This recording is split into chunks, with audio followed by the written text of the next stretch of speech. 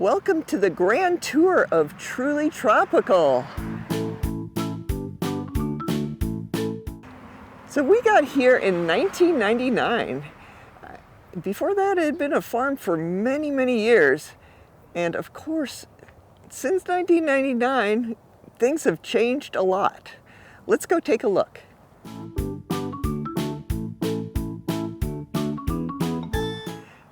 So when we got here in 1999, there were some fruit trees, but not nearly what we have today. This side of the grove here wasn't planted out quite so well, but it was all citrus trees. Citrus is lovely, but unfortunately, we had to take out all of the citrus trees because of disease. You just couldn't grow citrus at that point. Took out the citrus and put in mango trees. Now, this other side of the grove, that area that is full of beautiful mango trees also, that was like the barren wasteland. It was all sand. A lot of places, not even weeds would grow.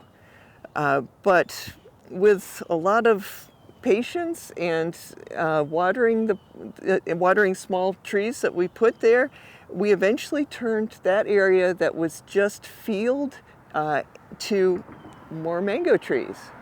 So we have really tried to keep changing things a little bit, modifying. Whenever there's a popular variety, we try and make more trees of it. So even though these trees have been in the ground for a while, many of them have changed a little bit over the years. So when we got here, there were 4 varieties.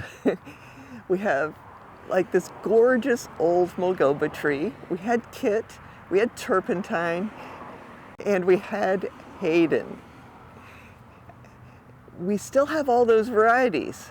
They're nice, they each have their place, but the world of mangoes is very big. And we have gotten some mango varieties that actually have been grown in other countries first.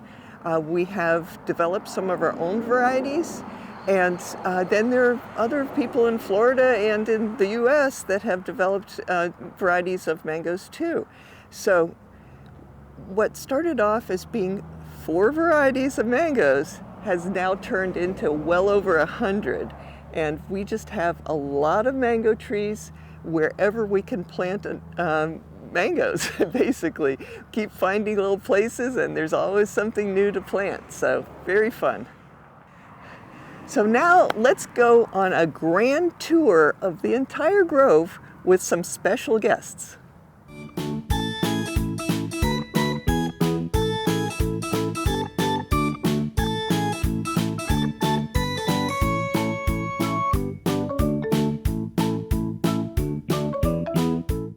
Today starts something grand, and by grand I mean the grand tour of the entire grove at Truly Tropical.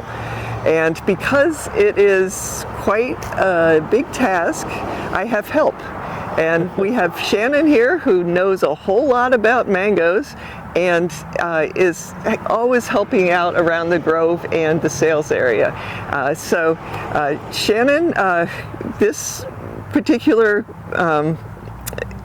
assignment today is to cover this front area of the grove, which is probably what most people are very familiar with. Yeah. And so this is the customer yes, area. This is customer area. This is something that customers normally don't see here because the gate is open when they're here. But we have all sorts of grafted 7-gallon plants, avocado as well as mango trees. But this is just a small part of what we have available. Well, and another thing is sometimes we have rootstock up here, mango rootstock, for people that either want to do their own grafting or if they want to have us graft something special for them. A couple times we've had folks come in and they go, I have this great mango that a friend of mine has and I want one. How do we do that? And I tell them, here's how you prep your scion, and you cut it and bring it to us and we'll graft it to a tree for you, and you've got the neighbor's tree now. So that's another thing that's kind of cool. And every now and then on Saturdays, if there's time, you can see one back here. I'll do a graft or two just to show folks how different grafts are done. But that's usually only if there's time, and it's the time of the year where grafting is, appropriate. It's a little late in the year right now. Yeah, right now we have a whole lot of flowers on the trees, and it's not, we want them to make nice mangoes, and then after you get the mangoes off the trees, then that's a good time to get scions. Yep. Well, and then we've had that kind of dip of cold weather recently, and if you just graft a scion on and it goes below like 50 degrees for the first couple days, it's not real healthy for that scion, or the outlook isn't promising. Well, in that situation, don't you just go to sleep next to the plant and try wrap it up? Warm washcloth around the Exactly. Okay, so anyway, let's talk a little bit about this area here. We did mention that 7 gallons over here, but we have really big trees also. 25 and 15-gallon trees, quite a few 15-gallon trees we actually have that folks can look at up here in the sales area, but then you have another area back in the back where there's even more. I always kind of refer to it as like a shoe store, a classic shoe store. You get to see an example of what we have available, but there's hundreds and hundreds of other trees back there. Yeah, we just have so many varieties and different size pots and stuff, so it's impossible to display everything, but we try to organize it well so that when a customer asks for a particular tree in a certain size pot, that we know approximately where it is and it doesn't take forever to find it. And then with the 15 and 25-gallon trees, the inventory's just recently been updated. So if you go on the website to the FAQ page, 3/4 of the way down the page, there is a Google Forms, just to get ahead of all those phone calls, because guess who answers the phone when you call? Anyways, go ahead, Miss Chris. Yeah, so right now, I just want to draw attention to a few of these, because there's a lot of very nice trees, but here's a looks like 25-gallon lemon meringue, which always very popular. And this is a 25-gallon Shui Hin Ta. Some people call it raw honey, but Shui Hin Ta is its real name. And it was used on a little bit of a commercial basis in some countries, right, at one time? It's of course it's from Southeast Asia, and it's just very sweet, and so that's why they nicknamed it raw honey. But yeah, it's we've got some of these trees are double grafted. For instance, this one that that's Sugarloaf and Marco, I think. Yeah, Sugarloaf and Marco on the same tree. Most of the tree is Sugarloaf, but Marco, once it gets going, will probably sort of catch up to where the Sugarloaf is. And Marco's a house variety, right? Yes. Anybody hasn't heard of Marco? Yeah, a very nice variety. We had a lot of fruit, I think, this past season, and my goodness, it disappeared very quickly. Yeah, very tasty. Very popular. There's a beautiful Glen just pushing out some flowers here. Yeah. Glen has kind of won my heart over a little bit this last season too for classic flavored mangoes. This is a offspring of Hayden, is that right? Yeah, it's a lot of the varieties are descended from Hayden, but I think this is actually first generation. Gotcha. I'm not sure about that, but I'm pretty sure. Like Bailey's Marvel and Kent as well, is that right? Yeah, there's... So of the three, this is my favorite. That's where I was going with that. Okay, good. We've got that Glen, and Glen is... like a lot of, I know several people who that is absolutely their favorite mango. Yeah. And so just because something has been around for a while doesn't make it less tasty or less, And the growth habit of it's really nice compared to the other potential siblings like Kent and Bailey's Marvel, which is more like vigorous and like that too. Yeah, it's a really, really good classic mango. We had a Karen Michelle. Oh, we're not to it yet. I'm getting ahead of myself. It's a great big Karen Michelle right here. Unfortunately, we don't have all of the names of these, but hopefully after the fruit set we can identify some. So that's going to be one of the things as we go through here, right? So some of the 25-gallon trees we've had long enough that the tags have been lost. So we're waiting for the fruit to come out to know what they are, right? Right, yeah, and sometimes you can tell by the leaves, but there's nothing like more sure than tasting the fruit. Yeah, seeing and tasting the fruit. Because, even if you just see the fruit, there's sometimes a couple varieties that look exactly the same. Yeah. And so it's nice when you can see it and taste it. Yeah. But yeah, we've got some little blends and a pickering that's... and then this is that big Karen here we Michelle. go, yeah. So Karen Michelle's an awesome variety, and it's a beautiful tree. And one thing, again, I guess, shameless sales pitch, I don't get paid, but, the 25-gallon trees that we sell here are so much larger than what I see at other nurseries that actually sell 25-gallon trees. And I think that's worth noting, because when people buy the bigger trees, you want the fruit as soon as possible. So I think that our 15-gallon, our 25-gallon trees are really nice size in general. Yeah, and they have like a really developed root system. Yeah. Sometimes when you get a big plant, it's been freshly repotted and you have a lot of soil and not as many roots. In the first couple years of mango hoarding, I did buy a 25-gallon pot, and when I went to go plant it, you just pull it out and you can see the shape of the 15-gallon pot that they just put it in the 25-gallon pot. And so that's not the best feeling when you get that. Very expensive potting soil. Now I don't know much about terrelay. Maybe you can enlighten us, but that's a beautiful 25-gallon terrelay. Yeah, that is another one of the Zill varieties. And it's really is a nice variety. Our tree that's in the grove is just loaded with flowers right now. It was pretty productive last year, wasn't it? Yeah. And what kind of flavor profile? Forgive me, I don't know the variety very well. Well, I actually have sold more fruit than I've tasted, obviously. Fair enough. What I've tasted was very good. I just have not, I don't have notes on them, and so unfortunately I can't provide a lot of detail. So this is actually the sales area where folks walk up when they're coming to purchase fruit and trees and fertilizer. Should I get that back behind the counter so it looks like we're open? Well, hopefully you have like the scale and everything. Yeah, I don't have the scale and stuff, but if you come to buy fruit or mango fertilizer or trees, this is where I'll be. There will be scales and cash register and everything here. But if you come to buy fruit on Saturdays, we have it all laid out here. If you don't want to drive over and wonder what we have, it's always posted the night before we're open. So we're open every Saturday from 9 to noon. Friday afternoons on the website, themangoplace.com, is posted what fruit we'll have the next day. We have some loyal customers that always show up kind of early, so for best selection, try to get here before 10 is generally my suggestion. And what we should also note is that, of course, during mango season, we are open a lot more.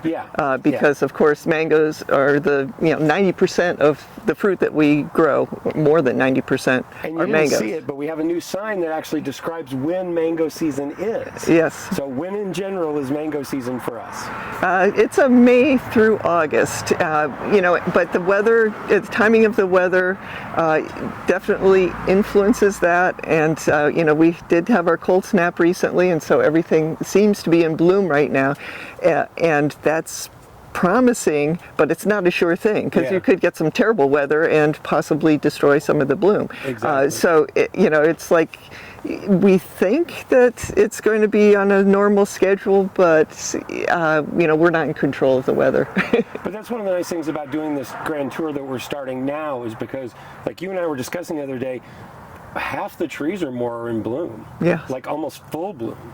And so is it possible, if we don't get a disease or cold incidents, that we could have maybe 2 rounds of fruit off some trees, get an early, and then the regular season? Yeah, it just so much depends on weather. We have put K-mag and gypsum around, I think, all of the trees. And why do we do that? Yes, because they're happier that way. Of course, gypsum, calcium. We have just sand here as our, what we guess call soil, but it's just sand. Yeah. And sand, at least our sand, has 0 calcium, and so gypsum for calcium and the K-mag helps the trees with flowering and such. And then if folks do a broad spectrum fertilizer, and they have sandy soils like this, a lot of times we recommend pretty much equal portions of fertilizer and gypsum when you do the fertilization. Is that a fair generalization? Yeah, I mean, it's when you apply nitrogen, which is like most fertilizers have nitrogen in them. It's not good to do them too close to when the tree is going to flower and fruit. Yeah. It can affect the flavor, and it can also, it's just. Yeah. So no nitrogen on, no broad spectrum fertilizers with nitrogen on fruiting sized trees. Generally, the first year or two they're in the ground, what we've been selling and using is an 8-2-12 blend, and then after that it's a 0 nitrogen fertilizer. Yep. But in general, gypsum is applied similarly to the broad spectrum fertilizer in sandy soils to provide that access to calcium and help with broad spectrum fertilizer absorption. Is that fair? Yes, and it's also good not only for the tree, but it's good for the quality of the fruit. Yeah, exactly. As well as the azomite is, right? Yes, azomite has like the incredible number of minerals in it, like 57 or something like that. So we also sell that, and because Florida is not known for its minerals in the ground, and so it's nice to give the plants a little extra nutrition. Yeah, and it's probably helpful a little bit with health too, I'm guessing. Yeah. So, anyways, here are our 15 gallons that are up here on display, and I'm going to sneak around the other side so I can rejoin you.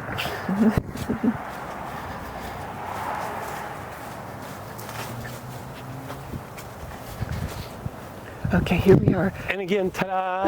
And again, this is a lot of nice trees, but we have many more 15 gallons. And like we said on the website, the list has recently been updated. So if you come to see the trees and look around, just realize if there's something you want, just ask Chris or me or Chris, that's better. And we'll go see if we have it in back. So and also, you don't have to come to the farm to ask about if we have a tree. You can just message us or call in and say, hey, I am interested in this variety in this size pot, and we will get back to you. If you have it, then we'll save it for you. So we mentioned we're open on Saturdays from 9 to noon, and you can just walk in and buy trees, fertilizer, whatever fruit we have. If you'd like a tree and you can't make it Saturdays, you can call or email. If you call, I'm going to pick up, and we will locate the tree, make sure it's what you want. We can even send a picture if you need us to, and then we will set an appointment, and we'll just meet you at the gate. You pay for your tree, you take your tree, and that's it. As well, right now, currently, if you get a 15-gallon tree or a 25-gallon tree, we will actually deliver it for the first 5 miles for free. So for every 15 or 25-gallon tree you buy, my happy face will get in the big white van, and we will drive to your house and deliver your tree. If you're past 5 miles, it's $5 a mile. But if you're interested in something like that, just come in or give us a call, and we can give you some more information on that. So, as I was saying, we are currently extending the deadline for the free delivery for first 5 miles in 15 and 25-gallon pots through January of 2026. Initially, I think when you did the first announcement video, you'd said the end of December. Yeah, but I'm having so much fun carrying large, heavy pots to people's houses that we thought we'd go ahead and do it for another month. So take advantage while you still can. Yeah, it's been very popular. Yeah, it has. And because when you buy a huge tree, like in a 25-gallon pot, your big question is, how am I going to get it home? And well, my big question was the recent order where we had almost 40 trees, and we delivered 40 trees. So, it's been popular. So anyway, that works out well for lots of people. We have some things here that are not mango trees, and so the black sapote, for instance, and avocado. Black sapote's in season right now, right? Yes, it is. Not on trees that are too small to make fruit, but on an adult tree. Yes. And we've been having black sapote for sale at the counter on Saturdays. Yeah, and hopefully we'll have it for like possibly another month. Our main tree, which is we call the Pine Island black sapote, is covered with fruit, and of course you can't count your fruit before they're ready, to pick. But it's looking good for black sapote this season. Absolutely. And then we have a few avocados here, right? I see there's some sapodilla that have ripening sapodilla fruit on the 15-gallon pots right now. Yeah, we have sapodilla. This is canistel here. Canistel's egg fruit. And what else do we have? I see another canistel. Is that a jaboticaba, or is that something else in the middle there? I believe it is jaboticaba. Let's see. There's a lot of varieties of jaboticaba. So yes. This one is the blue jaboticaba. So it's a blue, also what, African blue grape, I think is what it's also called. Is that right? It's a related to or hybrid of jaboticaba. So it's not, it doesn't grow on the trunk, it grows on the branches, the fruit, right? So I believe so. I think so.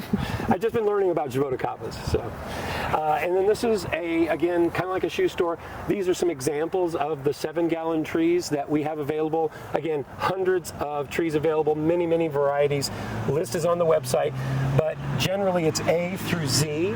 So if you come to kind of just browse, you're going to start at over the here alphabet with, here. Yeah. Is it Angie or Allen-Port-Banisham? We have Angie first. Angie, starting with Angie, and then we have Rose, where you just kind of keep looking through. A lot of these are 7-gallon pot trees that are blooming and have little baby fruit on them. But again, just always keep in mind, if you don't see something up here, ask us, and it's probably likely that we're going to have it. Yeah, there's one thing I wanted to just talk briefly about is this tree here. And this is a dot tree, and it has been relocated. This is not its original place. It was originally over on a mound that we took away. You can sort of see that this ground over past the fence here is higher than where we're walking. And that mound used to extend out quite a bit, and we leveled it so that we'd have like another gate and also level ground for By the parking. Way, if you come, yes. This is all parking. Yes. So feel free to park anywhere over here. You don't have to clump up by the front entrance. So. Yeah, but we do have across the driveway, that other parking area. So yes, there's definitely different options for parking. So a lot of nurseries don't graft or have available dot anymore, but it's a really awesome variety. Yes, so yes. How many years has it been since this tree was relocated over here where it's currently covered in blooms? Oh man, you are asking the hard questions here.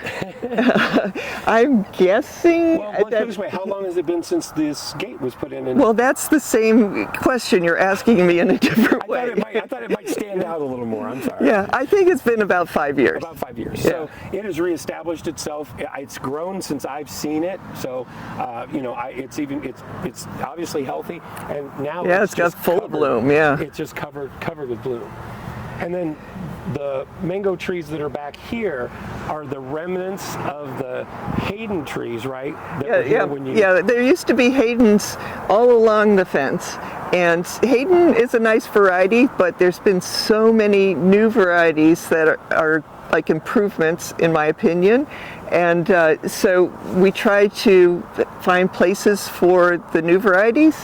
And so right here in this section of the formerly all Hayden tree is Angie, and Angie's just a very popular gal.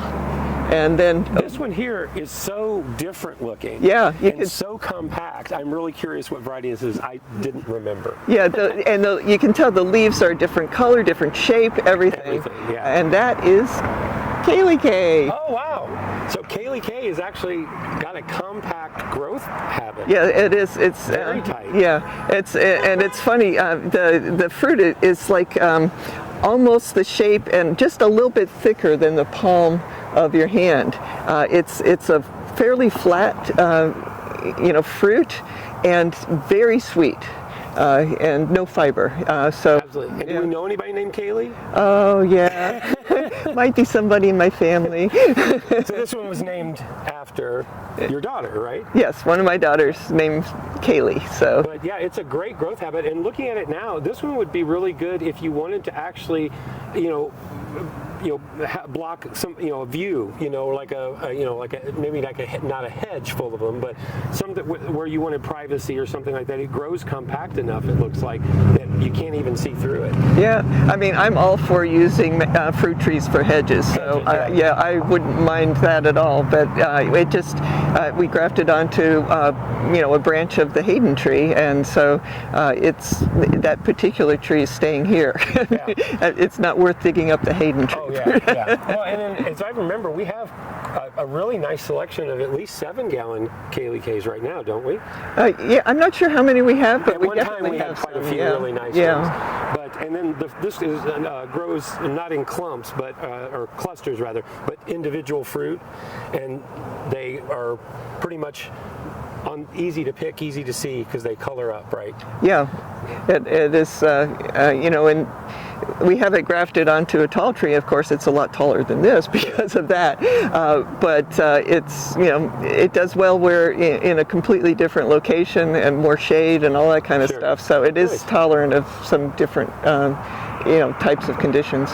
So then the one back here is still Hayden, though, right? You left one of the Haydens as Hayden. Yeah, we do have. I think.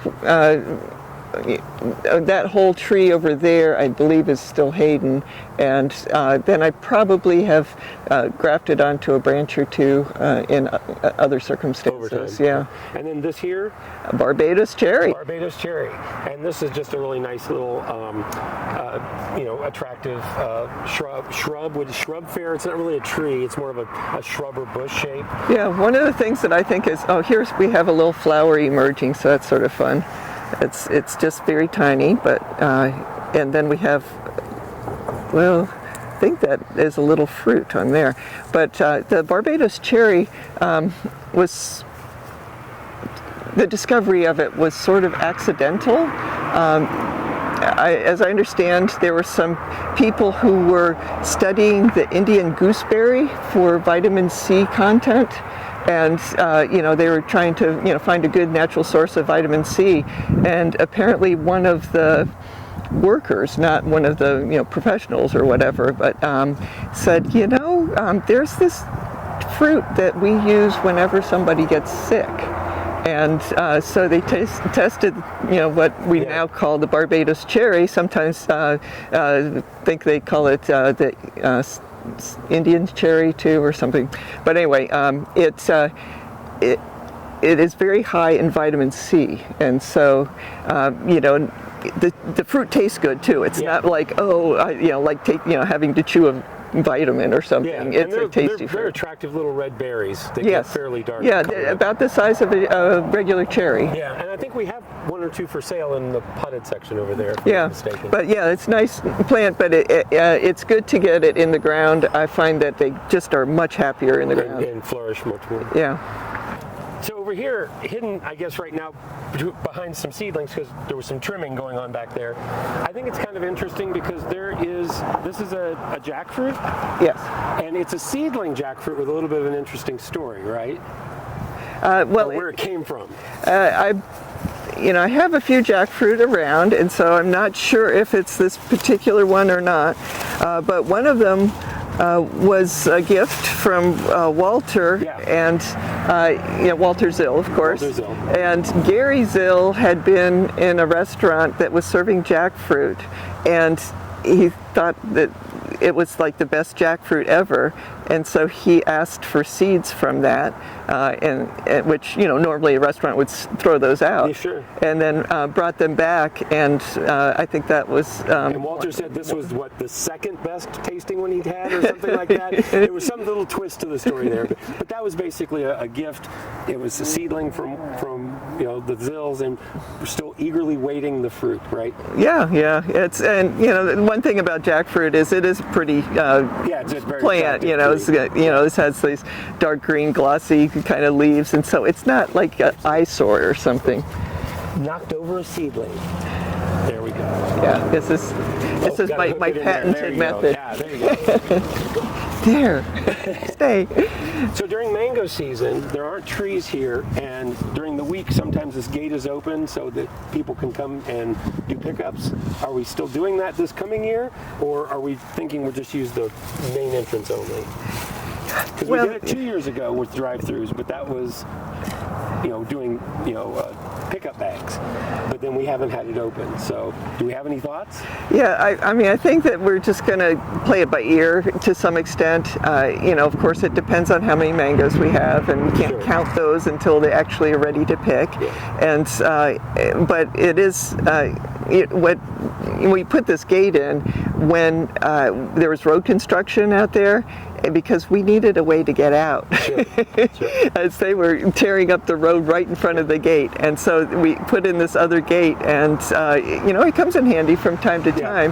And if we have a lot of mangoes and a lot of people sort of coming at the same time, we will open that. But if we open it, we will put a big sign out that says "Enter here," so that it's real clear, and hopefully people don't drive past and they know where to come in. And that was kind of my point. So there's two gates, but the gate that you always come in is right next to the mailbox, and it has an orange and green kind of combo to it that's hard to miss.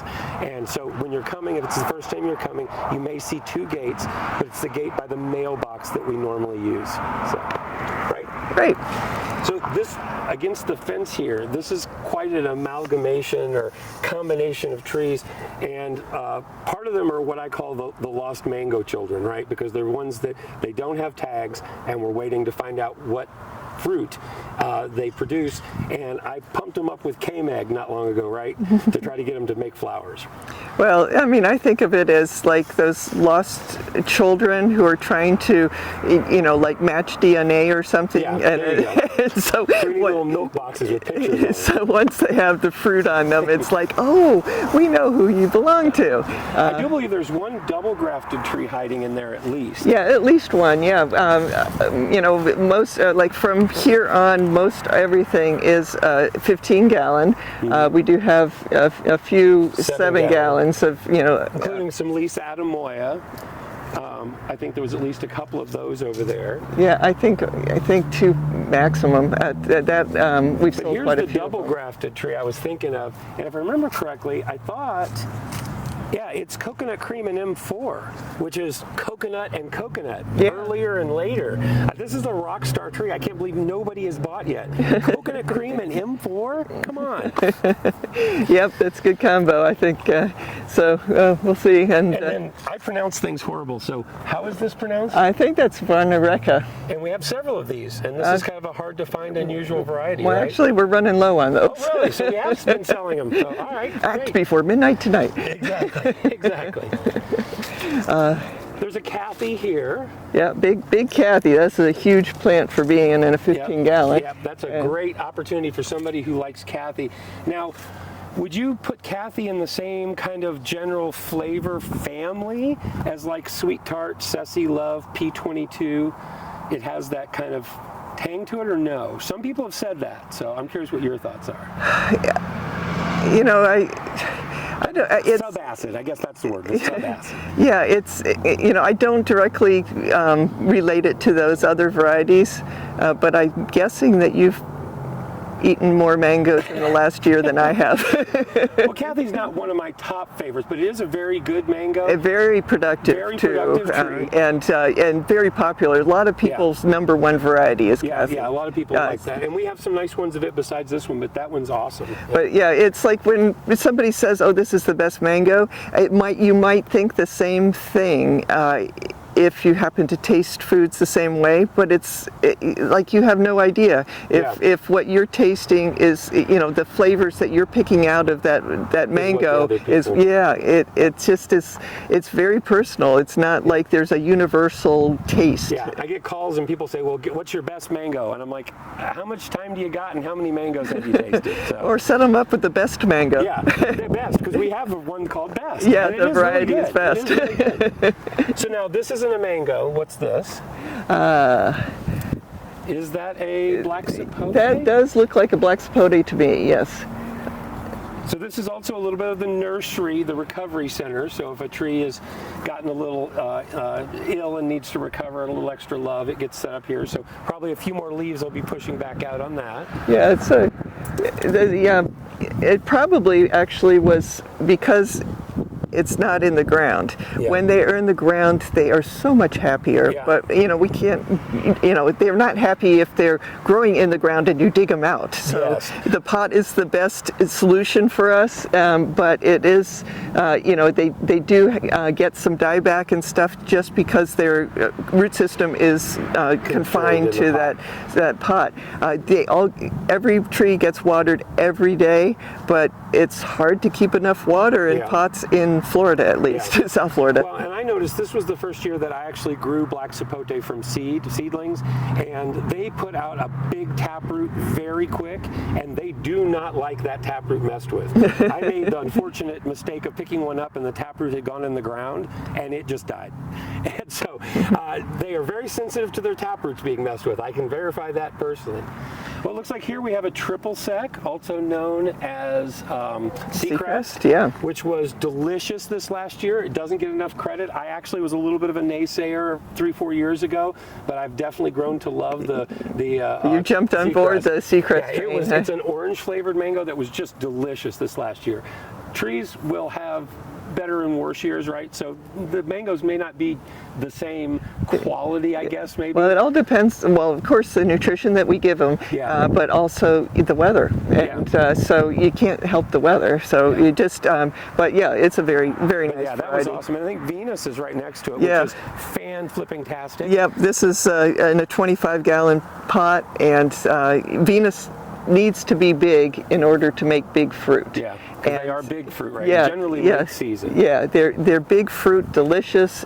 So that's a great tree. They definitely have a subacid flavor. And this past year, it was one of the top 3, I thought. It didn't quite ripen as late as it normally does. It seems like we got some early, but Venus and Fruit Punch were 2 of my favorites this past year. And Sunrise was the other one. Sunrise was flipping fantastic.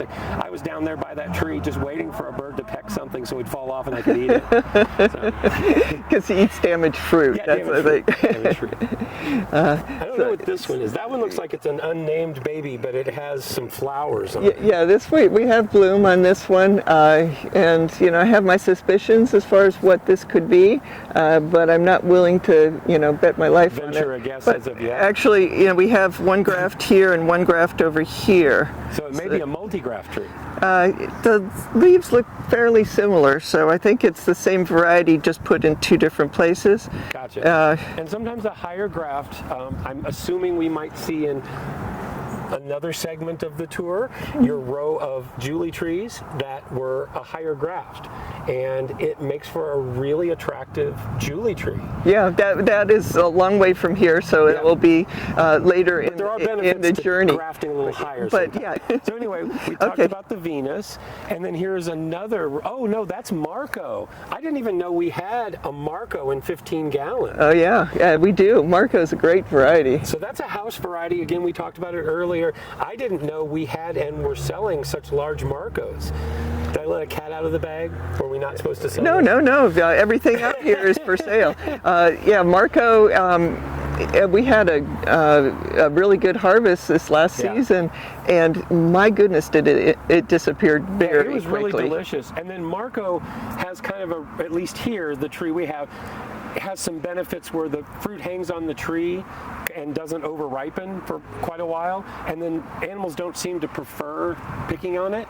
Yeah, I think that the skin must not have a good smell to the squirrels. It's usually squirrels that get it, and so I did find that that tree was safe, the crop was safe for a long time, and then there was the gateway squirrel.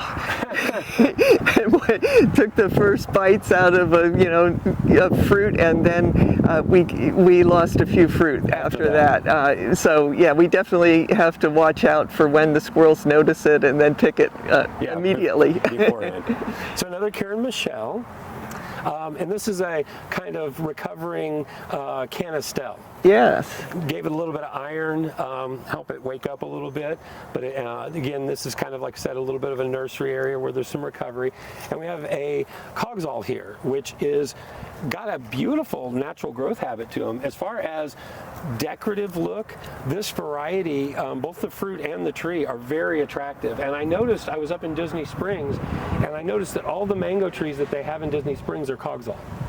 I doubt that they allow the fruit to ripen because people would be climbing them and grabbing them, but they are all cogsall trees. It's probably the most attractive tree, in my opinion, of mangoes. Yeah, and it doesn't get huge unless you let it grow forever. Fairly early. Yeah, and very pretty fruit. Yeah, no fiber, and everybody likes it. At least that I've ever sampled it out to. But it's sometimes people want to have all sorts of mango varieties that they like, and little differences in flavor, and so usually cogsall makes it into the top 10 or something for people. The best one of the cogsalls I ever ate or have ever eaten was given to me as just picked off the tree, and they said, now just eat it like a plum, eat the skin and all. And it was really, really good. There's a little extra lemon near the skin, but yeah, it was awesome. It was the best one I'd ever eaten. So. Oh, how about that? And then we planted a sapodilla here, right? Yes, yeah, we had this space. We thought something in the ground would be lovely, and this is Morena. And Morena has already started making Morena babies. Yep, got some little fruit on there. A couple of them here, and this has only been in the ground 3 months, 4 months? Yeah, something like that. Something like that. It's not been in the ground very long at all, and it's really kind of kicked up. This is funny. I noticed this the other day when the flowers were very fresh and it was very dramatic, but there's just like all these flowers coming out of this tree, and so hopefully we get some fruit. So we know what it is. Yeah, it's always But nice. it's definitely a huge tree for a 25-gallon and just covered with blooms.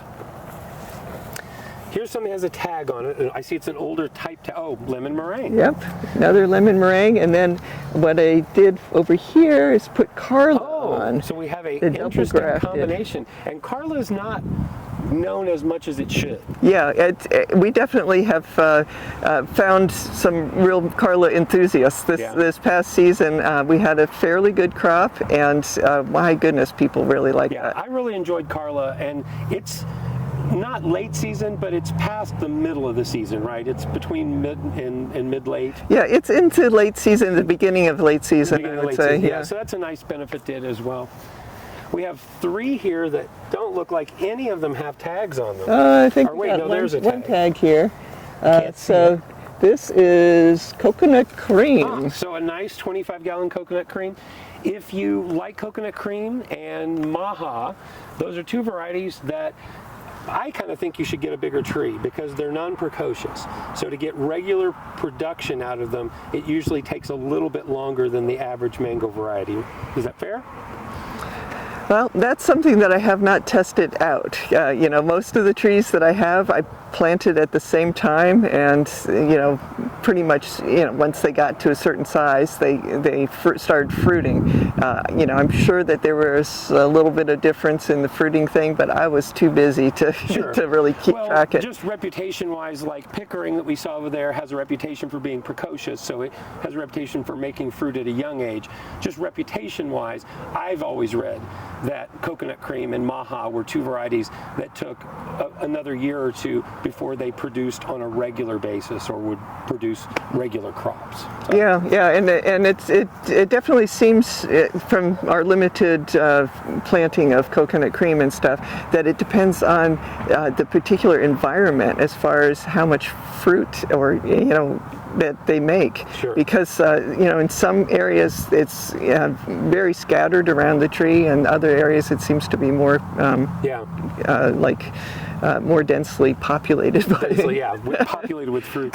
So here's a huge 25-gallon, and it is another no-name baby, right?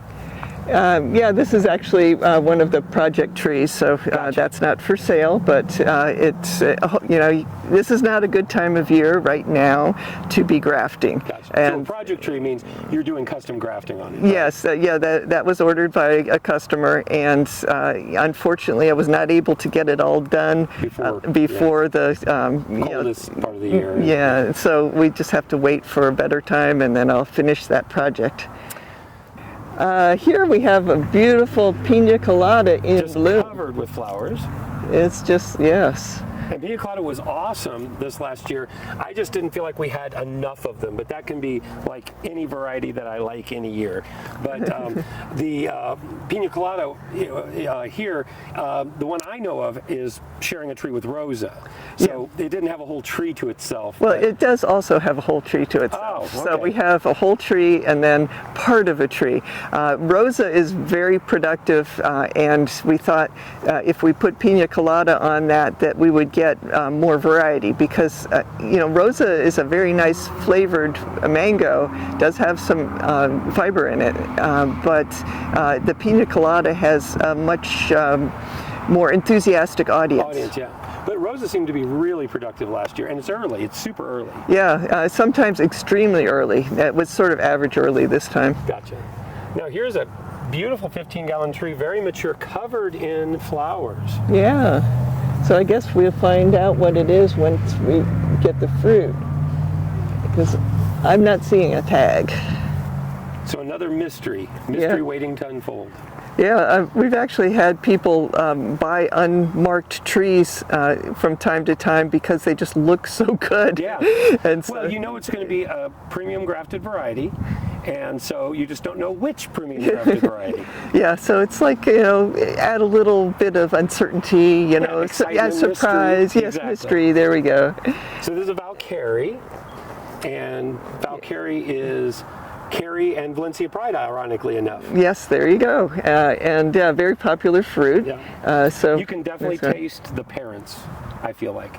And the growth habit's not nearly as aggressive as Valencia Pride. Yeah, that's an easy bar. Okay, let's see what we have here, if we can. This is P22. Oh. That's wow. a big P22. That's a really nice mature P22. Interestingly, it was P22 that I ended up getting in a 25-gallon that when I went to go plant it was clearly just up potted from a 15-gallon and just had mulch around it. Yeah, and lovely. it was not as big as that one, or mature. Another sapodilla, a couple more sapodillas. Just a few more trees in the row. Yeah, we're almost done here. Fruit punch. Very, very good variety. That one, I see a tag on it, but it looks like the tag is broken. Yeah, that it's harder to sell something like this. It says it's 1 to 1.5 pound fruit, but it's a darn good fruit. It's just we don't know what variety it is. We try to just grow the fruit that is is really good. Yeah. There's a lot of varieties out there. And I mean, I don't want to call them out by name, but you know who you are, that are just like good mangoes. Yeah. And so many varieties are available. Yeah, I want be selective. I want more than good. Yes. And so the good varieties. I have neighbors on either side that have one of those good varieties, large trees, and it doesn't make me want to add that to the collection at all. So now, is that a good segue into Super Alfonso? Because we have a couple, I believe, really beautiful Super Alfonsos here. So would that be segueing into really good mango? Yes, that is a very nice mango. Not related physically to Alfonso. Yeah, but it was somebody from India who came up with the name. He was tasting the Alfonso flavor in it, and it was known as 36-8. And a ZIL variety. Yeah, ZIL variety. And this guy from India said, why don't you call it Super Alfonso? And so... and you have a friend and customer that grows pretty much only Super Alfonso, right? Yeah, absolutely, yeah. Is it so popular? It's a very nice mango. Fairly vigorous tree? That one is a tag broken. I thought that was also a Super Alfonso before the tag totally broke off, but I wouldn't swear to it. Yeah, I mean, and the leaves look quite similar here. Yeah. Like that leaf and that leaf look exactly the same. Yeah, if I had to bet, I would say that's also Super Alfonso. And then the last two that are right up here are Mystery and I can't read it. That's Jacqueline. Jacqueline, which is also another very good mid-late season, very large fruit. Yeah, large fruit.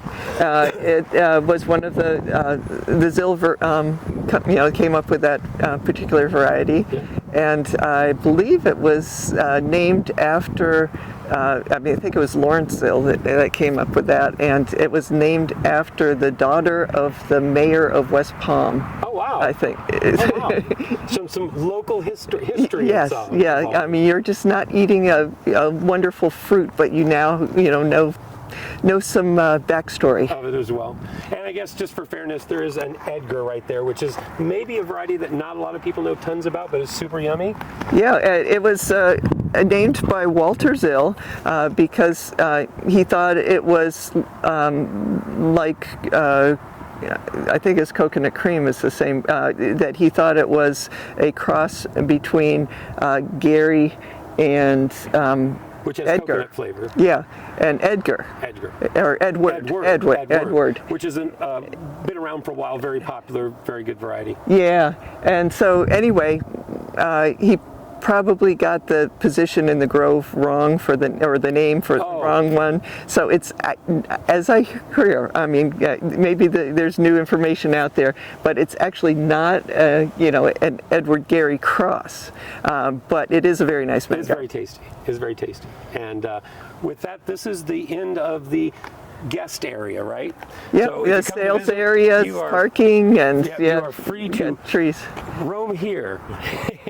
But when you come in, if you need a tree or you need us to get something for you, Chris does go ahead and go back and get those things for you and bring them up, right? So yeah, years ago, sales were up. Yeah, it was before all these trees. Ages ago, this entire side of the driveway was citrus trees, and so obviously those are gone because of greening and canker. But things have changed over the years. In the beginning, we had very few mangoes, and so it was possible to have a different situation.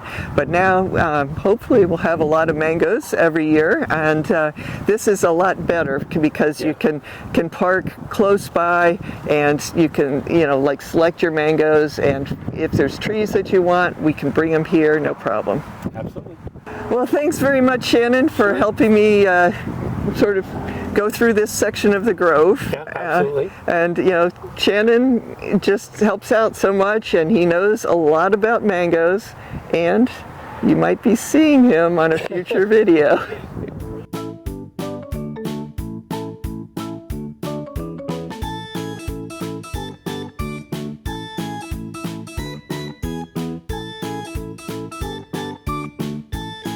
So today, Alex has come to tell us about his grove and to just walk this whole area of the grove. This is the northeast area of the grove, and we thought it'd be fun to get his insights. There's a lot of overlap between our two farms, and he has tropical acres, and that's in West Palm Beach.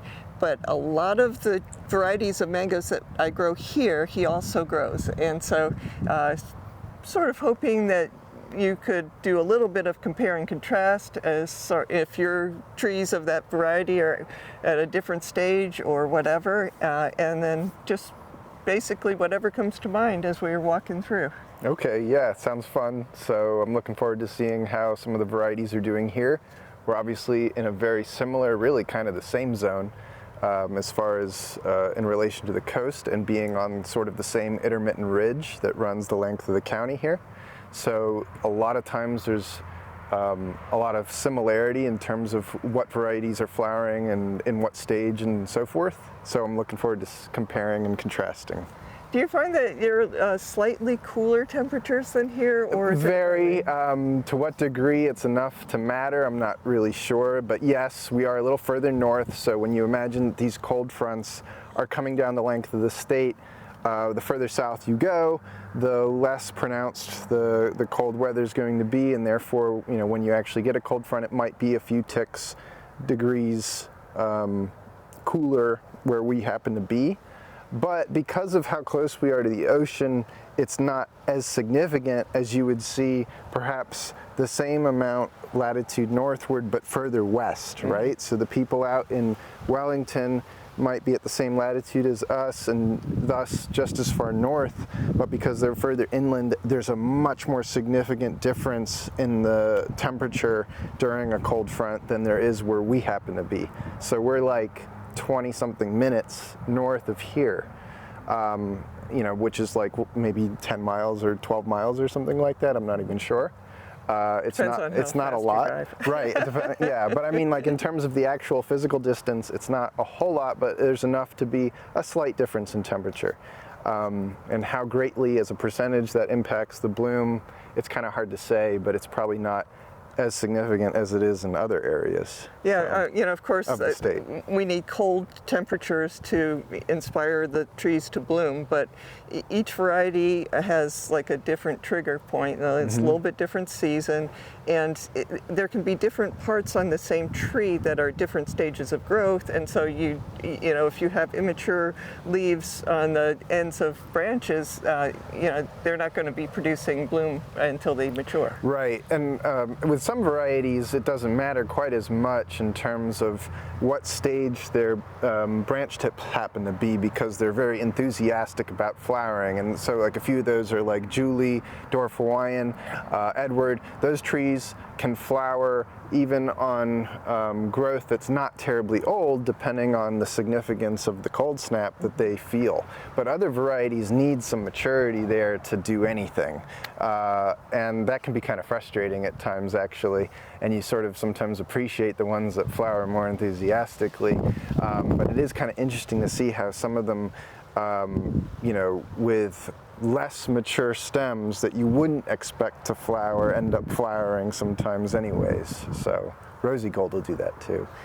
So yeah, so why don't we start walking and talking while we walk? Okay, all right, let's do that. So this tree here, it started out as a Fairchild, and what is on there now is a little bit of Fairchild, but we also have St. Maui and some Saitong. Okay. So it is, I think that there might be a little bit of bloom on Saitong over here. Let's see. Yeah.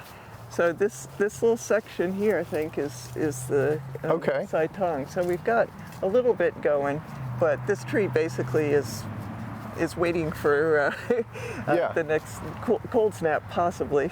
So we grow these three varieties as well, and there's nothing on our St. Maui's right now, which doesn't surprise me. That's usually one to flower a little later, and I don't think our Fairchild is doing anything either. I can't recall whether our Saitong, which is a Namdok Mai derivative, has anything on it now, but I know it had a little bit of off-season bloom. So it wouldn't surprise me if I looked at it and found a little bit of activity as well. So same thing, same story as far as our Fairchild and St. Maui trees are concerned. We have one Fairchild and several St. Maui's. Yeah, I always want to put more, I mean, I'm running out of space, of course, but I always want to add more of certain varieties, and it's hard to do once you get everything all planted. Yeah, this is one of our carry trees. It's just a variety that some years we just cannot grow enough of it. You know, we have people coming from far away for huge amounts of it. Yeah, yeah.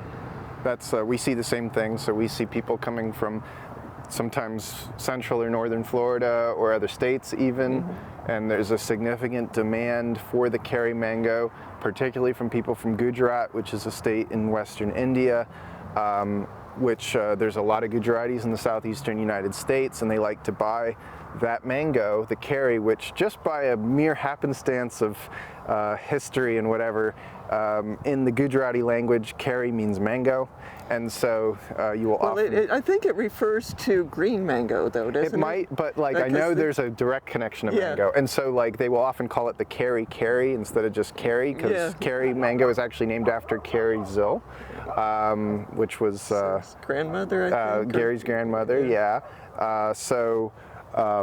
It is a woman's name, not a reference to the mango in India, but there's a lot of demand for it. We have quite a few on our farm. Having more than one of a variety is kind of significant, right? Because we don't have a ton of space, and so we actually have 10 kerry trees at the farm in West Palm Beach. It might be 11 actually. Which for us, that's a lot of a single variety, and we planted those, a while ago, knowing that there was a lot of demand for kerry mango. Since then, we've sort of changed our approach to that, because kerry has some flaws. As you know, it's a very soft mango without like really superb shelf life, but we still have those kerry trees, and they're very reliable fruiters for us. That being said, our kerry trees are fairly calm at the moment. Also, there's a little bit of activity coming out of some of them, but like we're still waiting for that main bloom to come, and I think it will. Kerry's very consistent about flowering every year. They don't really take years off in terms of bloom. There's differences in crop size. A lot of that with kerry has to do with the male-female flower expression. Kerry is not always so great about producing female flowers, and that can be kind of frustrating about it, and that's one of the reasons why we didn't continue planting kerry after our initial planting of it. So, but our kerry trees don't look a whole lot different right now. Yeah, so this is one of our Duncan trees, and Duncan, we've got some bloom up there and over on the side here too. It's very productive variety for us. I'm assuming it's the same for you. Yeah, Duncan produces kind of obscene yields. It almost overproduces.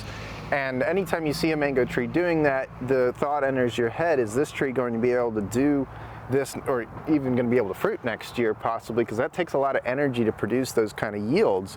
And the remarkable thing about Duncan is they can do it multiple years in a row.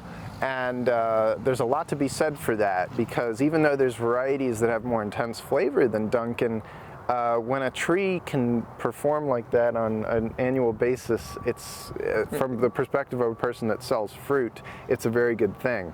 Our Duncan trees, and we have quite a few of them,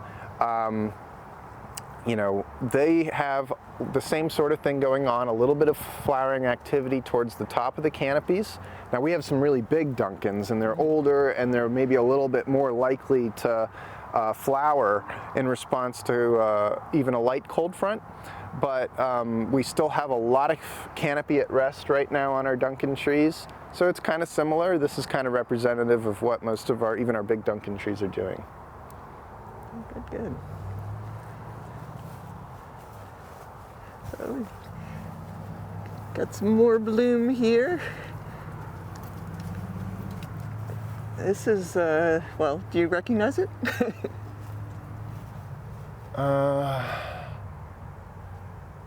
Is it like is it a Namdok wine? You got it. Okay. All right. A Namdok wine ring number a bell 4? or something. Okay. I think it's just a regular Namdok Mai. Oh, okay. Like an old Namdok Mai? Yeah. Oh, okay, yeah, okay. yeah, That's cool. Most of the old ones were number 8s or number 11s that were introduced by Robert Knight back in the 70s. So you don't see as many of those anymore, because in the trade everyone makes number 4 now.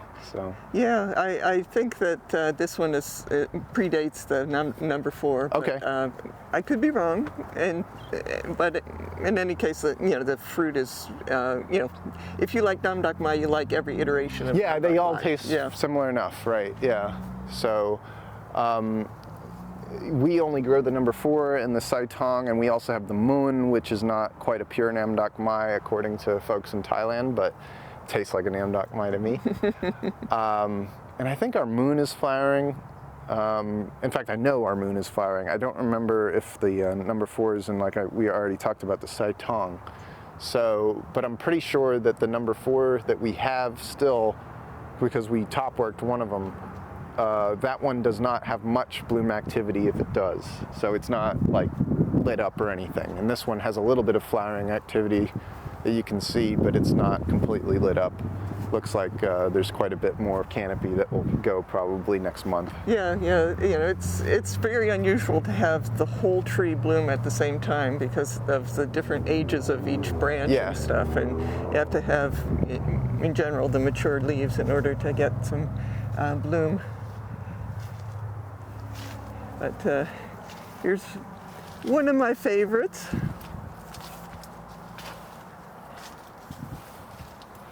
It says, I think it's Pineapple Pleasure. Yeah, very distinctive flowers and panicles on this one, I feel. Yeah. And we've got some flowering. You've got actually a little more bloom as far as a percentage of the canopy than our largest Pineapple Pleasure has. This one's pretty complete.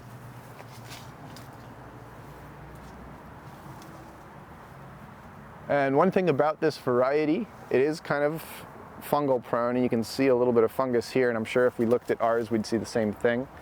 It can come out with a lot of male flowers sometimes also, but on this particular panicle, I see lots of the females are hermaphrodites, which is great because they don't always do that the first go around. And actually, because it's been kind of warm lately, you know, a variety like this is a little more likely to come out with females than it would be if it was cool at night. And it's going to get cool in like less than a week, but this is encouraging to see. This is one of my favorite mangoes. Yeah, mine too. Yeah, we have, I guess like 6 or 7 of them at the farm in West Palm. I never planted one in my backyard just because it's kind of finicky as far as production and stuff, but you get a good one of these and it's mind-blowingly awesome. And they're nice sized mangoes too, they're not small. Mm-hmm. So, and actually their shelf life's real nice too. It's one of those mangoes where like, if you have a good one and you put it at a tasting, it will blow people's minds. But one thing I've noticed, Chris, and I don't know if you've ever seen this with yours, if we get a lot of rain, it doesn't achieve its full flavor, and that effect, on some mangoes, that washout effect goes away quickly. If you get a nice period of dry and hot weather, you know, after all that rain came and screwed things up. With Pineapple Pleasure, it seems that that effect from rain lingers a little longer. It lingers like a week or several weeks sometimes after that, you know, inundation of rain that you got. So that's been a little frustrating with me for our Pineapple Pleasure trees, unfortunately, but like when they're on point, they're amazing.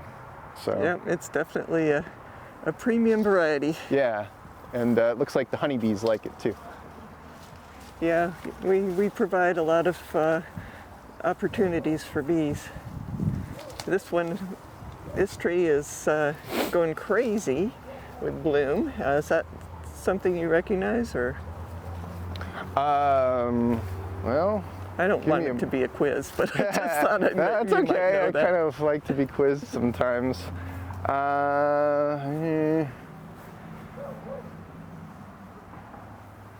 Just a huge amount of bloom. Is it a rosa? It is. Okay. For the most part. I did put a little pina colada on there just for grins. But oh, that's cool. Okay. Yeah. Extremely productive tree. Yeah, we have 3 rosa trees, and they came from you a long time ago. And we have 2 of them in kind of the same row, and they're very dwarf trees, like almost like some people might look at them and think they're runts, but they're healthy. Mm-hmm. And they're remarkably small for their age. And then we have another one which is not anywhere near as big as this one. It's not as old, of course, but that one hasn't grown quite as slowly as the other 2. But they're super consistent about flowering, and if they fail to hold anything on that first bloom, they'll flower again. Yeah. There's something to be said for that.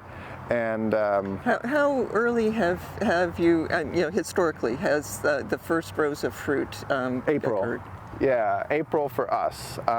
It's possible I've had one in March or something like that too. but normally we'll get the first few in April, and then it kind of depends on how many survived from that first bloom, as opposed, in terms of how many we'll get in the spring. And then if it wasn't much and they had to reflower again, then most of their crop's going to come in the summer, in June. We've found enough people that like it. We don't get a ton of Brazilian customers, but like we'll get some people from the Caribbean that like it, Jamaican customers that are fans of it. So it's kind of disease prone post-harvest. The fruit can get post-harvest anthracnose easily. They can get bacterial spot too. And it can get some disease on the bloom where we're at. We'll get some anthracnose on it sometimes depending on weather conditions during the bloom. And ours are flowering right now too, no surprise. So, and it kind of produces little kind of small flowers. I think that was the key that gave away what it was. But usually pretty good about producing enough females to actually make fruit as long as the disease doesn't impact it. So. We had a customer 2 or 3 years ago that was from Brazil, and he bought our biggest rosa tree. Oh, really? Okay. It's a 15-gallon. He was quite pleased with that. We have a customer that lives in North Carolina that requests it every year, and because we don't get a lot of Brazilians, this man's a Brazilian, we'll ship a lot of ours to him. And they ship pretty well. They're kind of forgiving about when they're harvested, and they're very firm, so like if it takes a little too much time to get there or whatever, they're still in good shape a lot of the times, and that's not the case for all varieties. So yeah, very pretty mango.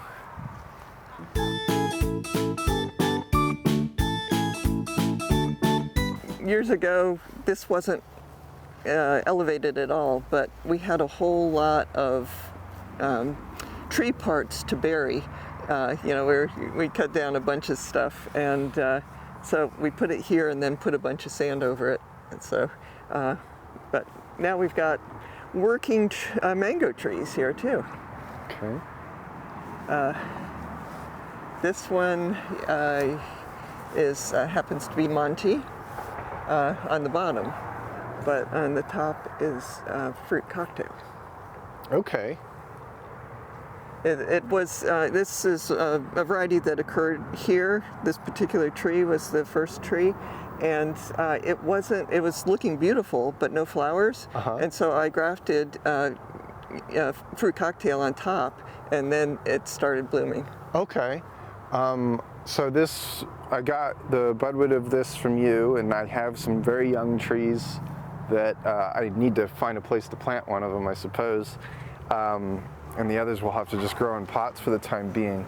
But I'm encouraged by the fruit set. That looks very strong, especially for an early bloom like that. So yeah, it's a very popular variety also. So it's nice to get a lot of fruit, especially if you have a lot of people interested in it. Yeah, this is very encouraging to see. And fruit cocktail, actually I like fruit cocktail a lot. We have one tree at the farm, and only one. And it's good about flowering. It's not always good about ratio of male to female flowers, especially on that first bloom. But we'll typically do get like a minor early crop and then a bigger summer crop from it. And actually had a really good crop on fruit cocktail this last year. And I couldn't pick them fast enough, actually. And they were great. They were terrific. It has a kind of a unique flavor to it. I often compare it to like when I was a kid, I would drink Capri Sun like at baseball games and stuff like that. Okay. And to me, it has a little bit of Capri Sun flavor. So I've definitely picked that up, and I've compared it, with other people, and they thought it had kind of that fruit drink flavor. And it is kind of, to me, it's like in the Indian flavor group as far as mangoes go. It's got a little bit of that West Indian resin to it. It was a Jakarta seedling, and so you can pick up a little bit of that Jakarta in it, but it's not super resinous like a Jakarta. So is that your only fruit cocktail, or do you have it somewhere else? This is our main fruit cocktail part, because once it started like exploding, I thought, well, check that box kind of thing. Yeah. Because there's so many other varieties of mangoes that you gotta. Yeah, it's hard to see how the flowers are coming out in terms of like their sex ratio, but It looks like there's a lot of panicles coming out of the top there, so that's good. And obviously they look younger than the ones down here. So you can see the difference in the leaves. So here's a variety that we planted a while ago. Guessing it looks somewhat familiar.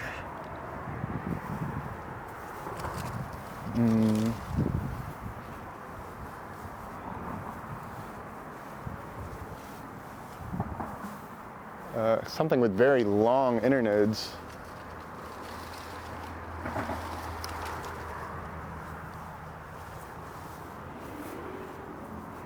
So my pings look like this. So this is actually, I'm sorry to drag it out so long, but this is actually Bailey's Marvel. Bailey's Marvel, okay, Yeah. cool.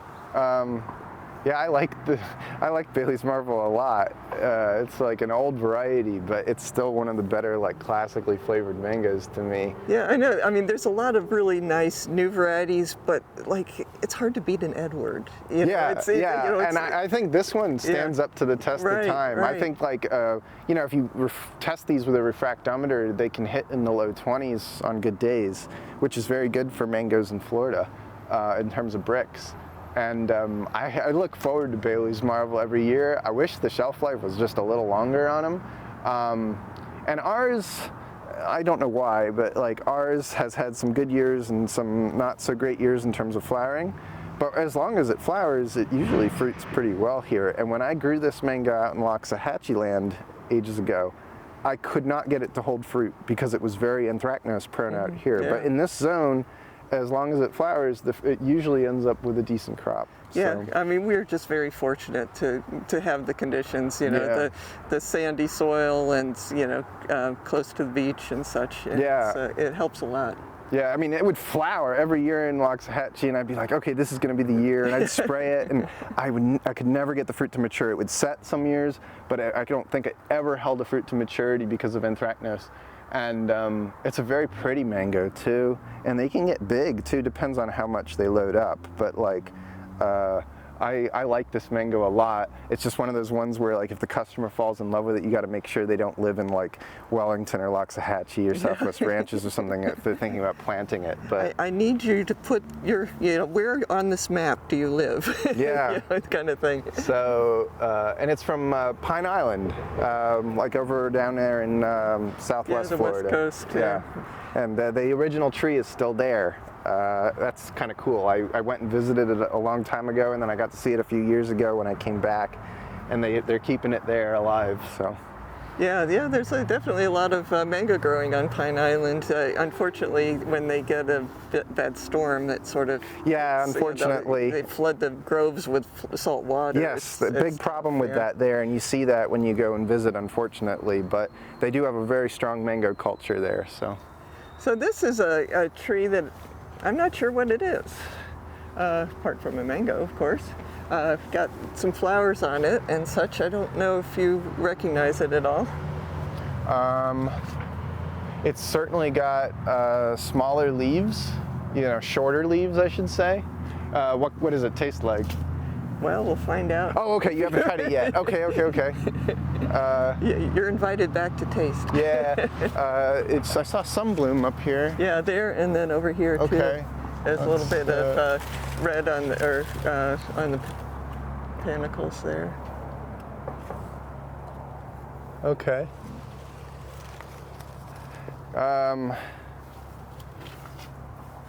The leaves kind of look like Juliet. Not saying that it's a Juliet, I'm just saying that's what the leaves look like. Yeah, So, I just, I'm pretty sure that's not what it is. Okay. Because I've got Juliet somewhere else. Okay. But we'll see. I mean, time will tell as long as it I'll be interested to find out. So it has only a few panicles coming out of it right now. So, okay. We can head over here. I think this one is Malika.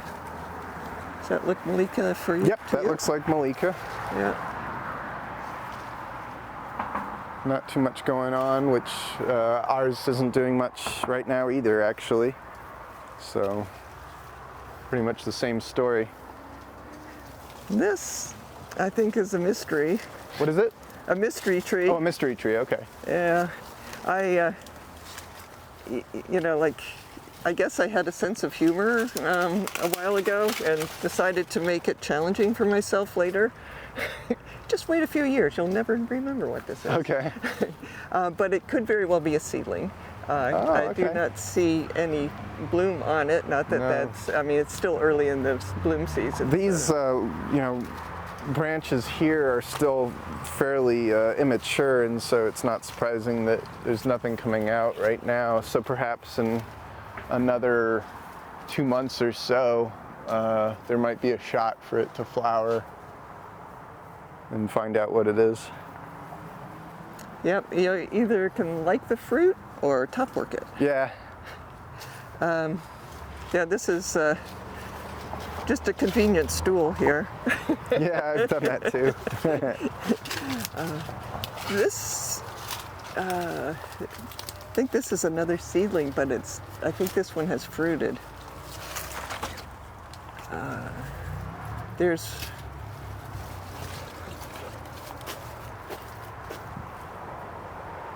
Yeah, unfortunately I didn't mark down what the fruit tasted like, but I think that this one might have been a peach flavor. Oh, a peach flavor, okay.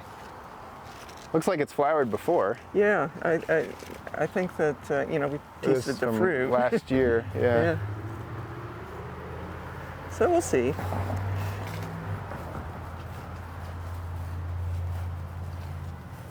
So, of course, this is a highly productive tree and used for rootstock. Okay. The turpentine? Turpentine, yeah. It's one of just a handful of trees that was original, was here in 1999. Oh, okay. And so, yeah, we trimmed it back and such, but still very healthy, very productive, and, I, of course, like the fruit, but the seed seems to be what people are mostly interested in, who are in the plant making business. Yeah, we have some very old turpentine, including one that is probably from the 19th century, and that one would predate the Sturrocks, purchasing that property. So it's our oldest tree on the farm is a turpentine, with a very massive trunk, and very consistent about flowering. All of them are, and a very important source of rootstock for us. And it's a very interesting dynamic these days because turpentine makes a terrific rootstock in Florida in particular, but there's a lot of people in California that now kind of don't want turpentine because they believe that turpentine grafted trees will not perform well in California. So now we produce a lot of stuff that's not on turpentine rootstock, but I personally love the turpentine for rootstock because it makes a great rootstock and it makes so much fruit, right? You probably get clusters of mangoes, and so because we use it for rootstock, we actually don't even sell our turpentine fruit anymore. It's too valuable to us as a rootstock, but there are people who like it. This tree here happens to be Valkyrie, and of course a cross between Valencia Pride and Kerry. And it's rather popular. Yeah, same with us. I actually really love this mango. It does have kind of a strong flavor, so not everybody loves it. But folks from India really like it. Folks from the West Indies, really adore it. And I like it a lot. We have 3 of them at our farm, which that's kind of a lot for any one variety at our place. And they fruit for us okay, and I've had some really good crops. I had a really great crop on one particular tree, Valkyrie tree, last year. How does it do for you? Yeah, it does go sort of year by year. It's never a heavy producer. Yeah. But we certainly had moderate production. But yeah, a lot of big fans of this particular variety. So. Yeah, absolutely. I wish it fruited heavy. Like it's because of the popularity and just because I personally like it a lot. I wish it made like a lot heavier crops. Like I wish it could fruit like a Duncan or something like that, or even I wish it could fruit more like a Glen or something. It doesn't even fruit quite that well for us. But the flavor year after year is really impressive. So. So this is, I think my father's was my father's favorite mango. He tasted, this particular variety and said, cut down every tree in the grove and plant only this. Oh, wow. And surprisingly, of course it was a while ago that he said that, it's lemon meringue. Okay. And so very, very nice mango, but I wouldn't cut down every tree in the grove. Well, yeah, I mean, some people get really fixated on a single variety, and like that happens actually with lemon zest. Some of the lemon zest fans they think like, I'll cut down every tree for lemon zest, right? And then you have a bad weather year and oops. Yeah, exactly. So we have we've got somewhere around, I think, 8 or 9 lemon meringue trees at the farm in West Palm, and it's super popular, as you already know. It's one of the most attractive in terms of like flavor, early season mangoes that there is, because of that unique citrus component. And actually, initially I was kind of disappointed with the way they performed at our farm, and the last 4 years, I'm gonna say, they've done pretty well for us, I have to say, other than a couple trees that are not in the best locations.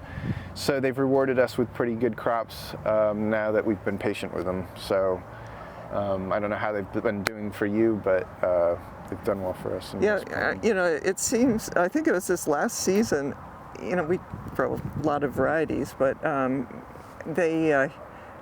think that was the first variety to fruit for us. Oh, okay. And normally it's dwarf Hawaiian. Because of the weather, timing of the weather and the bloom and stuff like that, it was lemon meringue. Yeah, we had a great spring crop on lemon meringue this year as well. And I want fruit coming in spring, because we know that most people aren't getting mangoes, Florida-grown mangoes, in that time span. And most of the other farms, their crops don't start till later. And so lemon meringue has been giving us like April, May fruit for years now. And it's a very high quality April, May mango. So I wish they were bigger. They can come out kind of small. And I would love it if they were like the size of an orange sherbet or something like that, perhaps. But, and they're not like dwarf trees by any means. They have a little bit of a vertical tendency, although you've pruned yours really well. It's impressive how yours have spread out like that. Ours, I haven't been as good about, trying to shape them outwards, and so ours have that more natural vertical growth habit, which means that they're kind of taller than they should be. These would be easier to harvest. But it's a very important variety for us, and I know it's an important variety for you. You helped popularize it, so. Yeah, and as I said, it really depends on the season as far as, or the weather going into flowering. But I was really surprised at how much early lemon meringue we had. It doesn't happen every year because of the timing of the weather, but very early this past season. Yeah, well, hopefully they all get going. We have one tree that's flowering pretty well, but for the most part they're quiet at the moment. So it's similar to what your trees are doing here. Yeah, a little bit of bloom here and there, but most of the tree is, still just gathering its energy to bloom, I guess. So, I'm sure that you have a good supply of Beverly, but how was your season last year for Beverly? I had a very good Beverly crop last year. We've got, I'm going to say like 5, 6, or 7 Beverly trees, and I think they all fruited pretty well. I had one that made an early crop, which was odd. Beverly normally known for being a later mango, and one of them decided to flower really early. And I had Beverlys, I think, in May or June. But the rest of them went when they would normally go, and they fruited pretty well. Beverly was one of those mangoes I was really concerned about when bacterial spot showed up, and I was thinking that I was going to lose a lot of them to rot, and so I didn't go too wild with planting them after that initial planting, and they've actually done pretty well for us the last, I don't know how many years. So I'm actually glad I didn't get rid of them. And I really was thinking about getting rid of them, or top working them, I should say. Yeah. So yeah, ours have done good. I don't think they're doing anything right now, though. Yeah, I mean, it was a very nice season last year. Beverly's one of the final four for us, you know, the Kit and the, you know, Beverly and Neelam and such. And it's, you know, we got some flowers going on this tree, and I think most of them. Yeah, you'll get possibly some early Beverleys there from those if it materializes in the fruit. But it looks like most of the canopy is still waiting to go, and that would be kind of expected. So, now this side has a little bit more panicles than you would expect. Yeah, of course that's the south side, so maybe a little more sun. Yeah, and another carry.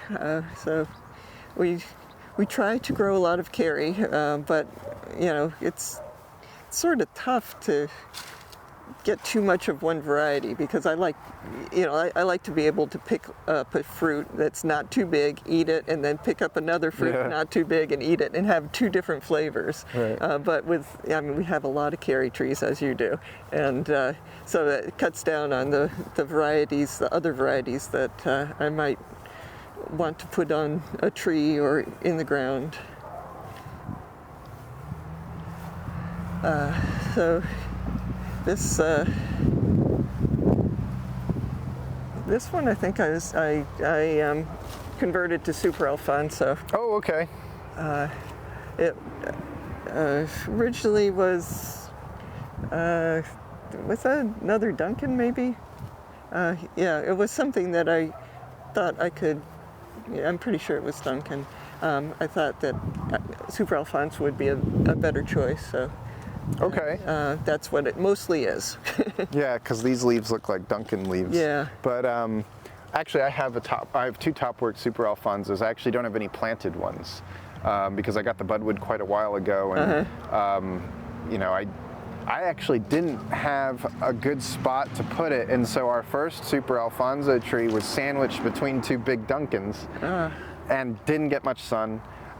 And just didn't fruit well and thrive. It was kind of unhealthy, and it wasn't until more recently, a few years ago, that I top worked another tree into Super Alfonso, and I finally got a decent crop from it last year.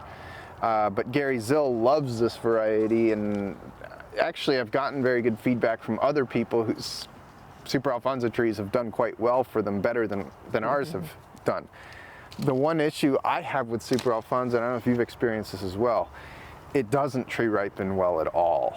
And in fact, the tree ripened specimens I've eaten have mostly been kind of nasty, and I wouldn't feel right selling them to customers.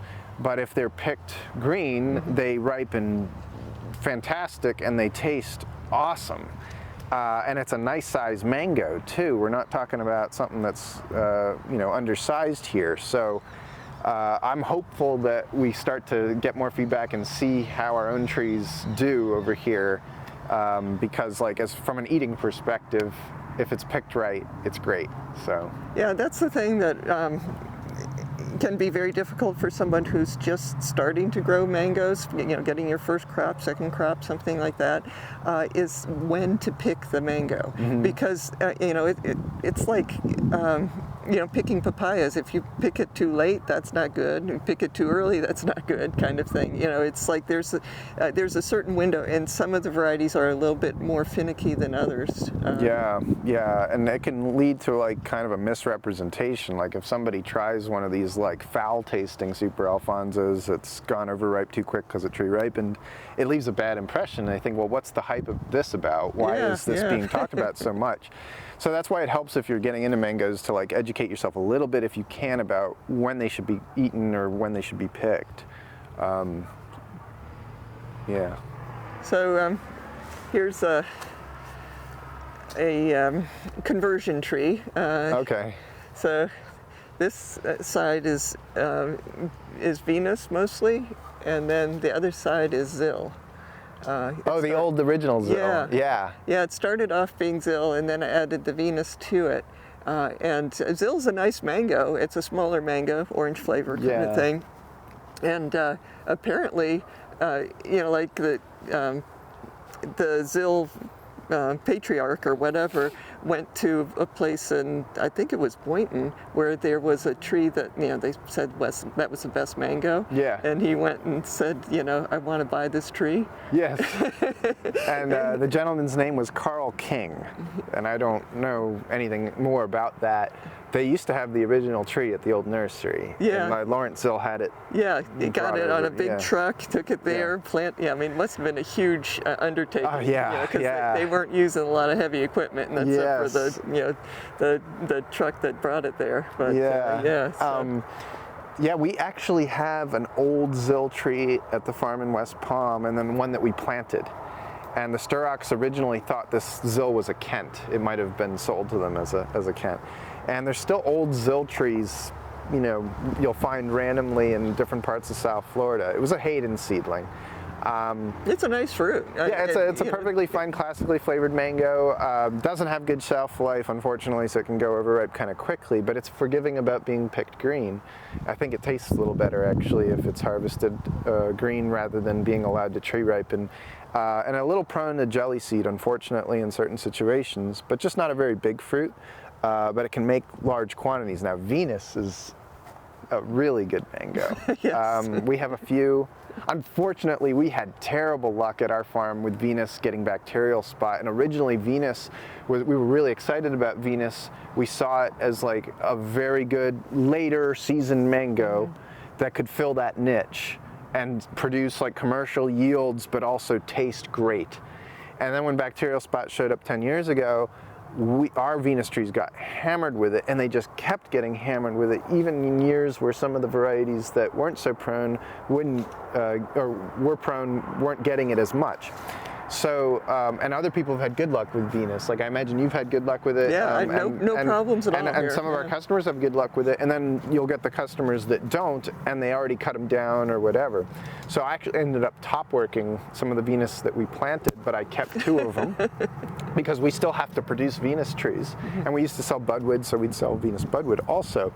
And this year, for the first time in many years, our Venus didn't get much bacterial spot. Still got a little bit actually, but it was not a bad bacterial spot year this year in 2025.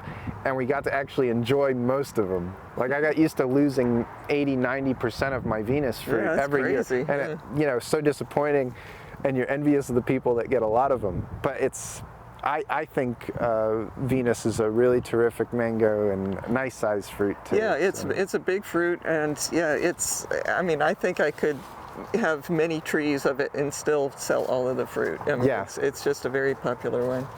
But for now, this is all we have, is this part of this one tree.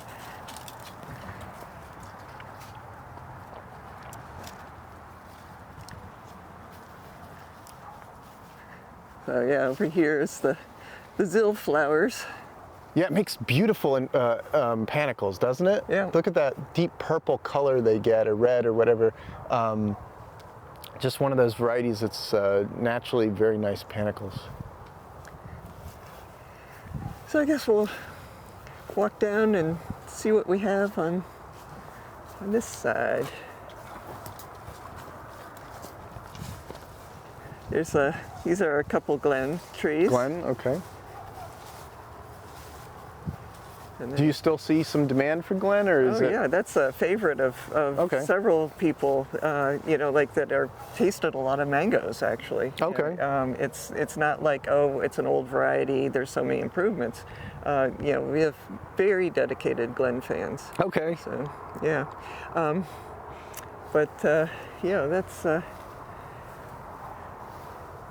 that's lovely. This is. What do we have? This is Edward. Okay, and it's in a full bloom, looks like. Yeah, we have a lot of Edward trees, and they're all basically in a full bloom just like this. And the hope is that they're going to come out with enough females that you'll get that early crop. And looking at these, usually there's some on the apexes of the panicles, and I do see some here, so hopefully you'll get some spring Edwards out of this. For us, Edward is a really reliable spring mango. We'll get them actually starting in March on the really old Edward trees. Wow. Yeah. And I even had one year where a couple of them, or at least one of them, produced off-season fruit in January. That was like 5 years ago or something like that. And actually was a lot of it. The first couple Edwards that come off the tree in spring kind of taste like a Hayden or something, but then they'll get into swing and they taste really good. And we always get multiple crops from them. Do you get like 2 Edward crops, like a earlier one and a later one in the summer? Not yet. So hopefully this year I'll be able to say, yeah, we got 2 great crops. Yeah. Well, I'm hopeful that we'll get a good amount of fruit from this early Edward bloom, and we'll have spring Edwards in an abundant quantity. And very consistent mango. I mean, it doesn't take year. I'm talking about in terms of quality. Yeah. Edward is good year after year after year, and not all mangoes are that way. You know, some see significant swings in their eating quality. Edward is wonderfully consistent, very popular with a lot of people, right? Yeah. So, yeah, they're for us, they're kind of machines. So.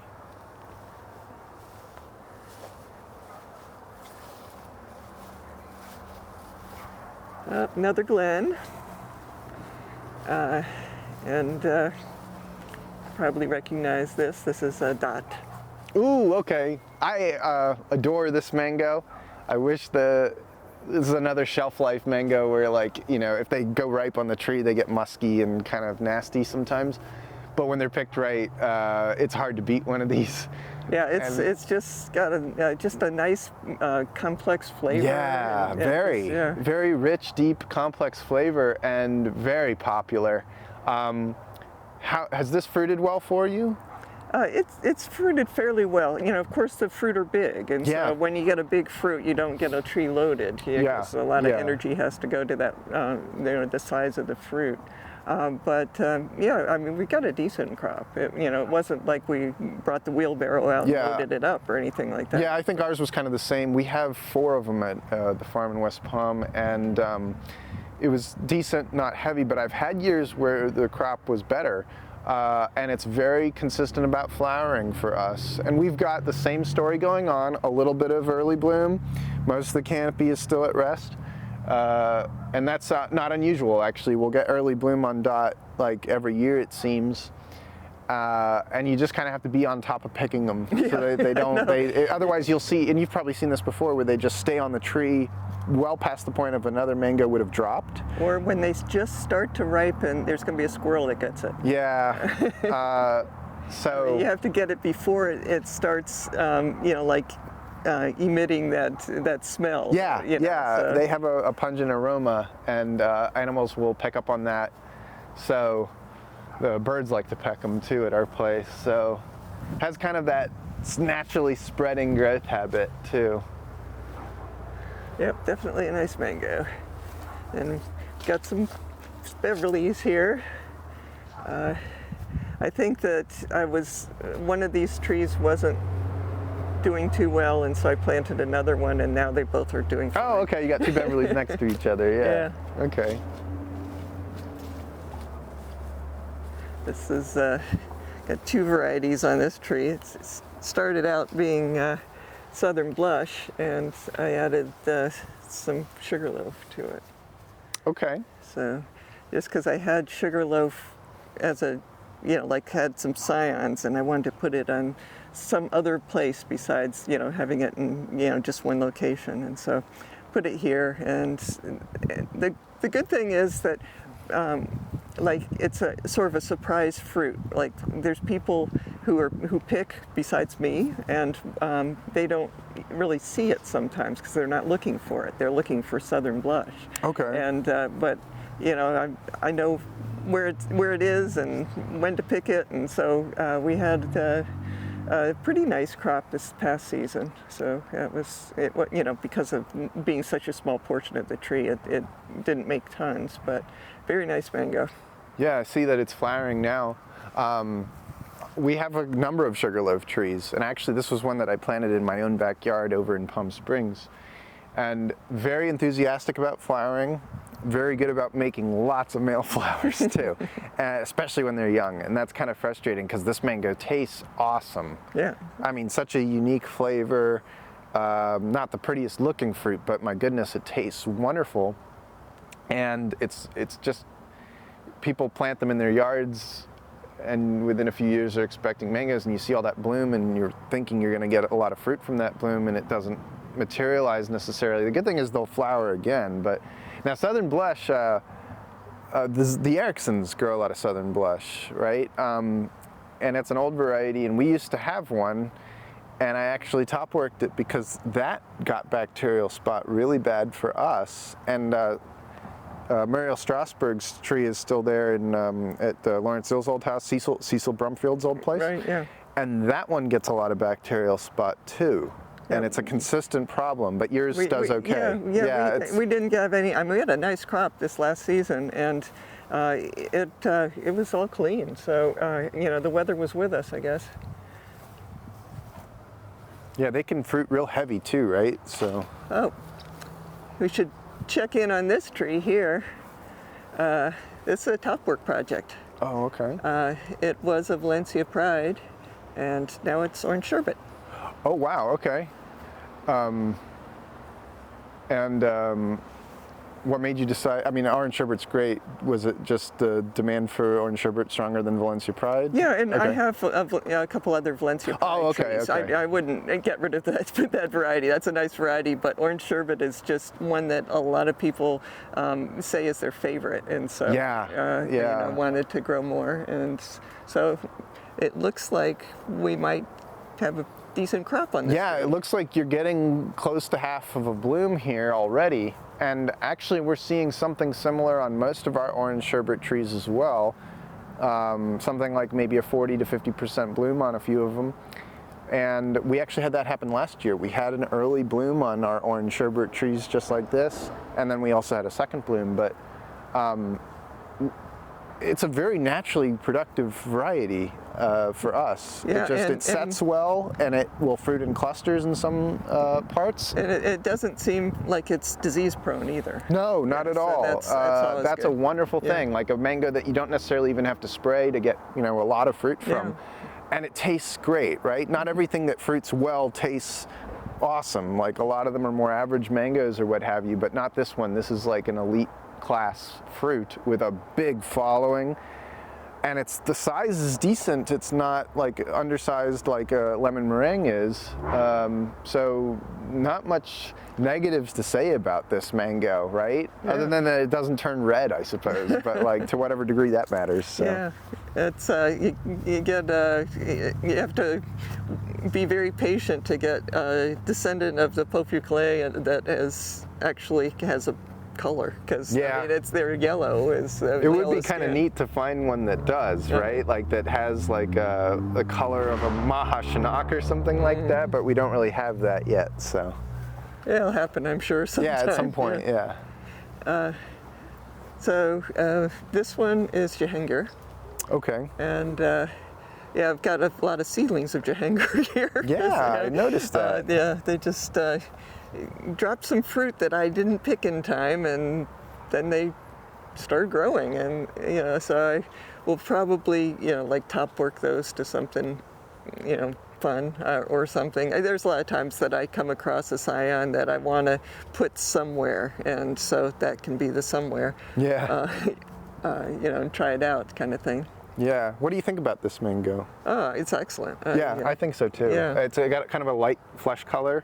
It's not like real orange. It's more of like almost a whitish color, but I think it's really good. It's just not the prettiest looking mango. It kind of stays green even when it's mature. Yeah, that's what I was saying. When you're saying white, I'm thinking it's like really green on the outside. Yeah, I'm talking about the flesh. It has a light flesh color relative to a lot of other varieties. So yeah, I like that one a lot. Juliet. Oh, okay. Very, very nice variety. That's of course descended from Julie. Julie Gary Cross by Gary's Hill. Yeah, we have two. One is on regular turpentine, which I presume this is on, and then we've got one that's on one of Gary's turpentine off type that dwarfs it, and it dwarfed it. Not all those dwarf it. Some of these off types actually will even make the tree more vigorous, but with this rootstock H, the Juliet got dwarfed, and we have a dwarf Juliet, and it has had a lot of fruit the last few years. But our main Juliet is like yours, very dense canopy and kind of aggressive, and but it fruits well, and it fruits later than Julie. It fruits in July. Yeah. And it's like I have not found a Julie enthusiast that hasn't liked Julie. Yeah, yeah. I mean, they're sort of hesitant to taste something because they're committed to Julie. Sure. And but Juliet is, you know, very widely accepted. Yeah, I find the same thing, and I like it quite a bit. I found a little tricky about picking it because it doesn't really give you a lot of cues, and then it's on the ground, you know. So that's a little frustrating about it. But I'm glad that we have it. Like it's great to have that group of flavor in that time period where there's not a lot of it around. So yeah.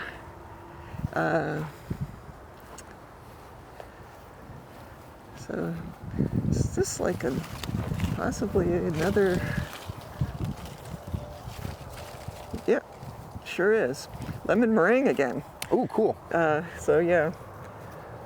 It's like, It's not doing anything right now, yeah, but the different places in the grove that it's like different micro environments and such. I would imagine these will probably be flowering in like a month or something, based on the age of the stems. So. Okay. So this huge tree dropped fruit, and so we have seedling Cushman, and then we have the regular Cushman. Okay. And then we have an area of the tree that is also sugarloaf. Oh wow! Okay, so you've got a lot going on here. So okay. yeah, these seedlings got pretty big, and so I have to cut them back to really do a good job top working them.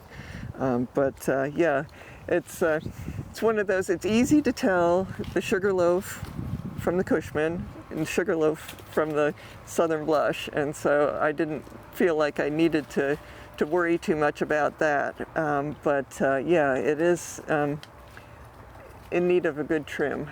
So after the fruit's off this year, we'll have to trim it up a bit, and so that it'll be a little more manageable. Has Cushman fruited well for you? The bigger fruit like Cushman and stuff, you just generally don't get as much on a tree, but it is a very popular fruit. Yeah, it's a good mango. I couldn't complain about the crop this past season, but I think that I need to pay more attention to the tree to really get it,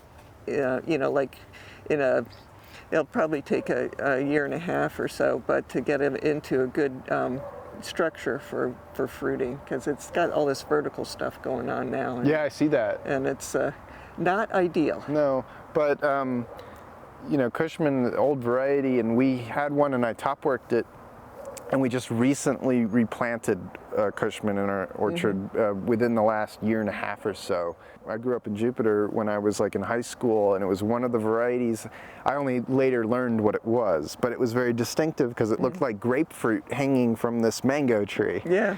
And sometimes called Big Yellow, right? Yes, somebody called it Big Yellow in the previous decades, I suppose, at least according to Walter. And it's a very unique shape that it has, but also a very good mango. And when you cut a Cushman open, it has this kind of unique halo around the periphery where the flesh meets the skin. That's kind of distinctive to it. So if you ever cut open a ripe Cushman, look for that.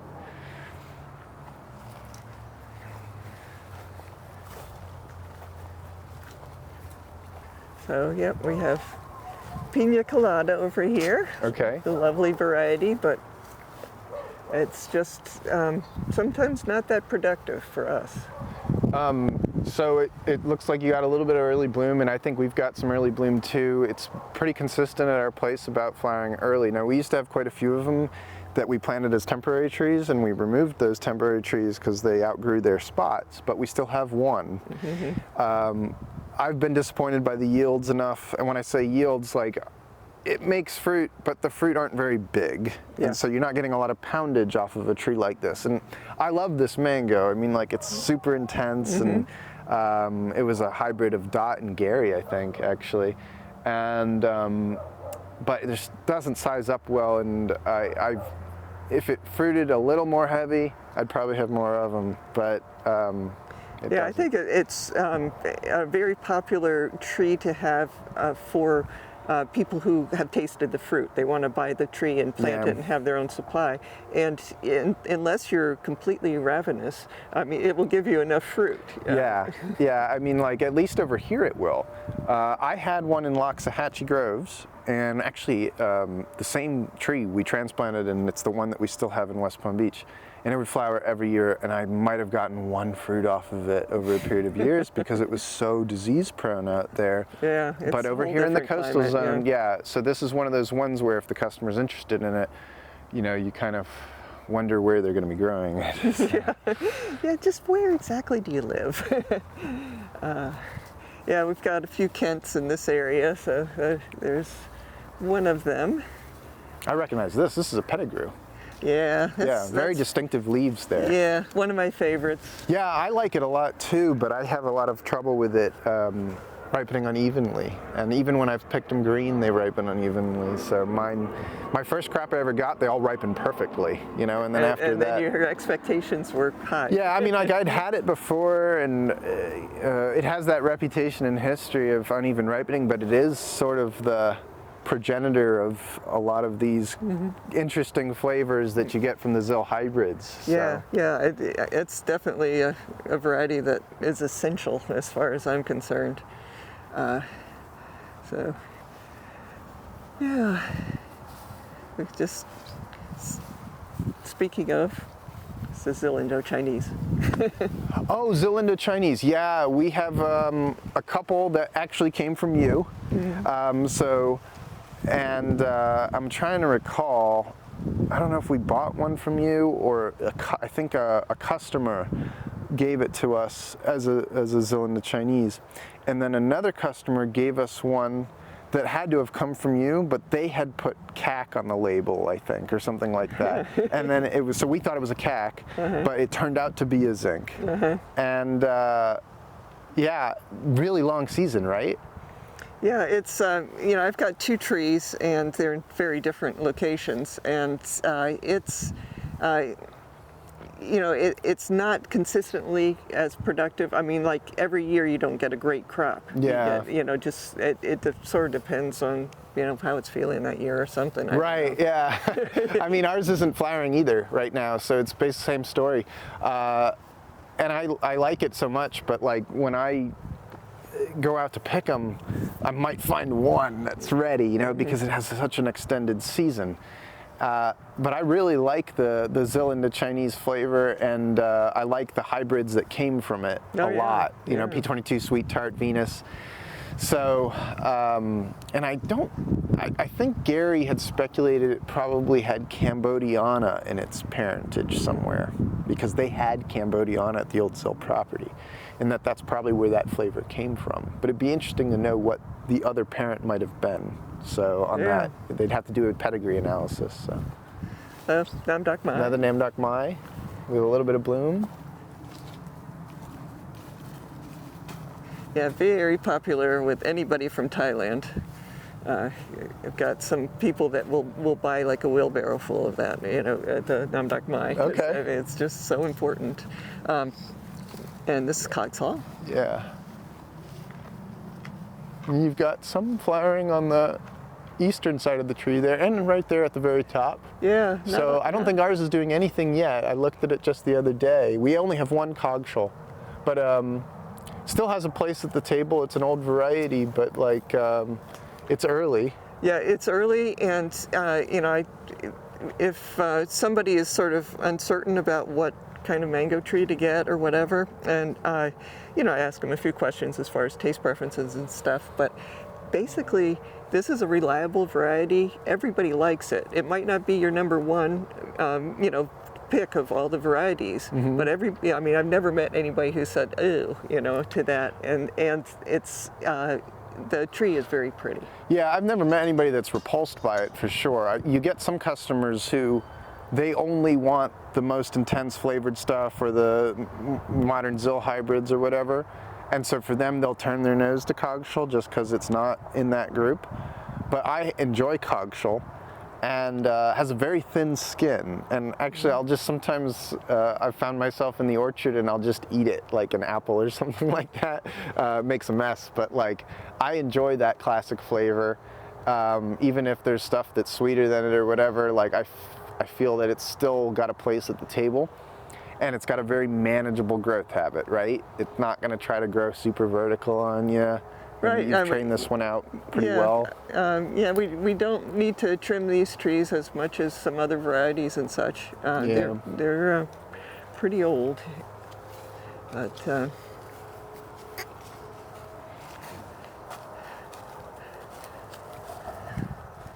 so yeah, Pimsengmun.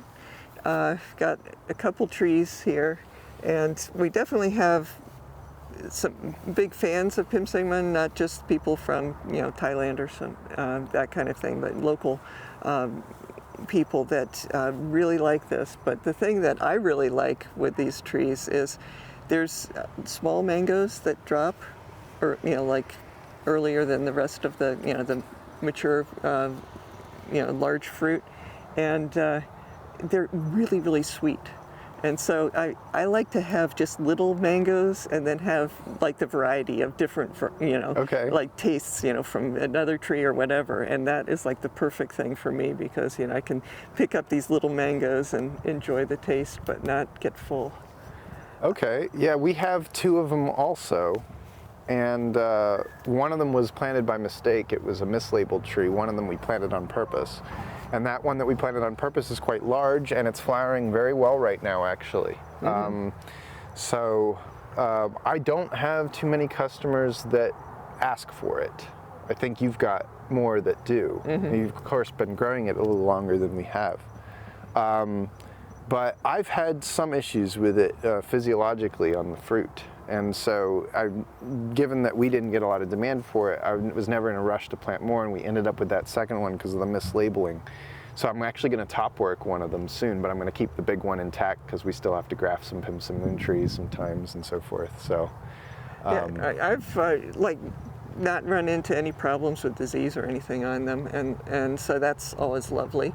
It comes out really clean, and the fruit are about the same, a little bit bigger, I guess, than a namdakmai. Yeah, they can get kind of, they're oblong shaped obviously, but they can get relatively large. And namdakmais are a little skinnier, right? So, I was thinking more the length of that, but let's see what else we've got here. That's the other Pimsengmun. And this one is, we have a tree that started off as Keo Savoy, and I grafted Kerry onto it because at that time we couldn't grow enough Kerry. I mean, we have a lot of Kerry now, but I thought, there are not that many people who know about Keo Savoy, and so that was, at least out of my customers. I don't know if it's different for you. There's enough to justify growing one, and so we have a Keo Savoy tree at the farm, and we'll get some requests for that specifically every year. And I don't mind because you're picking it green. And the thing about Keo Savoy is it's kind of forgiving about, you can pick it a little earlier than a pramkaimia, and it will still taste kind of sweet, and that's kind of nice, because when you wait too long on a pramkaimia, then it's ripe, right? With this guy, you can pick it like a lot sooner. I have customers that like it green. I don't know if you have any of that. You're talking about Keo Savoy? Yes. Yeah, that's the only way we usually sell it. Yeah. We don't usually sell Keo Savoy as a ripe mango. And so it's cool that you can pick it at that stage and kind of get it out of the way, so to speak. And I've done that before on Keo Savoy, but with our one tree, I've had bad luck with it. I don't know if it's the spot it's in or what, but it doesn't flower that well for us. And so we just don't end up, now if it flowers, we end up with fruit anywhere that it flowered on because it sets well. But I just never have had an abundant amount of fruit. It's one of the few trees that I can say that about at our place. So I've never had any incentive to plant more than one. Yeah, understandable. Yeah.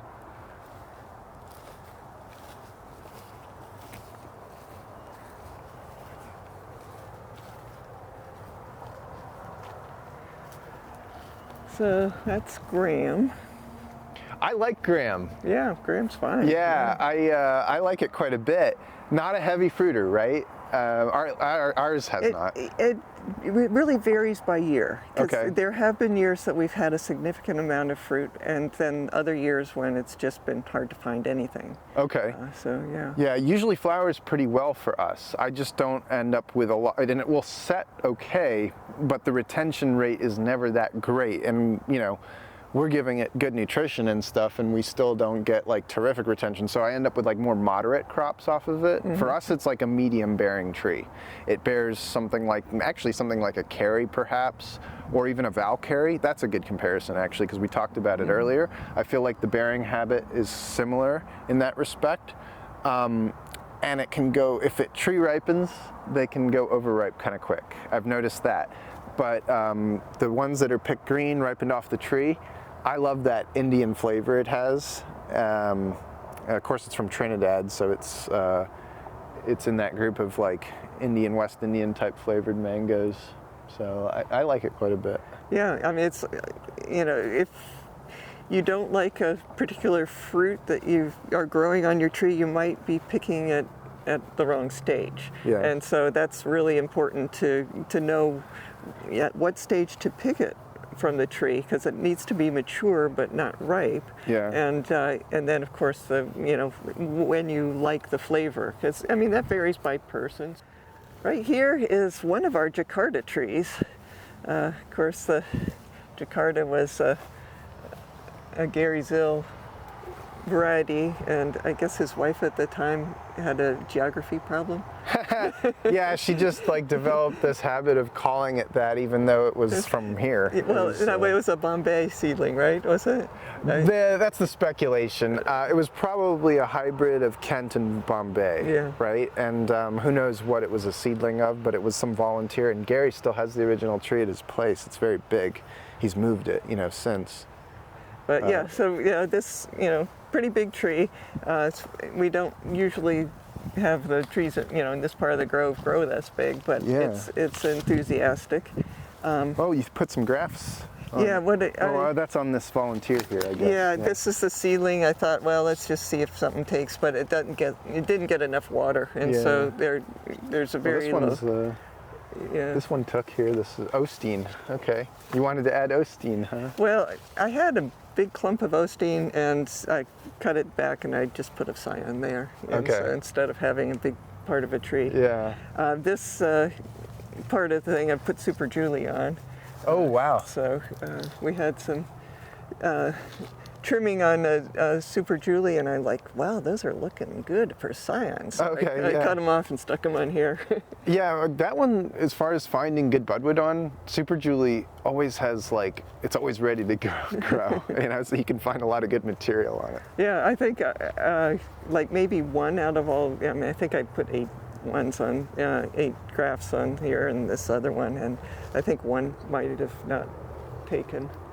This part's Jakarta still, right? Yeah. Yeah, and it's got panicles that are still coming out, like a ways away from opening up. Most of the other stuff here, the flowers have already started to open, but. And we have a Jakarta in the other part of the grove that is covered, like unbelievable, and it's like you'd think it would be a similar situation here, and completely different. Yeah. This one's still a lot of canopy at rest, but I imagine it will flower at some point because usually it's pretty consistent about blooming. So. This is a little bit younger tree. This one, so it's smaller. It's Carrie.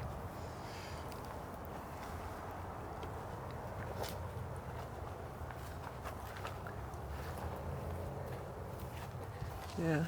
Got a couple kit trees and Dupuis Saigon over here, which and that's flowering well. Yeah. And actually, we have 2 Dupuis Saigons, and one of them is just like this. It's all lit up. So it looks like we're going to have some early Dupuis this year. Yeah, nice fruit. Very nice fruit, yeah. Very similar to Monty, actually.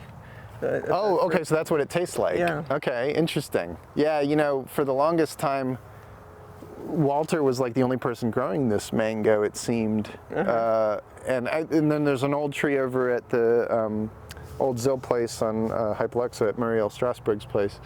And the one thing I noticed, have you ever noticed it has kind of a short season? Ours, like, it seems like... Yeah, you turn around and there's something on the ground. Yeah, it's like it spans weeks instead of like a month or more. You know, some mangoes have very extended seasons, but not that one. But it's really good. Yeah, it's definitely one that you want to check the tree often because, you know, there might be, it's not like the whole tree ripens at the same time, but there'll be like a couple fruit to pick. Yeah, absolutely. And that was another one where in Loxahatchee, it would flower and get anthracnose on the bloom every time. And I never got a fruit off of it in Loxahatchee. And then I think we transplanted the tree to West Palm, and it fruits, as long as it flowers, it fruits without issue over here. So very dependent on the zone and everything. Lemon meringue again. Namdak Mai again. Okay, this one's got a significant amount of bloom on it. Yeah. And this, we've got on couple varieties. Yeah, a couple varieties. This side is ice cream. Okay. Another great mango. Yeah. Very small tree. Yeah. You know, it takes a long time to get to this size. Yeah. But like wonderful flavor. Yeah. I mean, I wish they got bigger. Mine always come out very small, and ours isn't in the best location, I got to be honest, but like it's a small fruit and kind of thin. Like, as you know, it's not like, you know, globular shaped like a Hayden or something. So that's the one thing I'll say about it, because otherwise eating quality is great. You know, when somebody said, well, this ice cream mango, you know, like the tree and whatever, I thought, you know, that's just like some advertising guy came up with that name, you know, that'll sell the fruit or whatever. And then I had one that actually did taste like ice cream, and I'm like, okay. Yeah, and I picked up on that too with that ice cream flavor, and it's hard to describe that, right? It tastes like ice cream, and people are going, well, what kind of ice cream, you know? There's some similarities in terms of the terpenes it has between it and White Puri and Jahangir and Imam Passan kind of have a little bit of that flavor as well. Not sure how far related they are, but like you pick up on some of the same terpenes in it. Yeah, that's one of those things that you have to, because the fruit are small, they ripen fairly quickly. Yeah. So you have to keep checking the tree to, you know. Yes, you do. That one you have to check a lot, and I'm not always so great about checking that tree, and then I end up with them on the ground, and I'm like, well, and you're forced to eat them yourself, right? Yeah, but I mean, like, you know, when they're bruised, that one doesn't taste as good, but like, I just feel hurt seeing them on the ground because it's such a valuable mango, and you want people to try it. Yeah, yeah, I know. It's like you want, you know, like this represents enjoyment for somebody. Yeah. You know? And, yeah, Pram Kamia, and getting into Kiri here, aren't we? Seems like, yes, we are. More Kiris.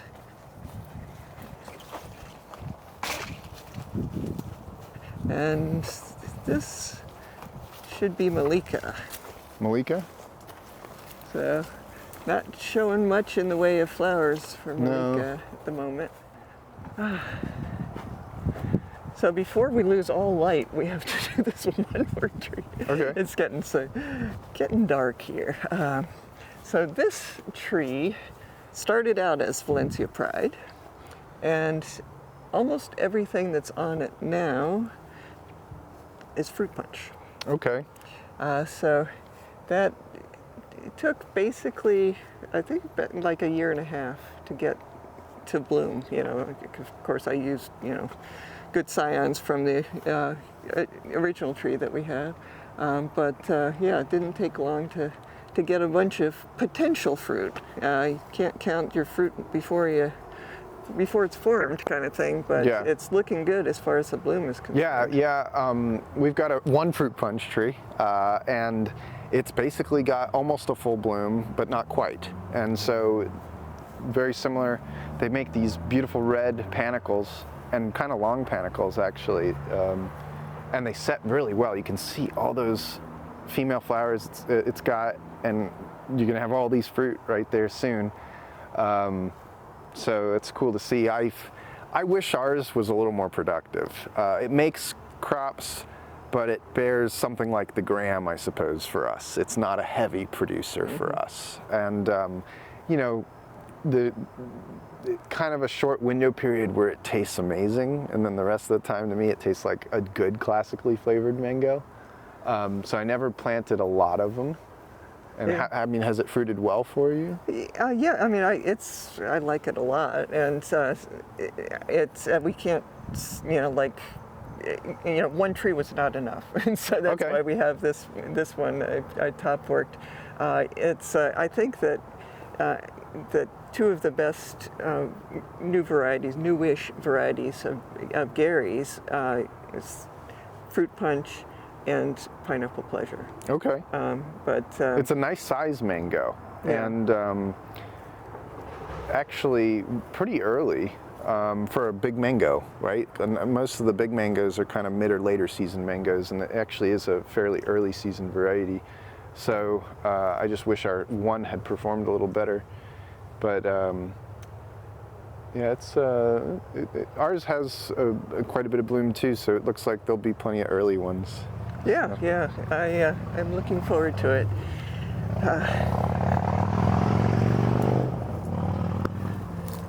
But anyway, I feel like we took your entire afternoon here. Luckily, I didn't have anything too important going on today. So But it's yeah. the 23rd, so like not a lot going on. Yeah, but yeah, I really appreciate you stopping by and like telling us what's happening in your grove. Yeah, and I would such. say comparing the two, very similar, like subtle differences, but like you can see the similarities in terms of how varieties are performing at this stage in December. From the amount of cool weather that we got in November, cool dry weather, and now it looks like, at least in the forecast right now, that within cool. about 5 days or so the cold weather is going to come back, and if we can get like more than a week of that where it drops into the 50s, we should see a pretty big response on what hasn't gone yet. So it will be two distinct crops as normal. You're going to have spring fruit, and then you'll have a lot of summer fruit, and that's kind of how it goes over in this zone. I think most of the state doesn't see much materialize off of this early bloom. They'll get early bloom in Orlando and Tampa and stuff like that, but they don't often see a lot of fruit from it because those cold temperatures roll in at some point, and then it causes a lot of staminate pollen and embryo abortion and stuff like that. So fortunately, where we are here along the coast, this usually materializes into fruit, right? So Yeah, we did have a really bad experience with cold, but it was mixed with rain. yeah, With bloom, and it just knocked you're talking out. about this year, yeah, Yeah, earlier. So it's like the weather is something you can't control, Right. and you just have to sort of cross your fingers and get through the bad weather. Yeah. Hopefully, without much damage. Yeah, well, you'll have quite a bit of early variety, I think. So in terms of different cultivars available in springtime, so that's great. So Yeah. happy to see it. Yeah, well, thanks again for stopping by. It's always a pleasure to talk to you, and nice to get your comparison of what's happening in your grove versus what's happening here. Yeah. And so today Sergio is here, and he's going to continue where basically Alex left off. Last variety that Alex covered was our top work project to Fruit Punch. And this is Valencia Pride. And so I thought you could just sort of talk us through Valencia Pride a little bit and see where we go. Okay. From my memory, I know it's an old Florida classic mango that comes in the mid to late season. Is that Yeah, it's a fairly large mango, and so that usually the larger mangoes are later in the season. It's definitely not the very latest part of the season. It's No. just like the later part of mid-season, I guess. But yeah, large mango, very popular. It's been around for a while, and so I feel like sometimes people think that let's just try the new stuff. But we have a lot of customers that like, okay, we're here for Valencia Pride. So yeah. Yeah, it gets overlooked. There's been some years where it's just completely surprised me. Just the flavor, it's crisp, refreshing. Like you said, a huge mango, almost fiberless. I mean, there's some strings. Yeah, a little bit. Yeah, but not Yeah, much. but Yeah. it's delicious mango that, like you said, gets overlooked because of a lot of the newer mangoes. But it's I think one of the better of the mid to late season mangoes. Yeah, it's pretty big right now, and so we've got like definitely going to get the long poles out to pick, but it looks like we've got some flowers going on over here, and so I think we might have a pretty good season. And I noticed that over here we had looked like a seedling. Yeah, there's probably a couple seedlings from this. Oh, nice. So in this case, when we get to the end of mango season, we'll cut this side of the tree back also, give more sunlight to the seedling, and I've already started to top work it. I've got one successful graft right here.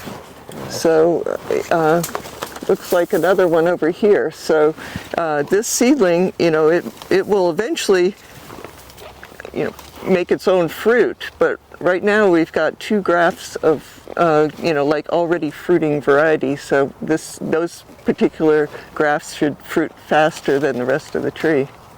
Awesome. And then the bottom part here might fruit a lot quicker, right? Yeah. Once part of the tree starts fruiting, then usually the rest of the tree wants to join the party. On a top work seedling that I did with Karen Michelle, it did the same thing. So, yeah, I'm glad you mentioned that. Yeah, and the Monty that is up near the sales area, that was looking beautiful, no flowers.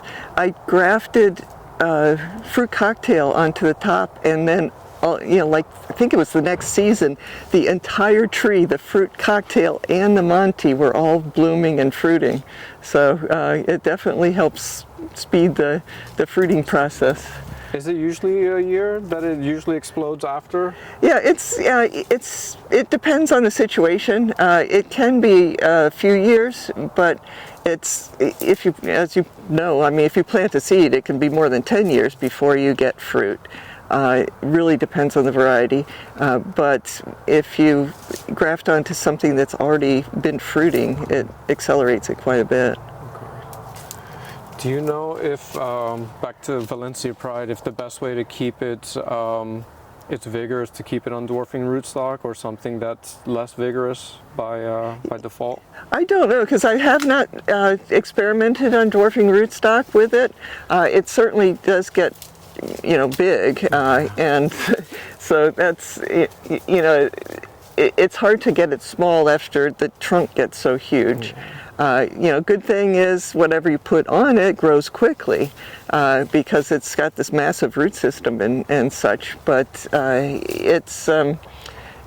it's definitely not the ideal size for the, having these, I like to have smaller trees because it's easy to manage them and pick them. And this one is one of the bigger trees that we have. What about when you top work it onto another tree? Does that somewhat control it, do you know? Because I have a small Valencia Pride that I've, let's say, I'm holding off on putting it in the ground just because how vigorous it is. Mm-hmm. And so I was wondering if it's better if I just put one branch on a tree to kind of control it, but your thoughts? Well, I think that you could put one branch on a tree, and you probably, because it is vigorous, you probably want to cut it back once it, because it'll probably shoot out like one long branch, okay. And instead of branching, making smaller branches. And so if that's the case, then you probably want to cut it back and so that it branches out. A lot of times, like with that real vigorous growth, you don't get the branching. It just wants to be big. Yeah. So whatever. I mean, you just try different things, see what works, and then, come back and tell us on a video. I won't. Well, it's funny. My dad, he had a piece of a tool that I was needing to start cutting back trees, and I didn't know he had it. So I started cutting back trees. So I will let you know. Excellent. Excellent. Yeah, and we've been sort of telling people, it's really important to cut the middle of the tree down because that's where all the energy goes, and so it sends more, and then plus more sunlight to those lower branches, so they get to be more productive. So yeah, that fits right in with our little encouragement ideas of something that we encourage people to do. Recently, we've been doing that.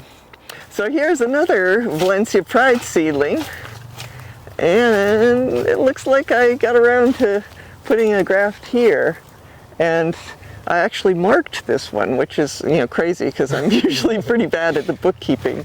But this is steak mango. Oh, the really big one. Yeah, the one that it landed on the steak. There's really like not much fiber at all in it. That's why it impaled itself so readily. And so anyway, I always try and put those new varieties somewhere else. And so if something happens to the original tree, we still have a backup. So.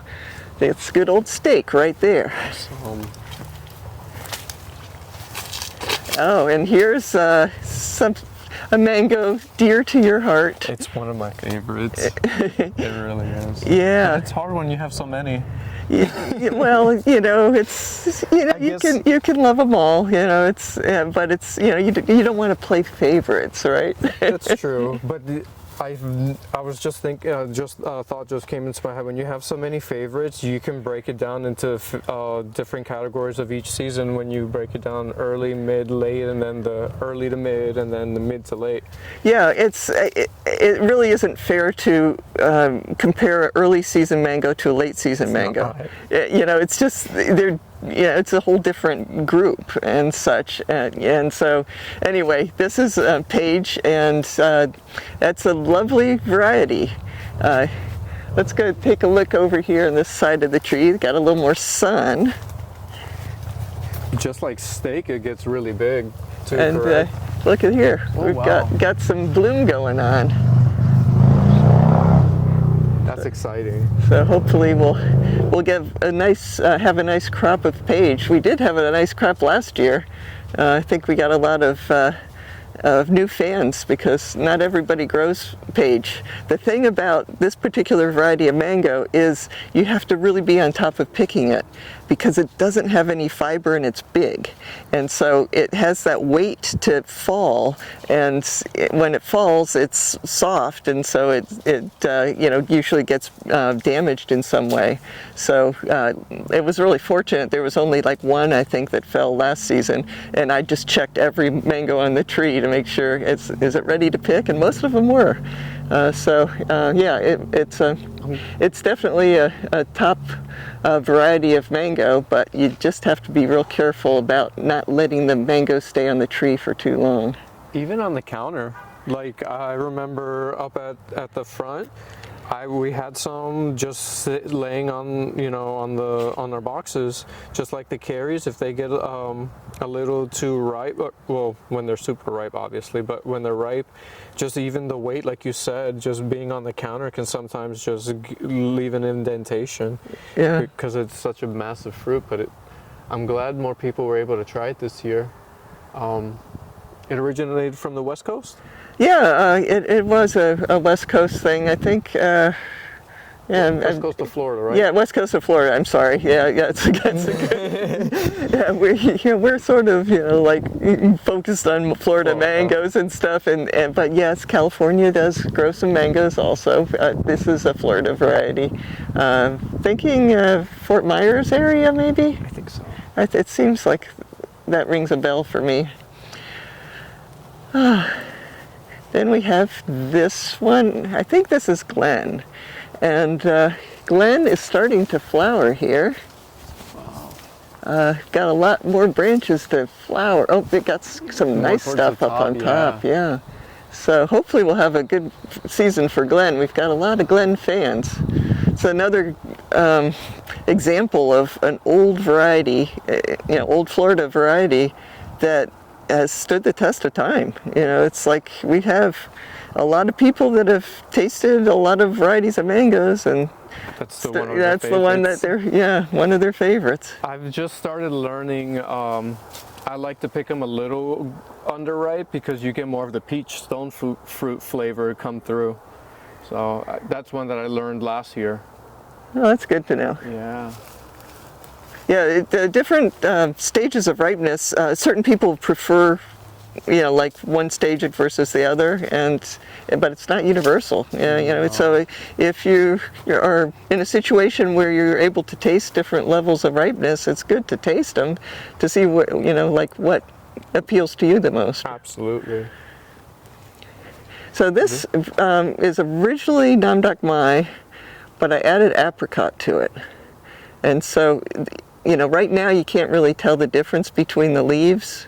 Some can sort of tell in certain situations, but it looks pretty uniform. But definitely you're going to be able to tell the difference between the fruit.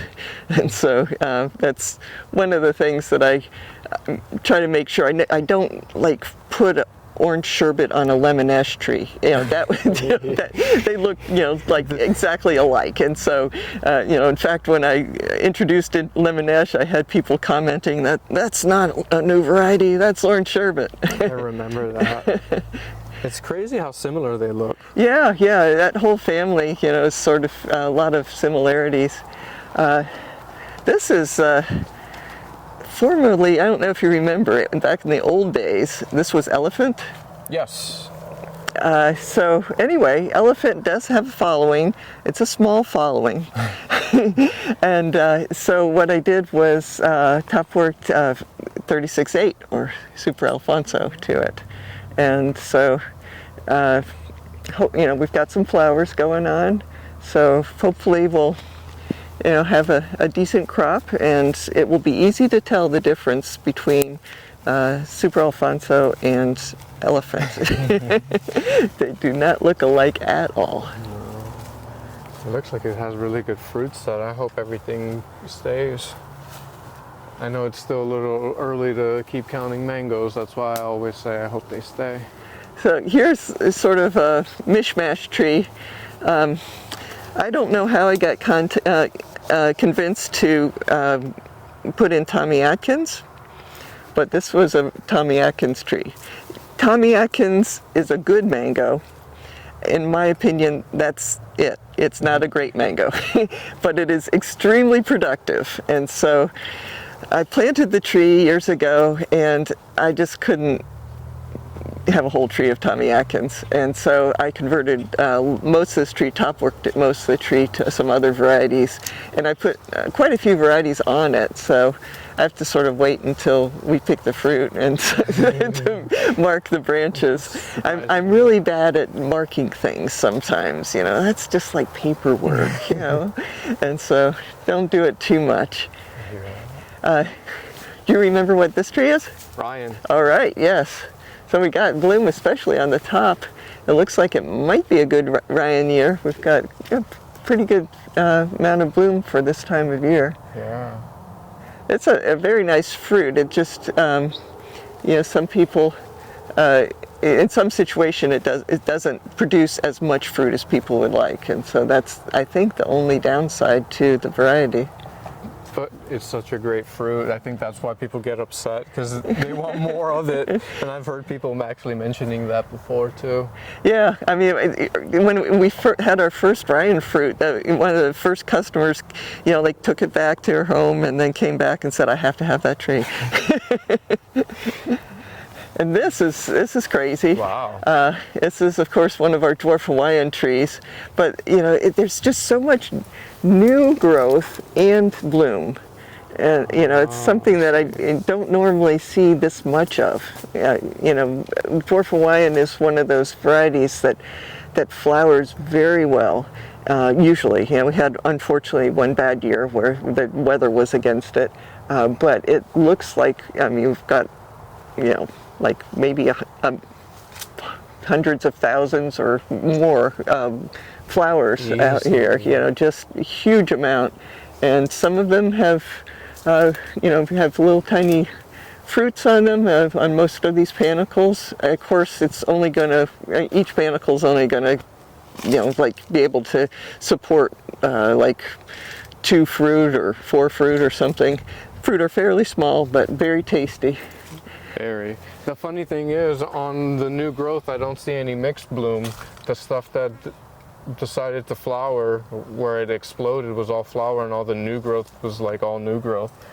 And usually I sometimes see like mixed flower. That's just pretty eye-catching. Yeah, that definitely is the case. That it's funny that I mean, I don't really remember how much mixed bloom there's been on dwarf Hawaiian in every year, but it certainly occurs on some of the other varieties. And yeah, when you have mixed bloom, I mean, I always say mixed bloom is better than no bloom at all. But you know, it definitely, you don't get as much fruit when it's mixed bloom. That's why I was saying that. It looks like it's... Yeah, look at all this. This is just huge. You know, like the light is beautiful in that area too. Just a ton of flowers, and you know, these new leaves. Surprisingly, didn't it bloom in the late season last year? Like, wasn't there late fruit? Yeah, we had just a little bit, but because the first bloom and possibly the second bloom got just hit with the weather, and so we lost pretty much that part of the crop. And then what we did have was later bloom. You know, the fruit from later bloom. Okay. Really cool. How quickly the trees bounce back in just a couple months, ready to fruit again. Yeah, yeah, definitely. Yeah, this is, you know, of course, it's partner tree, so this whole thing is dwarf Hawaiian. I mean, there are billions of flowers, if not more than that. It might be billions, but of course, it can't grow out all that fruit. So it's just very impressive looking at these panicles right now, and yeah, makes me ready to start picking the fruit, but gotta wait a few months for that. Yeah, I love coming during this time when they're blooming. Yeah. And just the aroma. I love that smell. It's like, okay, mango season's right around the corner. So here's another dwarf Hawaiian. Still tons and tons of flowers. And then this right here that you just crawled under has lemon zest, and that's another crazy amount of flowers on this tree. So hopefully we've got a little bit bigger fruit on these panicles, but yeah, hopefully we'll have a good lemon zest year. The weather's been really good, so you know, everything's looking clean, and so we're just crossing our fingers on this. Hopefully it stays that way. Yeah. Yeah, I do have lemon zest out in Loxahatchee, but it's in a pot and it's yet to flower. The only ones that are actually flowering are that we've mentioned so far, dwarf Hawaiian. My Paige is still sleeping, so yeah. Come on, Paige. Sergio is one of your biggest fans. That one. Apricot too. I'm kind of waiting for that one to wake up. There's a few. Yeah. Yeah, here's a lemon meringue, and it's got flowers on it. So Wow. I mean, it gets really covered with flowers usually, but we've got the first ones coming up right now, so hopefully we'll have a good lemon meringue season. Yeah, I'm glad that it's not all at once, because I know so many people love this particular fruit, myself included, and my family, that, you know... You can't eat it all in the same day? Not even that, just... I know when you get later blooms, you have more customers that are able to enjoy the fruit, because you have so many people that come specifically for that one. And but I mean, fortunately, we have a lot of, or several lemon varieties, and so they're at different, you know, points in the season, and That's so you know, you can still get your lemon fix. Well, we've got the lemon zest, we've got lemon esh, and it seems like I'm missing something, but you know, we also have like the orange flavors and such, lots in that category that all descended from the Popuculae that Maurice Kong brought into the country. That was quite a nice thing. So here we've got a couple of black sapote. One of these Walter Zill gave me. wow. And I'm pretty sure that he had a tag on it, but I'm not seeing it. But yeah. Yeah. Not sure. Yeah, I didn't find one.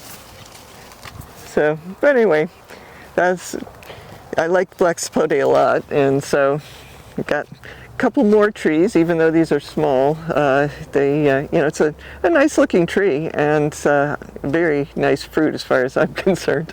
Yeah, how long do you think before they'll start bearing fruit? About what size do they typically? I think that they might, produce fruit in a couple of years. It's because I believe that they're both grafted. Okay. Now, if you plant a seed of black sapote, you have to be patient because it can take a while. But the grafted plants, even though it's small, it should produce fruit, but the fruit won't be as big because of the plant being small. As it gets bigger, then the fruit get bigger. Okay. And then I know this is one of your faves. Molish. Yeah. Definitely. Molish, sapodilla, and we have some trimming to do after the season because this is getting to be crazy tall. We try and keep this down to like maybe 10, 12 feet, but yeah, it has different plans apparently. I wish more people knew about this. This one I think kind of flies under the radar. Yeah, I don't think it's that commonly grown, and so people don't know about it. But all the sapodillas are tasty, but the Alano that we have is just so productive, and so that is what we normally have to sell. So, yeah.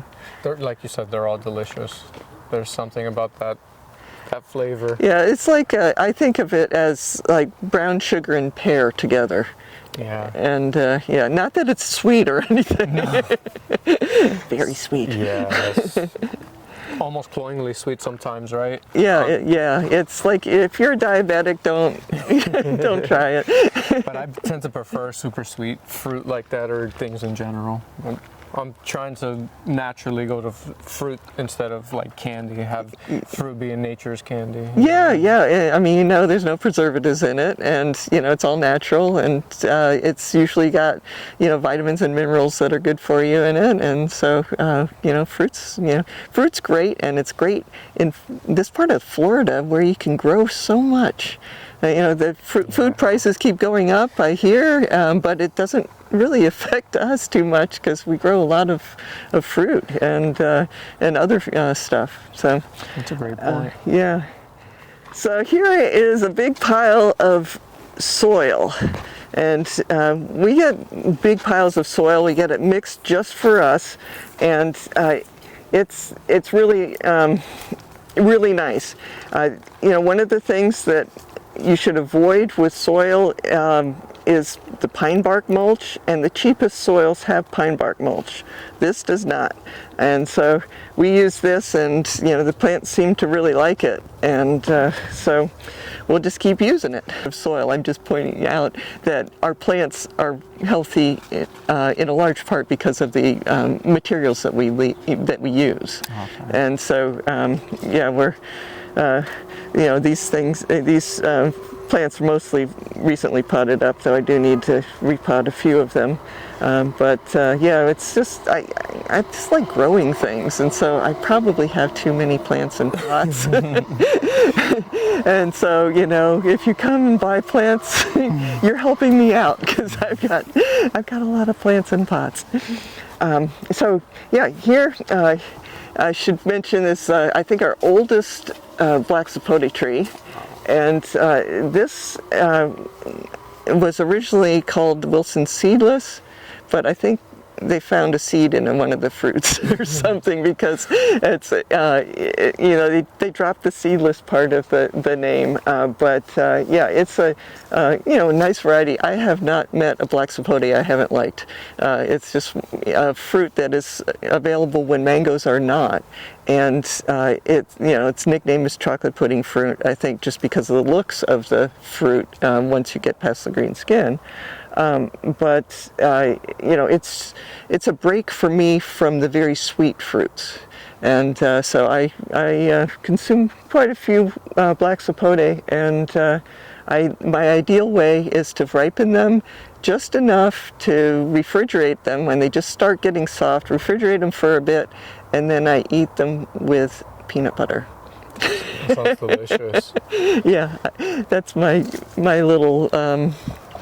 I tell people about that. Yeah, it's not like a terrible habit, but it is sort of, it seems a little decadent because I like it so much. Here's this is fun. I saw that too. Yeah. I looked at this the other day, and this was not happening.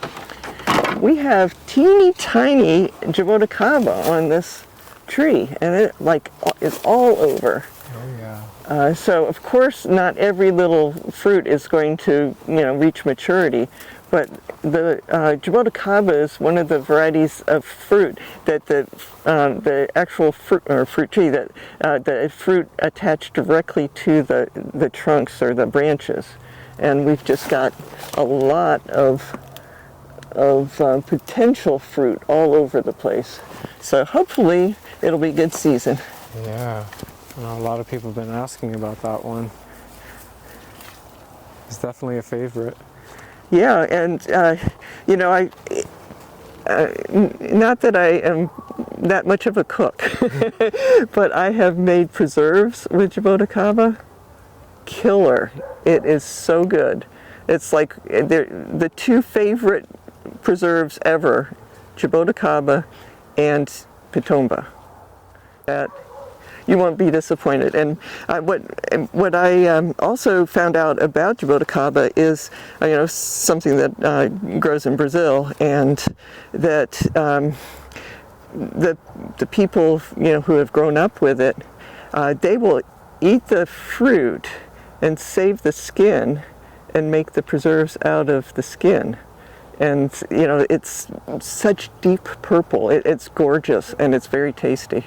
So you don't have to, you can enjoy the fruit, now and later that way. Yeah, it was delicious. I remember trying it. Yeah. It's one of my favorites. I started growing some more recently, Uh-huh. and I brought some in for my mom and my dad to try.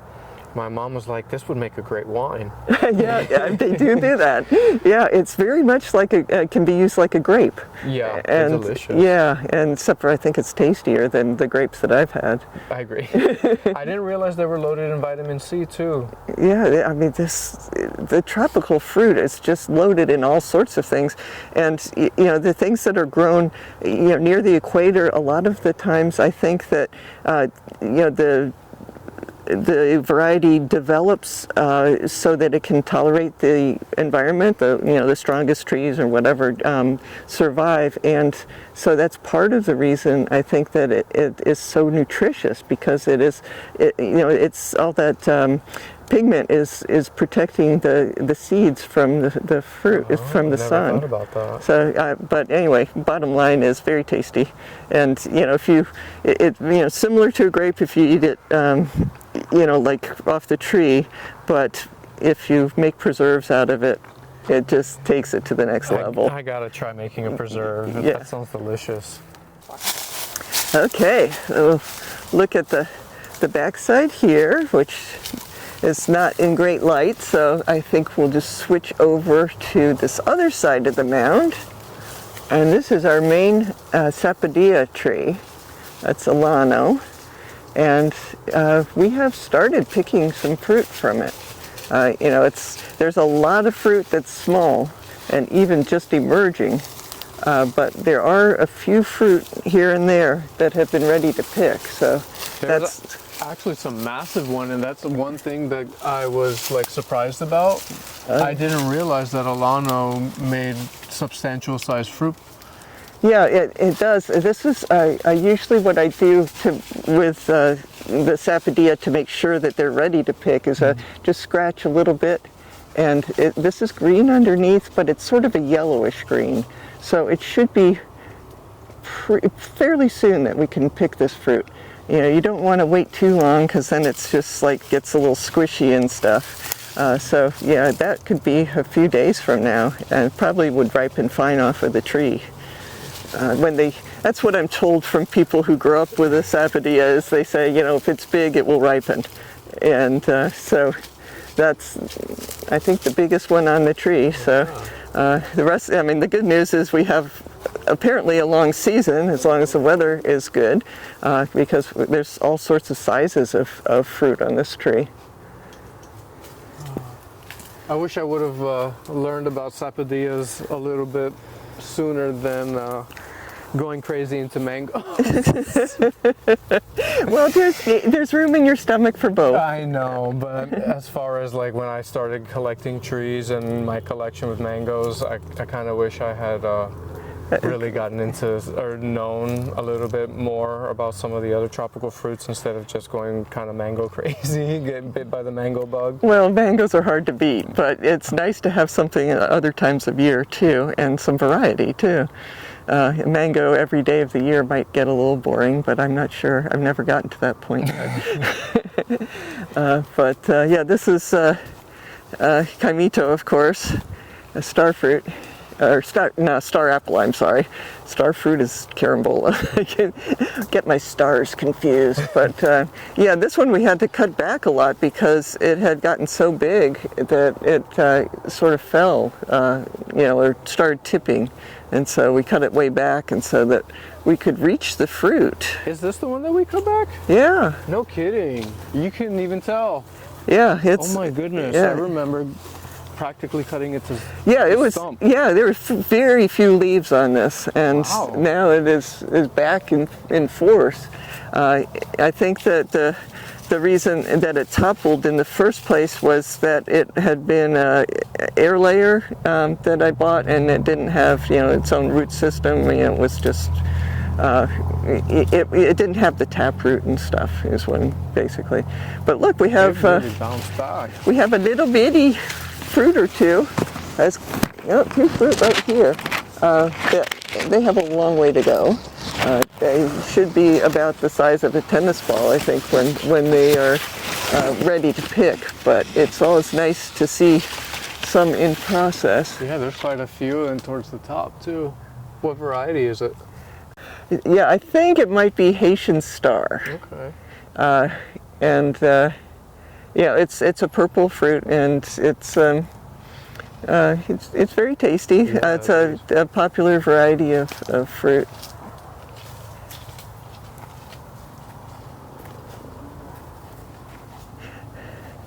This is a cherry tree that supposedly, possibly I should say, on dwarfing rootstock, but it doesn't seem, it's a younger tree, so I don't see that it's really dwarf.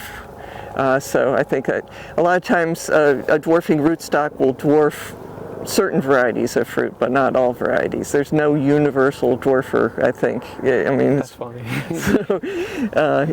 Yeah, so this is cherry, and it's our youngest cherry tree, but it's flowering and such, and so we got a lot of other cherry trees in the grove because it's such a crazy popular variety, especially with people who have grown up with the Indian type mangoes. And so yeah, we have some people driving from far away for a huge amount of cherry mangoes. Specifically, yeah. Yeah. And that's one that I actually blind bought from you, a tree Uh-huh. that when I was first getting into mangoes that you recommended. And at first everyone was saying, why'd you get a cherry? And I was so happy when the tree finally fruited, because almost every time before that I had gotten them a little overripe. Yeah. And trying them at different stages, like you said earlier, it really changes when you can find what stage of ripeness you like. And that's one that I think, like you said, people come from far away just for that one, and that's one that I'm glad I have a tree of in my collection. Yeah, I've had people come from Georgia for cherry mango, so it's definitely popular. Yeah, it's enough to make the drive all the way down Florida. Yeah. So Sergio, I think I've taken up your whole afternoon practically, but thank you so much for stopping by and helping with all of the fruit descriptions and everything. Seeing that one part of the grove, and yeah, I'm glad to hear that your trees are doing pretty well, and hope that you have a real good season. Thank you. I always enjoy it. It's always a pleasure. Like myself and a few people mentioned at the gate, this place is really special. So even coming to walk the grove with you, I enjoy this time. So thank you as well. I really appreciate it. You arranged for great weather too. It's perfect. Timing. Yeah, perfect with us. Not too hot. And just it's gorgeous out. So thank you very much, though, Sergio. It's always a pleasure just to talk to you, but to have you talking about the trees with me through the grove, that was really good. Anytime. Okay, thanks. Of course.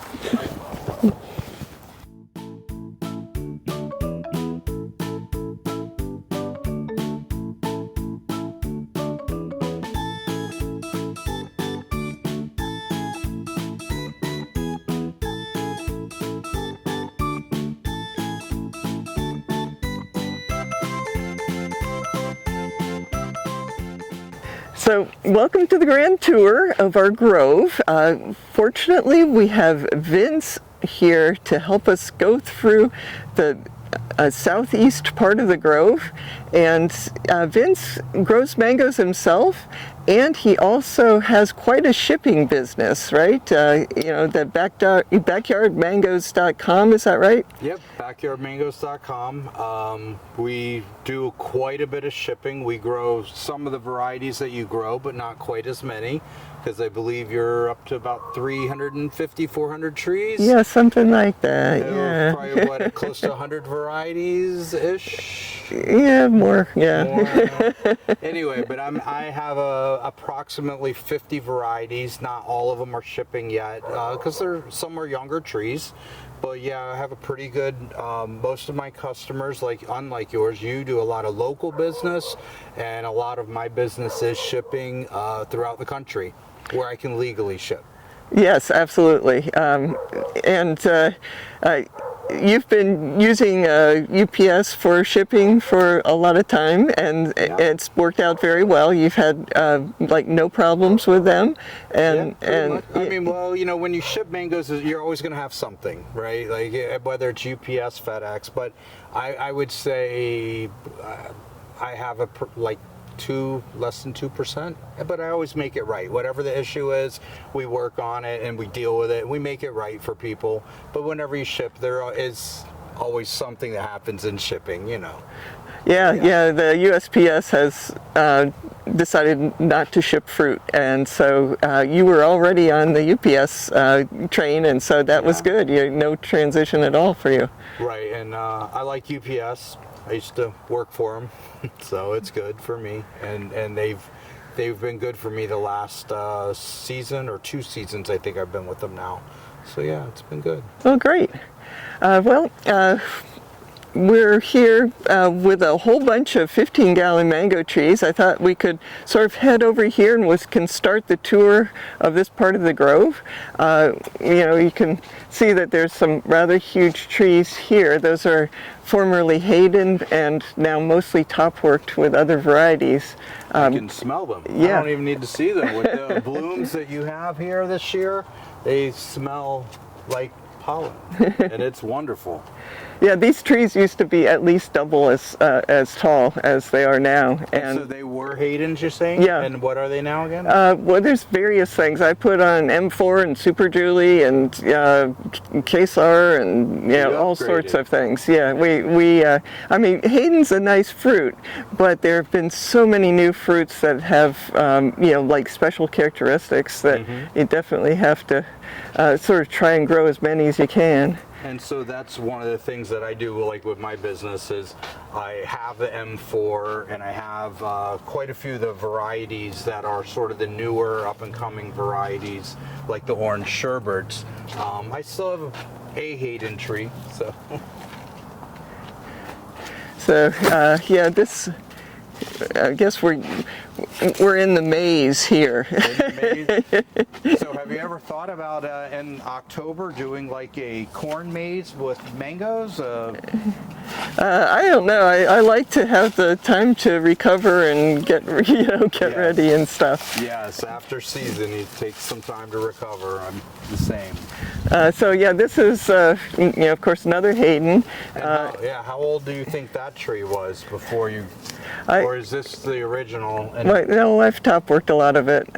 Some of it is still Hayden because it's like tough to get in the top part of the canopy and top work when it's this big. 100-year-old tree. Yeah, it could very well be. It's rather large. This trunk is one of the bigger ones. Definitely not the biggest on the property, but you can see where it's been trimmed back over the years. So if it hadn't been trimmed back, it would be like skyscraper kind of thing. But of course, what I did was graft onto it. So, like for instance, this area here, this is mostly Julie in there, and just put Phoenix on another part of it and such. And when you have a huge root system and a huge tree in general, whatever you graft onto it tends to grow pretty quickly. So yeah. That's a plus for it. This was. And do you find when you graft onto an older tree that the graft also takes easier? Well, I think that just in general, when you graft onto a tree that's in the ground, it's easy to, it's much higher success rate than the other types of grafting. And you don't really have to monitor it, because it's got its roots everywhere and getting the water it needs usually and that kind of thing. A little less babying it? Yeah. Yeah, this was just a seedling here, and I've started grafting onto it, and right here we've got some flowers. It's really not been on, I haven't started this project very recently, and so it's sort of weird that we might get fruit from it already. Then we'll head over this way.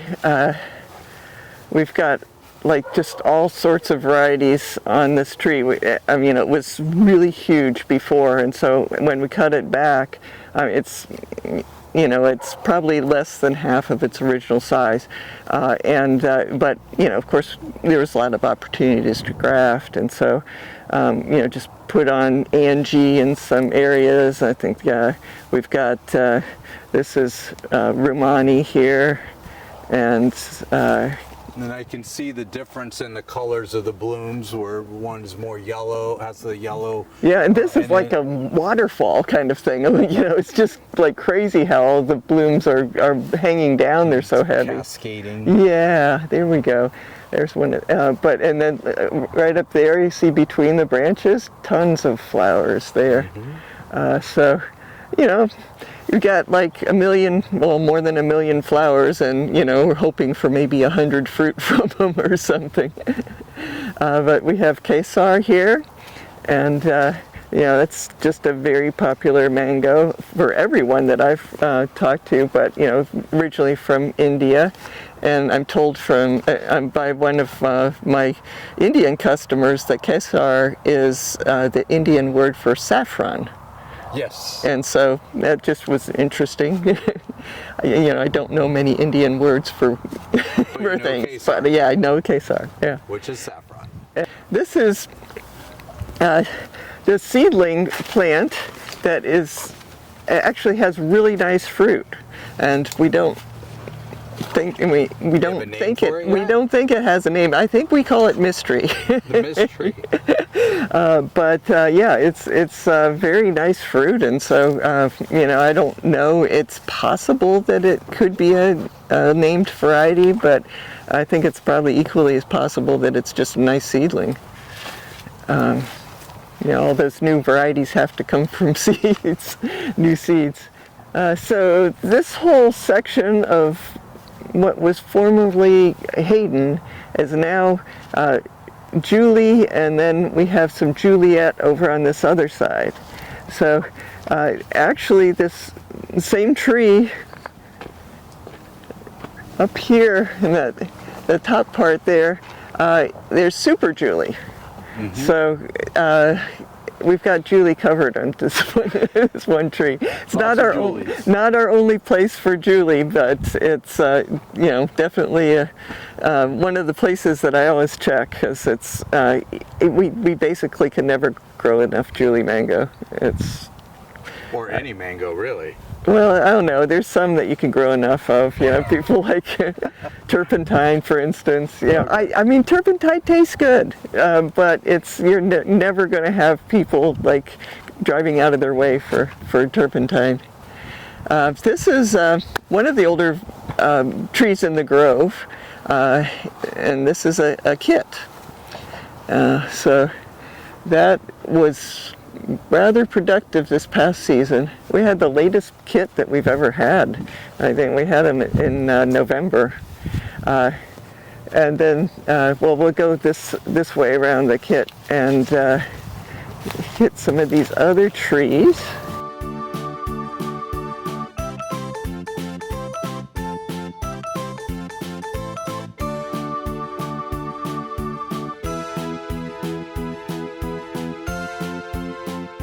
Right here we have a couple of Namdok Mai trees, and this one branch, or these high branches of this one tree, always seem to fruit first out of, even though they're identical plants, or genetically.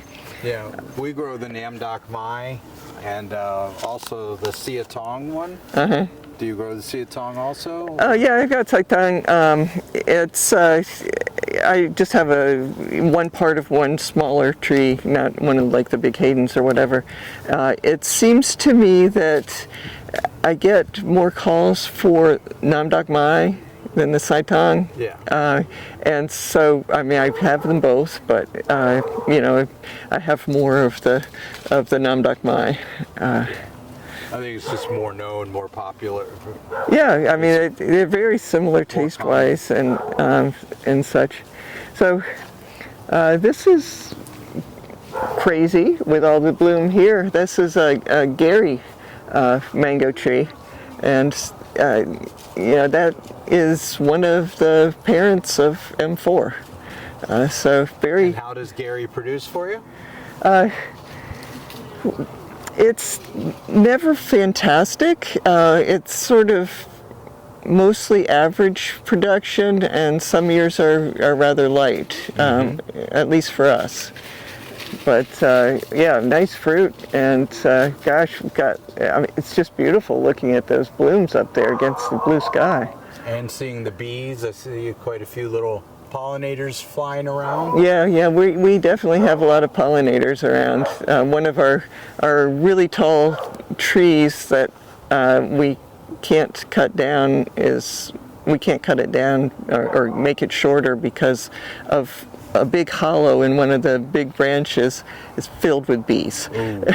So, but the beekeepers love this neighborhood because apparently, they're very successful with harvesting the honey and stuff because there's so many bees in the general area. Well, on my YouTube channel, I just did a video with Alex talking about pollinators, bees, and flies.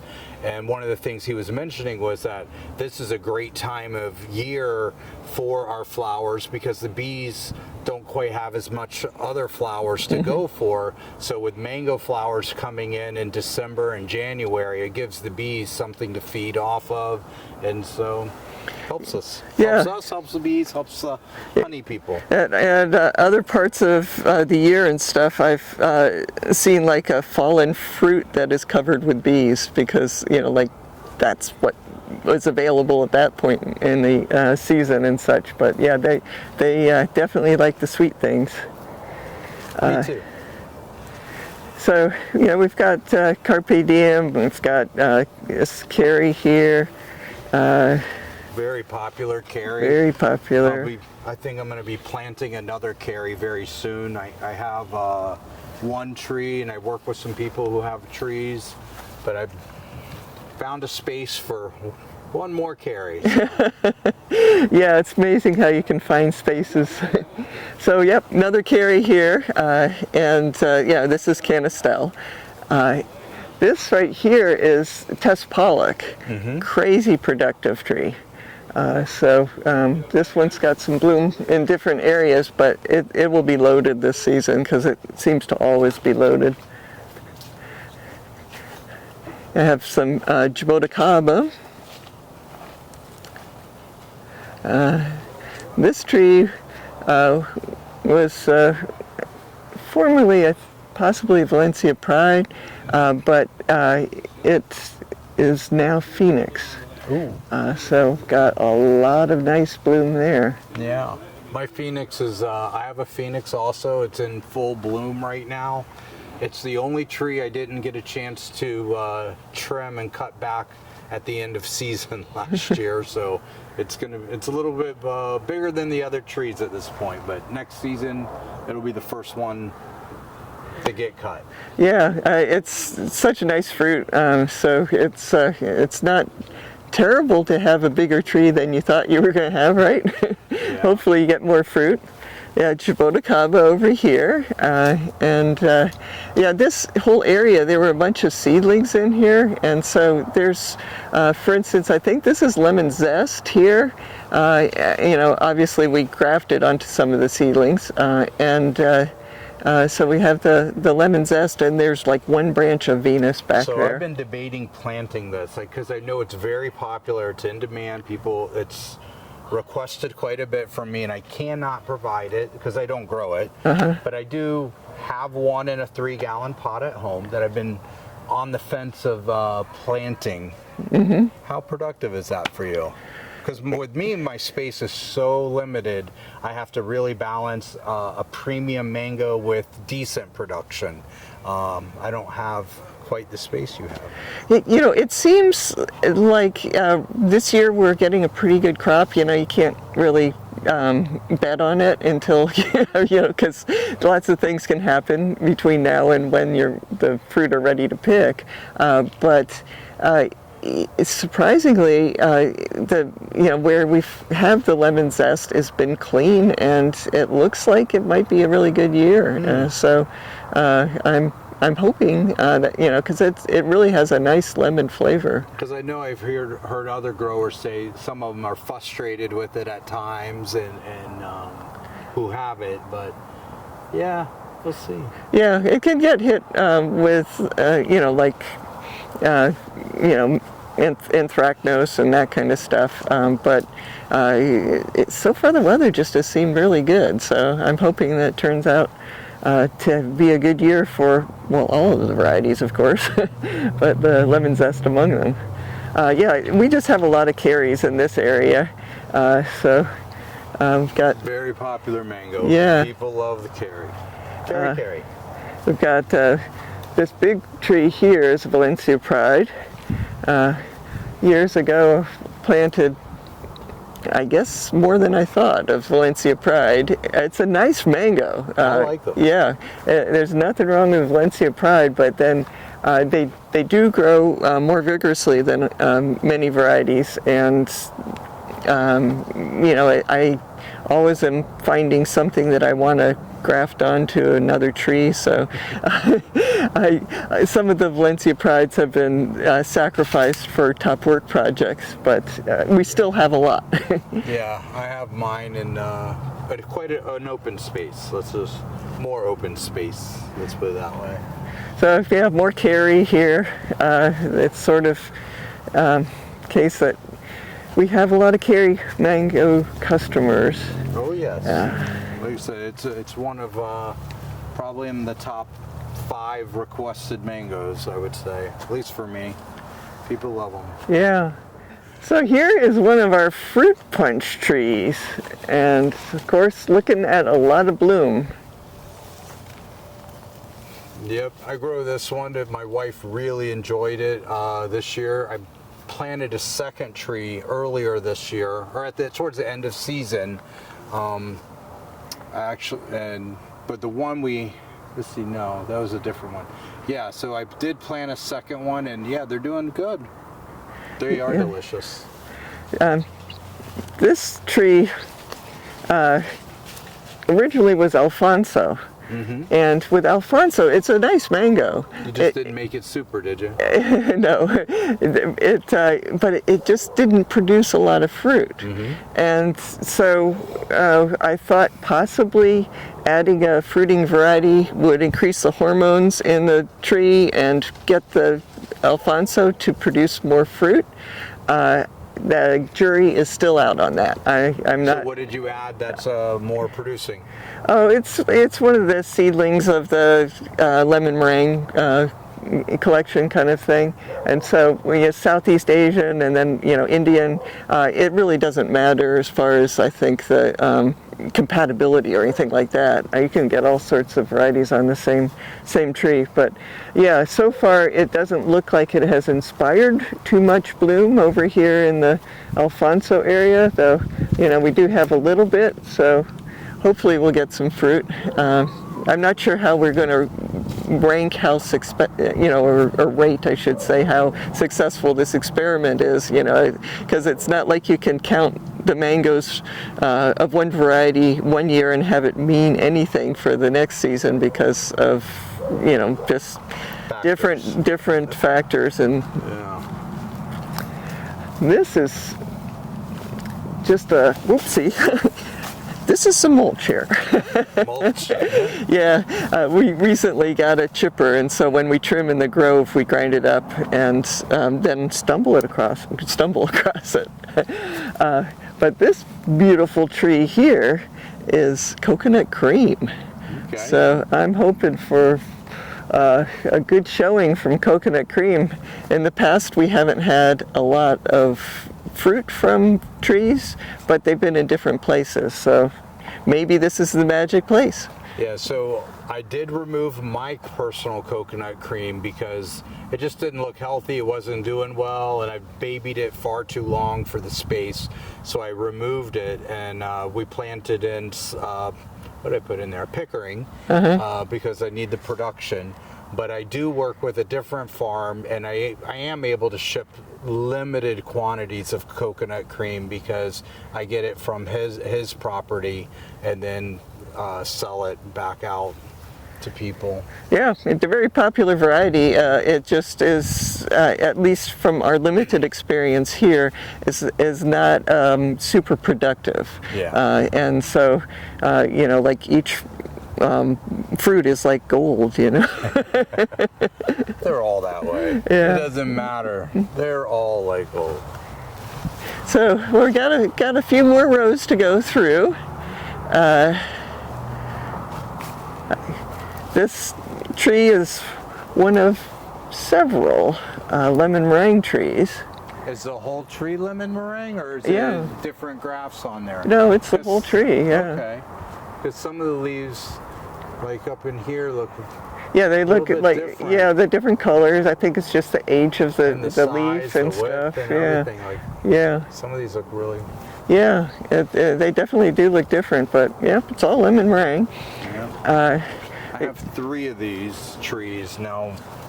2 are not sizable enough to produce. 1 should produce this year for the first time, and that's another tree that I work with and have a different grove I kind of work with that I'm able to supply those because that's probably the number 1. Lemon meringue, orange sherbet, honey kiss. I would say those are the top 3 requested that I have that people call me or text me about. Well, yeah, I know. What are your top 3? Yeah, It's that hard. are requested by customers. Well, our top one for recently is the Tangerine Dream. Okay. That is just everybody wants a plant, and hopefully this year we'll have a fair amount of fruit because it's nice. That one's yours, right? Yeah. That one's a truly tropical exclusive. Yeah. Okay. So yeah, that's fun, and all of the varieties that are descended from the pulpy clays are popular. Like orange sherbet is, of course, one of those. But they're all sort of citrusy flavors and something unexpected when you first taste one of those varieties, because you're used to having some Indian flavors with the mango. So over here we have a seedling, and I try to let no seedling go ungrafted.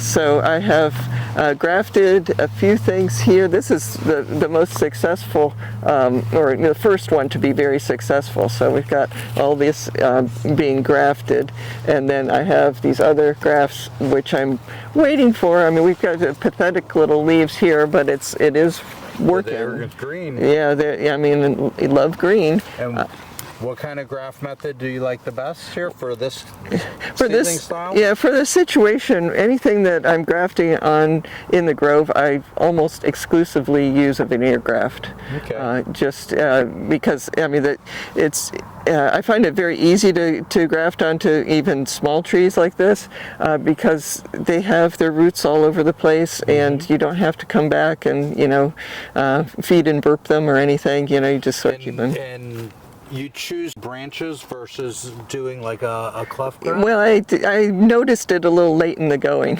Okay. And so But if you had a choice to go back, would you do, like, you go back, if you can go back in time through the portal? Well, probably for this situation, the height works for it. Okay. Because if it were too short, it might not get enough sun. Okay. Yeah, it, of course, is better to, have something that's out in the sun and, grafted lower and all that kind of thing. But it's, this is just sort of working with the situation. And this seedling, did it just happen to be here? Because it's pretty close to being right in this row. Yeah, I don't think there was any intervention, but it's possible somebody stuck a seed down there, but don't know. This is a fun thing. I think this tree used to be Duncan, and we already have a couple Duncan trees, and that's a rather productive variety. So I cut it back and put Carla on here. Okay. And we had a pretty nice Carla crop this past season. And somebody had told me that Carla reminds them a lot of calamandine, the little citrus fruit from Philippines that's popular, sometimes called calamansi. Are you familiar with that one? Yeah, I think that, is that the same as calamandin? Yeah. Yeah, so, yeah. There it goes, like, Different pronunciations and stuff, yeah. Yeah. So this tree is sort of a combination. It's got Tess Pollock and Madame Blanc. The Madame Blanc is a very small part of the tree because it has a very small audience. There are people who have grown up with that fruit and really want it. There's nothing like tasting home, basically. And so I always try and grow at least a little bit of some of those. I'm laughing because that's the exact same thing I told a couple people today who knocked on my door. They wanted me to sell them some trees, and we brought some frozen mangoes out, and we were talking about what country they were from, and that was almost the exact same phrase I used. Is people want their taste of home, no matter what that mango is or what other people think or feel about it. I have somebody who I like and respect a lot, and he will, and a few people, Tommy Atkins is their mango. I see the look on your face. It was under the glasses. There was a change, but Tommy Atkins is absolutely their favorite mango because that is what they grew up with. On, yeah. And it has a good place still. Yeah, it's very productive, and it's a good mango. It's never a great mango. Okay. In my opinion. Well, and I do have one Tommy tree. Do you have any Tommy trees? I was talked into getting a Tommy years ago by somebody pretty high profile in the mango industry, and so I'm like, okay, I guess I'll try it out. Yeah. And it did produce a lot of fruit and such, but I just couldn't. I wasn't comfortable like presenting that to customers, really. So we use ours primarily to make spicy mango pickles. Very green? We use them green, a few weeks before they get ripened, so they're large, and we'll pick them, and then we clean them up and put vinegar and salt, sugar in there with a Thai hot pepper, and I believe our camera person here has had one and he can attest to it, but you didn't try them. You didn't bring any. But yeah, it's Tommy Atkins, very productive and such. And you know, it's like if you want a lot of mangoes and you don't really care about having a lot of varieties, I mean, that will supply you with all the mangoes you want. You know, just one tree. And you need the space, so it can get a big. Yeah, tree. yeah. Our neighbors on either side, north and south, have huge Tommy Atkins trees. So yeah, not really what we want to do with any of our mango trees, because when you have a huge mango tree, how you pick them is gather them from the ground, and so not the best. But and I know we did a video a while back about some of the tools we use here on the farm. And showing the mango poles that you use and the style and all, because we don't want them to hit the ground at all. Right, yeah. There's so many. We don't want those trees to get too high. You start getting over, 15 feet or so, it gets a little difficult to reach them.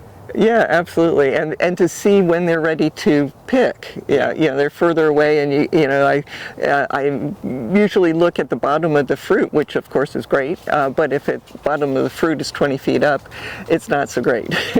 Yeah, and a little fruit, a 1.5 pound fruit, 20 feet at the end of the pole. That's quite a bit of weight when you're bringing it back down. Gives you your biceps a little workout or whatever.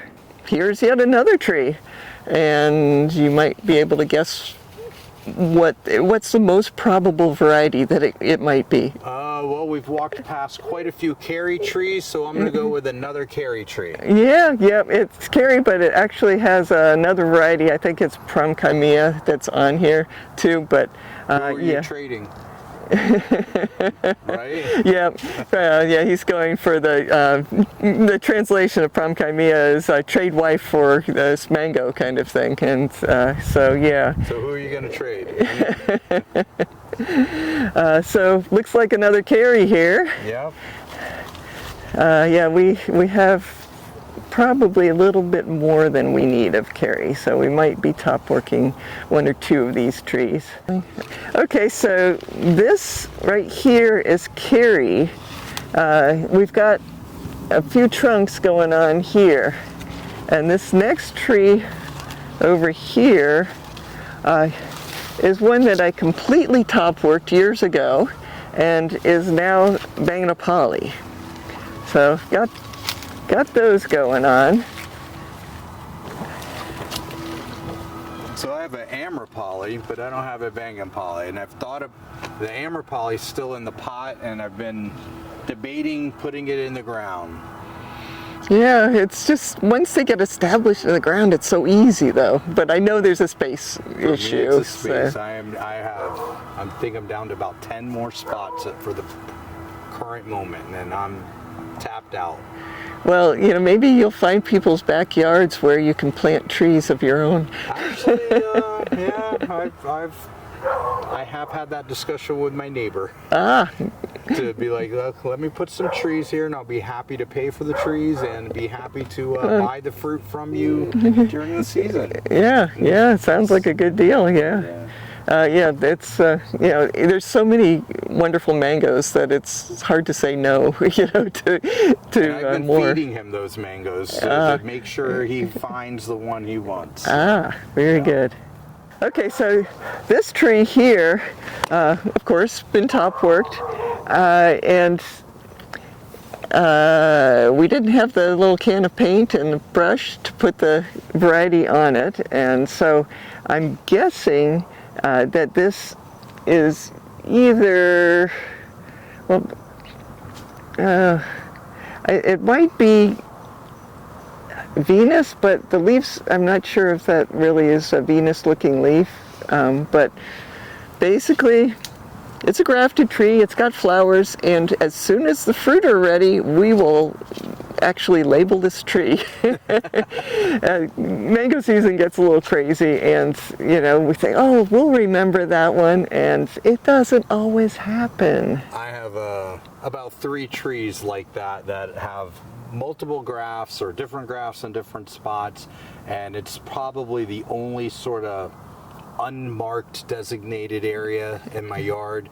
Everything else is marked out pretty well, but the couple of trees that I have are similar to that, where I've just randomly thrown on grafts one day and then I don't record it, and it's a surprise. Yeah, I have been grafting unidentified scions from unidentified trees onto things, and so that's the ultimate. Yeah. Big gambles.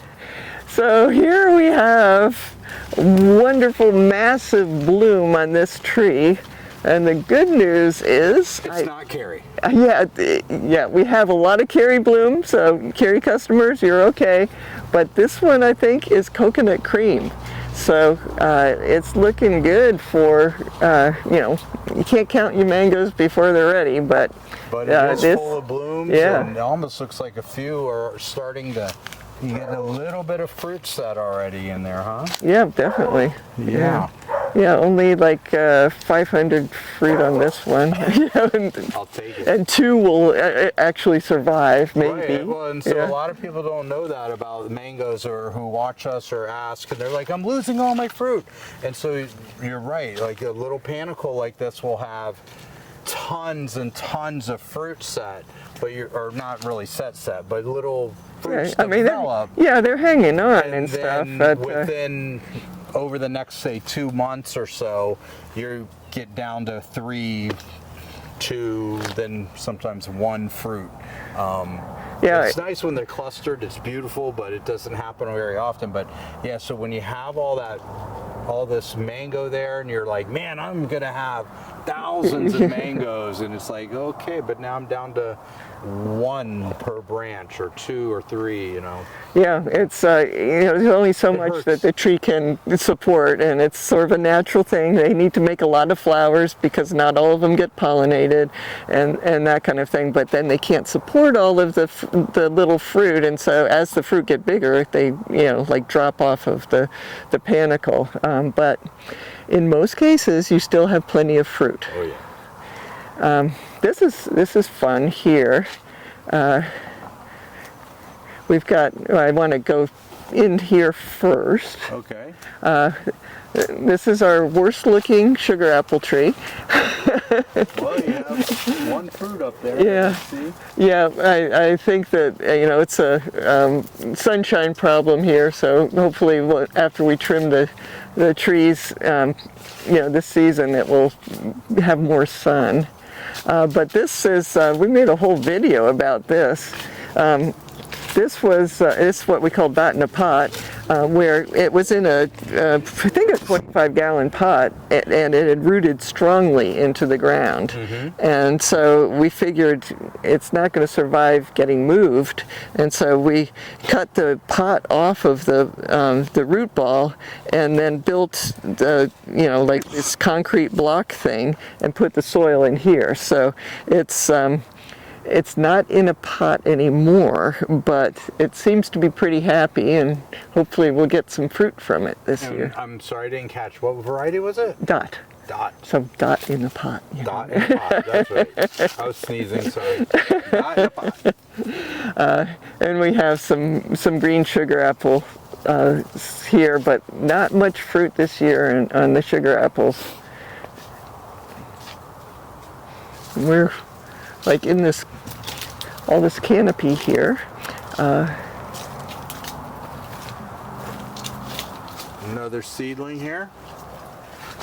Yeah, and can you believe it? I haven't top worked it yet. I was looking for all the grafts. I was expecting to see some grafting going on. Yeah, it's getting pretty tall, so I'm gonna have to cut it back and then graft onto the newer stuff, I think. When you do you take some of these seedling scions and graft those onto the mature trees? Sometimes, yeah. If it's something, I try to, like sprout out some interesting seeds, and for instance, not Tommy Atkins. I don't want to really, serious, but I mean, it's not something. Gonna hurt my feelings. Yeah, I know. But anyway, we, sometimes I do that, and then I have sort of random seedling tree to put things on. So yeah. So this is one of our two turpentine trees. They are both huge. This one is even bigger than the other one, though.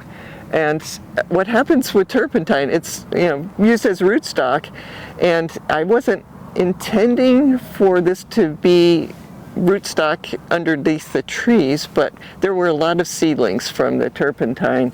And so it's like, for instance, this right here is where I top worked one of the turpentine seedlings.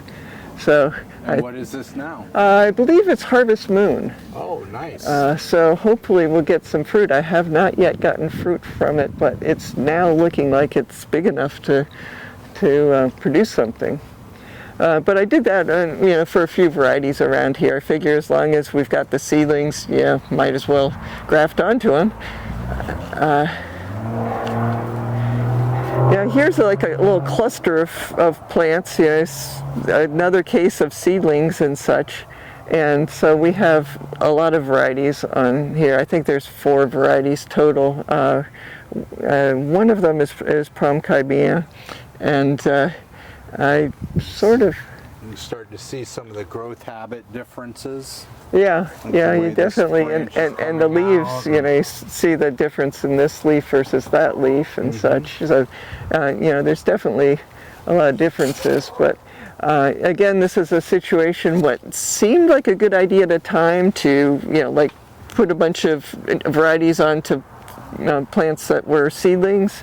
But right now, it's not great because I don't know where the varieties end. So again, another situation for marking the trees once we have the fruit on them.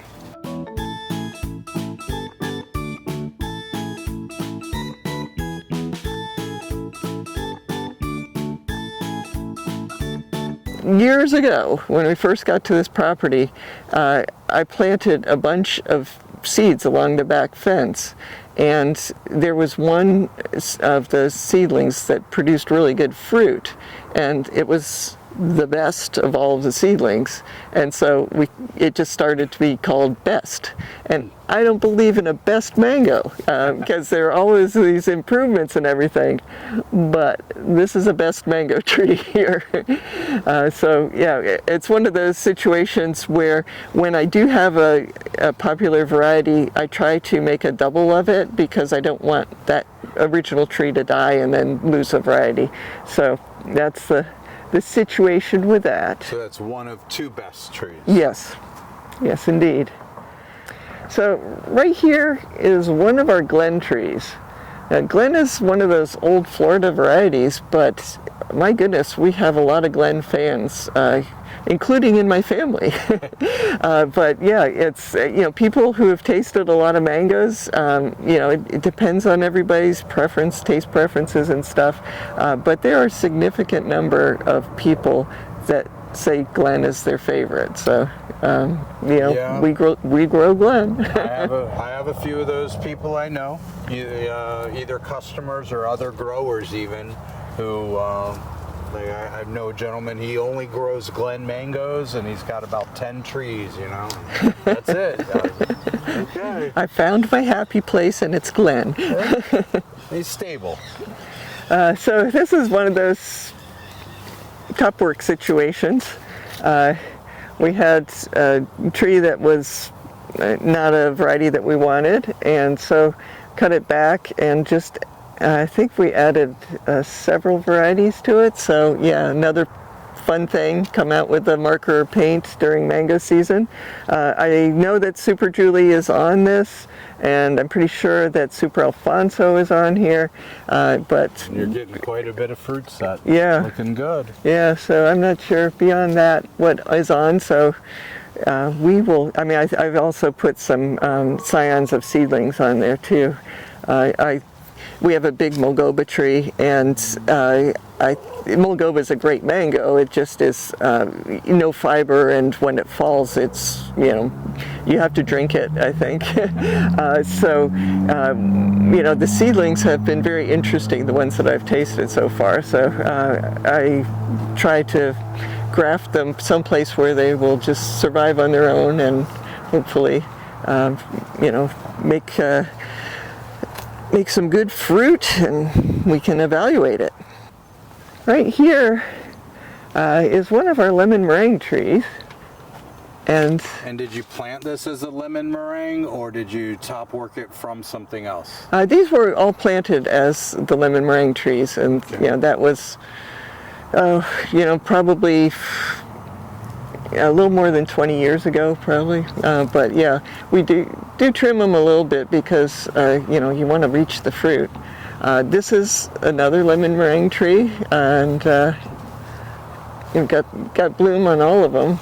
I don't know about other people, but last season this was one of our first varieties. You know, the lemon meringue, which you know was originally well, in Thailand, it's Burma, I guess, is Popri clay, but here we get translation or whatever, not renaming, I guess.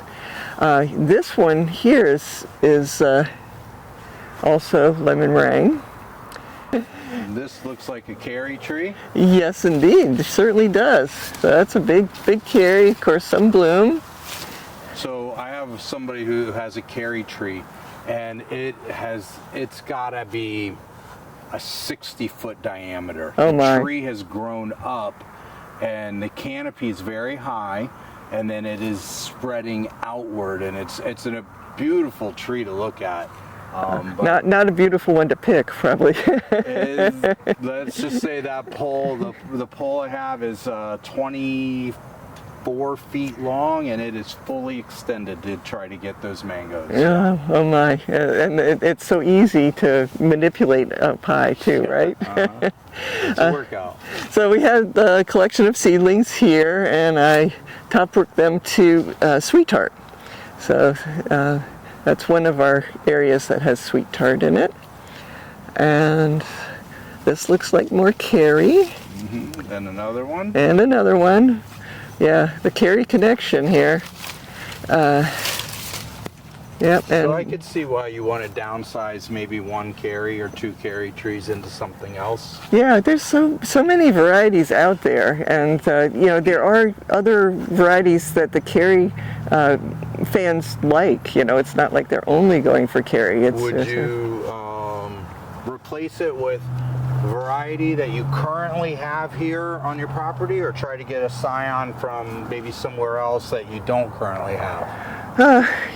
Yeah, that's a tough question, because there's always something that you know, I want more of, but you know, you know, but then on the other hand, you know, it's like there are some interesting varieties that I don't have. I mean, I have a lot of varieties, so it's not that many, but yeah. But there's always something elusive. Yeah, so yeah, there's always something to chase, right? Okay, so this is one of my top work projects again. I've noticed a theme. You got a lot of those top work projects. Yeah, when I just really like a variety, I've just got to put it on something, and something big usually. This is another tray that was formerly Valencia Pride, and now this should all be Pineapple Pleasure. Okay. So hopefully we'll get a good season from that. This looks like another carry.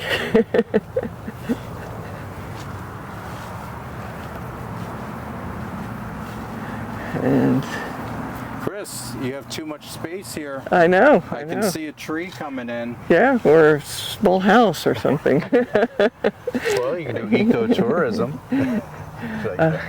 So this should be fruit punch, and it's looking good. got a lot of bloom. A lot of bloom. Yeah. And then this is sort of a cluster of sugar apple. Just seemed to keep sending out more branches very low. So I believe it was just one tree to begin with, but it looks like it was about 10. And do you like sugar apple, or you keep it to sell or for personal use, or would you consider taking this out and putting in a mango at some point? I think it's important to have fruit during other parts of the year, and sugar apple doesn't really overlap with mangoes, Right. and so it's a very popular fruit. Nothing wrong with it at all, and so it's one that is going to stay.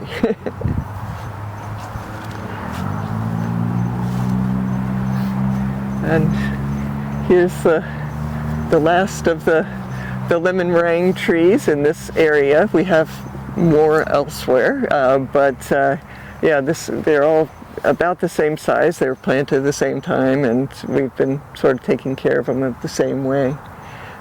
So that's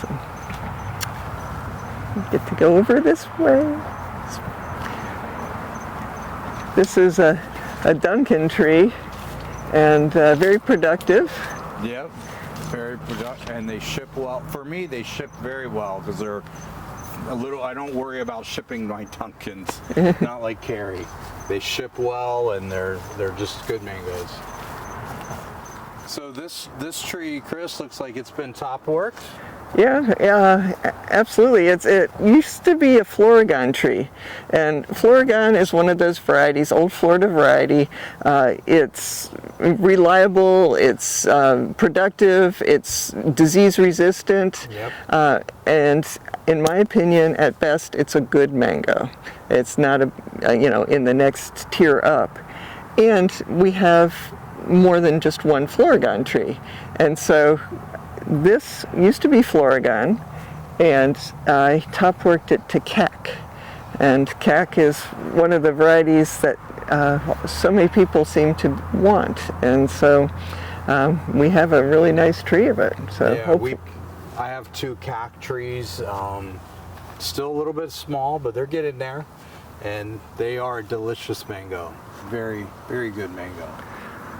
Yeah, I found out from a Vietnamese gal that was here a few years back that cac is only half of its name. Okay. And there's 2 3-letter words in the name, and one of them means sweet, and the other one means the consistency of the fruit itself, the texture. And so it's like sweet, and then the consistency is also like sugar or something. That it's sort of but I don't really pick that up. But the people in, I guess it's Burma They that are it very came from. sweet Yeah. for sure. Yeah. My wife feels they're like a little sugar bombs. Yeah, yep, they definitely are. So this is our seacrest tree. It is looking lovely, and actually we have seacrest in another location too, but this one is just gorgeous, and I'm hoping for a really good season. I think that it's not, people don't ask for this variety as much, and I think that's because they just haven't tasted it in many cases, but it's a really nice fruit. It is. I planted one of these also this year. I had an issue with another one, so I had to take it out, but I wound up replanting and putting in a new one, and so the one I put in was very small, so hopefully in a few years. But yeah, well, when you call it the other name, everybody gets more excited. Well, yeah, I mean, they decided that they should name, like come up with a name to acknowledge the orange flavor in the fruit, and so they named it after a liquor. Yeah, and everybody gets excited when you say triple sec. Yeah, But I I still like see- Seacrest. Yeah, I don't know. Maybe it's my age or old or whatever. Yeah, I like Seacrest. I mean, it just seems like a relaxing name, near the ocean, and of course we live on Seacrest Boulevard too. Right, for our South Florida history, knowing our streets, Seacrest is the way to go here. So let me guess, this is a nice, because I have this tree, if I'm going to guess correctly, rosy gold? It's actually, you're half right. Okay. Because it's rosy gold and honeykiss on the same tree, and so, yeah. And this side, it looks like it's rosy gold. Or am I wrong? I don't know. It's been so long since last season that I don't recall what you know, it's Wow, written. you are loaded with those mangoes. Yeah, but you know, it's like we're, you know, like it's grafted top work thing, and so it's another situation where we have the paint can standing by for when the fruit are on the tree. We're going to try to not have any confusion going forward. This is another Valencia Pride, and I took the opportunity to put new varieties on this. So we've got some ones that they have not fruited yet, but are somewhat interesting. So we're hoping, and we've got... So scions, you mean? Or, yeah. Or scions that you've had that had some promise? Yeah, yes. I had somebody give me some scions of stuff that I didn't have yet. Let's see See a tag, so I'm going to reach in here. What is that? Oh, so that's Maya Triot. That's one of the new varieties. And another one. That's it. Then this is over here. This is Nectar of Neptune. So this area. Dr. Campbell. Yeah. So hopefully we'll have some fruit of these new varieties. It's, you know, can't count on that, right? You know, like you can't count your chickens before they're hatched, kind of thing. And then we're coming to the last row. I think we've probably worn you out with all this walking around. A lot of steps. Yeah, keeps you, you know, out of the doctor's office. So there used to be a huge tree here that I wasn't really fond of the fruit, and so took that out, and so we still have huge roots under it, but I put small trees here. And Monty is one of our varieties, or, you know, the truly tropical varieties has been very popular. So I put a couple of Monty trees in, and then I'm working on Sunrise. There's, you know, I just put seedlings in, and I'm trying to, well, I have to now wait for, you know, the scions to be at a good stage, which will probably be months from now. But you know, get the scions of Sunrise and convert those trees over. Yeah, that's a delicious mango too. I really enjoy that one. Yeah. Then this tree, I mean, this was crazy busy, or, you know, like completely full of beautiful bloom. Just amazing. And it's still got, you know, fresh bloom up top, and, you know, little pea-sized, it looks like mangoes on it. And what is it? This is Jakarta. Jakarta. And you can see here, like we talked about earlier in the video, where having tons and tons of little mangoes, but now like this panicle here only has 2 mangoes on it, and this one looks like 1, this pango looks like 2, and so this one has like 4, but it's most like likely you're going to lose 1 or 2 of those. But yeah. Or if you're really unlucky, all 4 of them, right? No, don't say that. Yeah. No, we don't want to lose any, but it just happens. Yeah. So yeah, like this is a pretty good example of losing fruit from it. I mean, you've got this one, and I don't think anything's going to happen there, but that was full of flowers and young fruit, and now maybe it will produce one.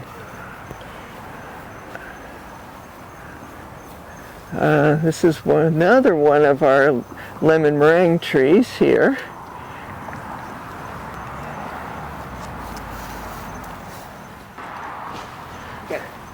So this is a good place to end, because this tree is a little bit unusual. It started off as a Florigon, and then it had a change, and now it is Kuklam Krong, and then Cabeza. So let me ask about the Kuklam Krong, because that's one that I do have in a pot, not in the ground yet, and I've been on the fence of planting it. It's productive. Is it? I know it was not highly requested like a Carrie, because it's just not as known or as popular, but or a lemon meringue or lemon zest and some of these others that are orange sherbet.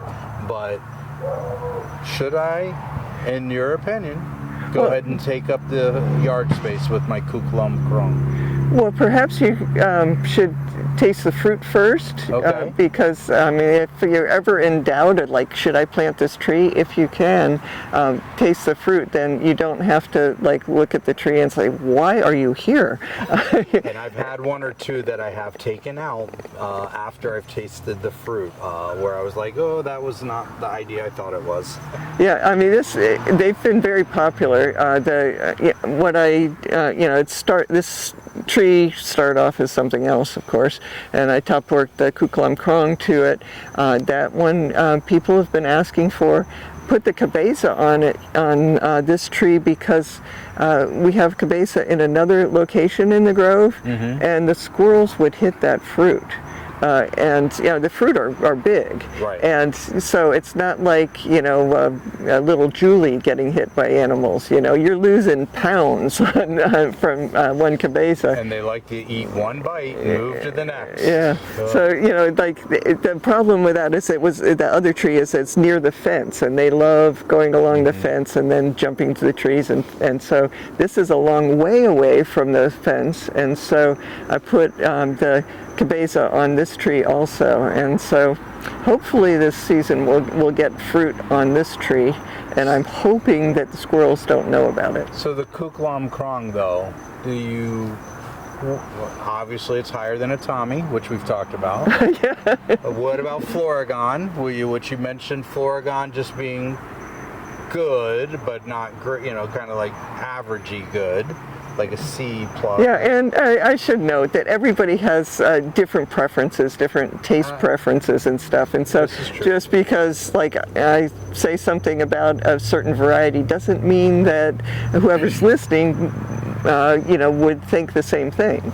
And so definitely try things as much as you can to see what you really like. I always tell people when they ask, well, taste is subjective, and I know, like we said, I have friends who Tommy Atkins is the best, and taste is subjective, and my wife and I don't agree on mangoes all the time either. What do you fight about? The best mango. If that's our biggest fight. Yeah, I know. we're That's good. a success. Yeah. We're good. Yeah, wonderful. So the kuklum krong, how do you find it more or less? I mean. Yeah, it's a nice mango. It's like the sort of a Southeast Asian type, but I actually haven't had that many of the mangoes myself because of like selling them, and it's hard to say no when a customer wants it. It's like okay, so the jury is out as far as I'm concerned. I just know that people like it a lot, but I haven't developed a strong opinion as far as what I think of it. That's fair. I've had some mangoes where I've actually sold them before I've even tasted them, and they're like, well, you haven't had, and I don't remember the names of the variety, but they're like, well, you haven't tasted the Super Alfonso, but you're growing it, and I'm like, I am so busy during season, and if somebody has requested it, it's coming off the tree, going into the box, and out the door, but I did finally taste the Super Alfonso, and a couple others. There was a few, just a small amount on that list that I hadn't done, but. Oh, great. This is our last tree here on the southeast part of the grove.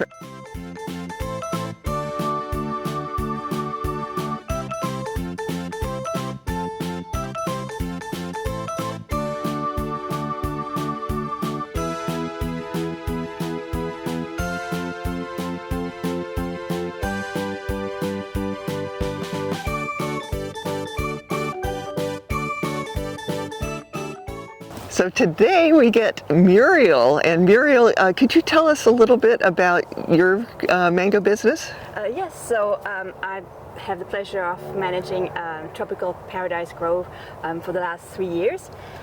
We have 1 acre and a third, and we have about 70 varieties, 50 of which fruiting. This was the old place from Lawrence Zill, and the trees were also taken care by Walter Zill. and then Cecil Brumfield, and I'm very lucky to have a very mature tree, even though I've only been taking care of them for 3 years. Yeah, so yeah, Cecil, bought the place from the Zills, and it's really cool that there's like original trees from when the Zills had it.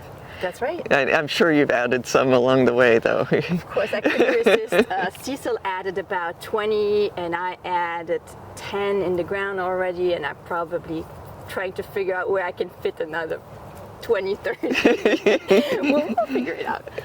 Yeah. So, do you sell from the property, or do you mail? I'm really not familiar with how you distribute your mangoes. So because we're a small grove, we don't ship because we're very well located. We're on the corner of Hypoluxo and High Ridge, so we're very well located, and we're always sold out, so I don't ship. And it's kind of nice because it's mostly the people around, so it's sort of a community, and I'd like to keep it that way, and I can't, because 1.3 acres, you can't add so many trees, but it's really nice that way. Yeah, you definitely get to know your customers very well, and mango customers are great. And instantly that you have something in common with them, because everybody loves mangoes that is shopping there, right? That's true. And then a lot of people have their preferences, and so I know who likes which variety, which you can do when you have a small grove. So that's really nice. You know that person's going to want dwarf Hawaiian, or Kerry, or so it's nice. It's nice to make people happy. Oh, great.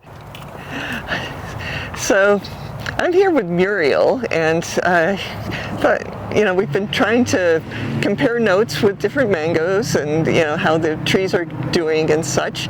And right now I thought I would just show her part of the grove that she probably hasn't seen before. And so we'll sort of check out the trees along the front fence. This one right here is Maya. We have a few potted plants, of course. I have a 1 gallon Maya from you, actually. So I'm waiting. So is it still small, or what? It is still small. I'm not sure when I need to transfer it. Maybe when do I need to transfer from the one pot from a 1 gallon to a 3 gallon, and when do I put it in the ground? Well, I basically look for, like when it dries out quickly, that's a good sign that it needs to go into a bigger pot or into the ground. And sometimes you see roots coming out of the bottom and the holes there. Also, like when those are two things. So like when it dries out quickly, or when you see the roots coming out of the bottom of the pot, then it's usually ready to go into a bigger pot or into the ground. And how often do you water those 1 gallon? And is it aerial or is it micro irrigation? I don't rely on automatic irrigation at all. And part of the reason was that 26 years ago, the shade house was all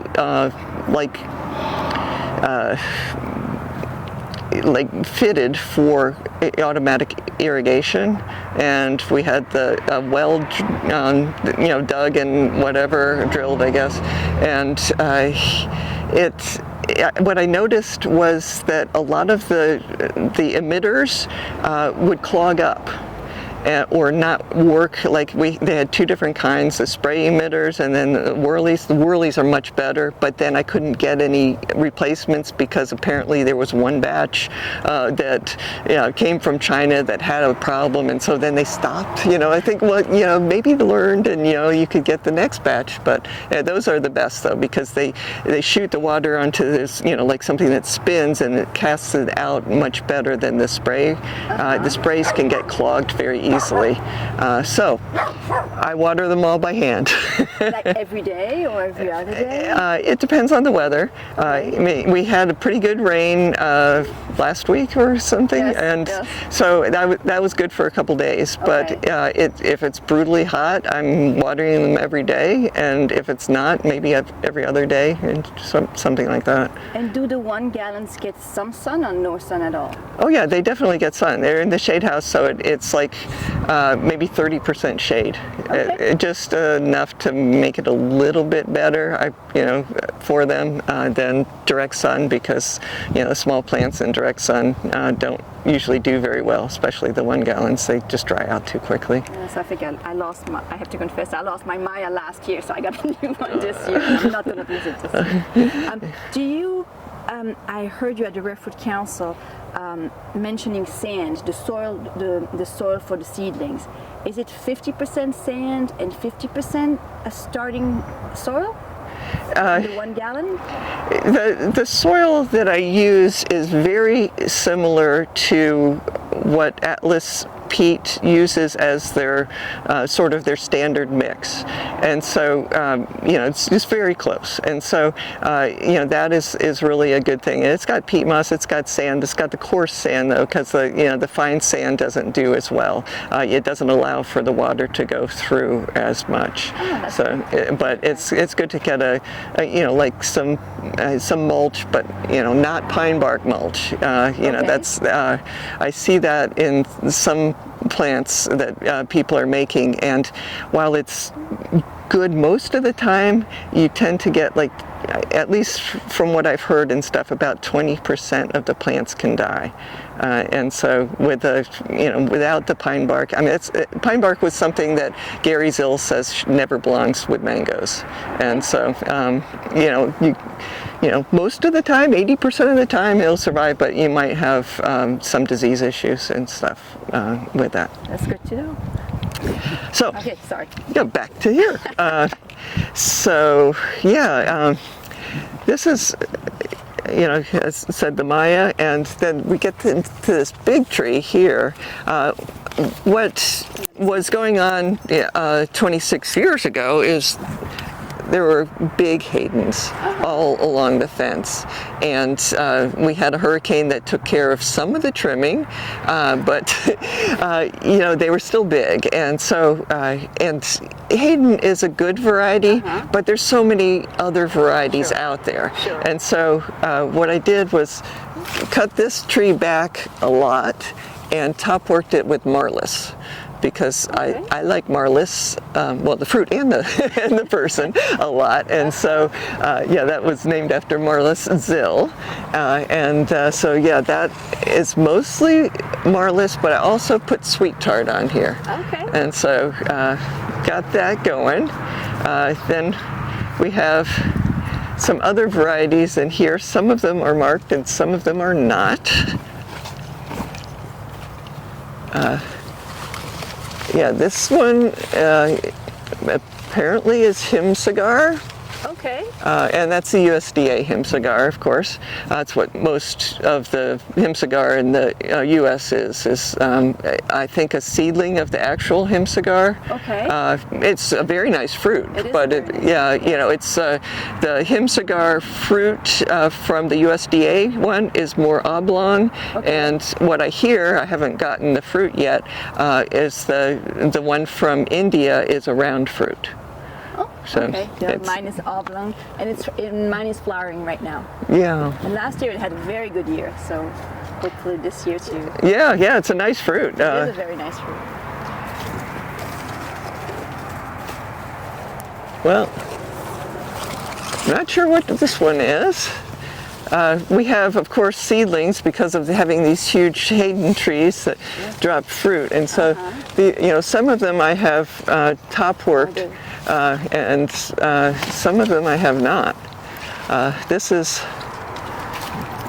possibly guava mango. Okay. You have to wait for the fruit. And this year, like, one of the things I want to do is go around with a bucket of paint or something, and like, if you put a tag on the tree, the tags will eventually degrade and drop, or fade out or whatever. But I feel like we can do that. With paint, it's going to last for a while and be easy to read. And the trunk is huge, huh? Yes, yes, the really trunks old trees. trunks are huge. All of them are about the same size, and we took out some of the trees. As I mentioned, one of the hurricanes really, I think it was Wilma, really clobbered the stuff on the north side of the fence, or near the north, and so those trees were like over, like blocking the street. Wow. It was, and so Yeah, they were, I'm sure they were. yeah, just very huge. And so then we took out a lot of those, and which is good because then you can put other varieties in. It's a lot of work when you have to do it, but then you have the payoff there. These are actually some of Walter's varieties. This is Seminole, and the other one over here is Beatrice. I actually did get a Seminole last year from Walter's as well, based on a customer who said this is the best mango he's ever eaten, and so I took one. It's in front of your Marco. So. Oh, okay. So they're getting to be friends. Exactly. Yeah, I have not. I tasted Seminole a while ago, and Beatrice, I believe, but definitely Seminole. And it was. It sort of reminded me a little bit of East Indian. Exactly. Yeah. Exactly, Except for it doesn't have the fiber that East Indian does, as I recall. So. Yes, exactly. Yeah. So I'm looking forward to this getting bigger. Yes, mine is not. But I'm trimming a lot to maintain it small, but it's not growing as fast as my Marco. Marco is definitely one that can grow fairly quickly. So we're just getting into a collection of 7-gallon trees that are all in pots, and so we can, just wander through and see what's flowering. I see your scientalone, and you talked about guava. Is that the same thing? Is that not the same thing? Well, some people think it is, but I can say it's not. Okay. I've had people with very precise tasting abilities, and the bottom line is that you can definitely believe that they are related, closely related. They both have vigorous growth habits, and the flavor of the fruit is similar, but not the same. And so, I have both of those growing in the grove, hopefully someday I'll have those branches marked and be able to do like taste testing or something with customers, because a lot of people think that it's the same fruit, and it's definitely different, but there are a lot of similarities to it. We have 3 trees, and they marked both scientalone and guava, so I have no idea what it is. And last year they all fruited, which they didn't before, but they all had kind of black spot last year, so I'm looking forward to this year to not having it. But I don't spray, or I'm pretty lazy with spraying. Yeah, I mean, when you have good weather, you don't really need to spray, and so hopefully, so far the weather seems to have been really good. So I'm like, keep it up. And I'm holding on to. I'm not watering. I'm like keep very as low as I can. Yeah, I mean, it's if the trees have been in the ground, main thing is like if you see water stress on the leaves or something, then you can water. But otherwise, they have their roots going out a long way from the trunk, and so they can sort of satisfy their own needs that way. Okay, I'm definitely looking at your trees. I can't believe how small they are and how so many of them are flowering for their size. Yeah, it's that grafting thing. As long as I'm making it like a little challenging to walk in this area, but. Your Valencia Pride. My Valencia Pride has not started to flower yet. So what are those ones that have flowers on it? Sorry, Oh, do you want to? No, let's look. We'll just take a little look, and we'll come back and look at the potted plants to see what's flowering there. Yeah, definitely. Venus, delicious. That was very good last year. Pina colada, people love it. Yeah, rosy gold there's the other one. See, 015s.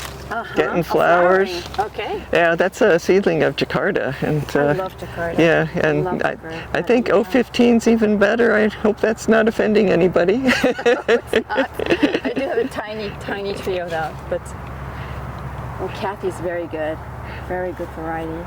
Yeah, that's a popular one, very productive. We had a huge amount of fruit from one tree, I think it was last season. Okay. Yeah, mine is already flowering, but it's in the ground, it's bigger. So it looks like ice cream with those little leaves. They love to flower early, those ones. Yeah. Ice cream. Yes, very nice. How much will you wait to get it to let the fruit set? Would you leave one fruit? Yeah, it's a good question.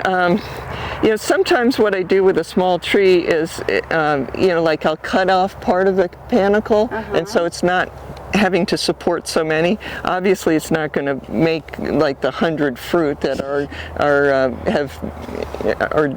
set here. I mean, this is obviously a lot of fruit just on one panicle, and if each branch tip, you're lucky if you get one fruit from a small tree like that, and so you don't want to have it wasting its energy on producing, like more fruit than it can support, and so. You obviously haven't done that yet with this, but that's sort of a goal if I have it'll be a enough good time. problem. If you see a little fruit, it'll be a good question to ask yourself. If somebody gets it, they may keep it. Okay, Hayden. So we got Harvest Moon. lots of good ones. Look at Fruit Punch. Look, it's all flowered. Look at that. Yeah. I mean, it's like literally here. Wow. Look at Yeah. that. So yeah, these are part of it too. Wow, that is impressive. Wow. Well. And we've got this one here. This is East Indian Mung. So that's got a lot of flowers. Wow. No, I don't have an East Indian tree. Are those trees for sale? I've got some in process. They're not ready yet, Okay, but okay. yeah, so should be able to set you up with a 1 gallon. I don't have it in any other size, but Okay. they grow pretty nicely. So Okay, so I'll have to come back later. yeah, we get to get you here again. So this is Carpe Diem. That's Never tried that. it's a classic mango kind of thing. It's of course one that originated here, truly tropical.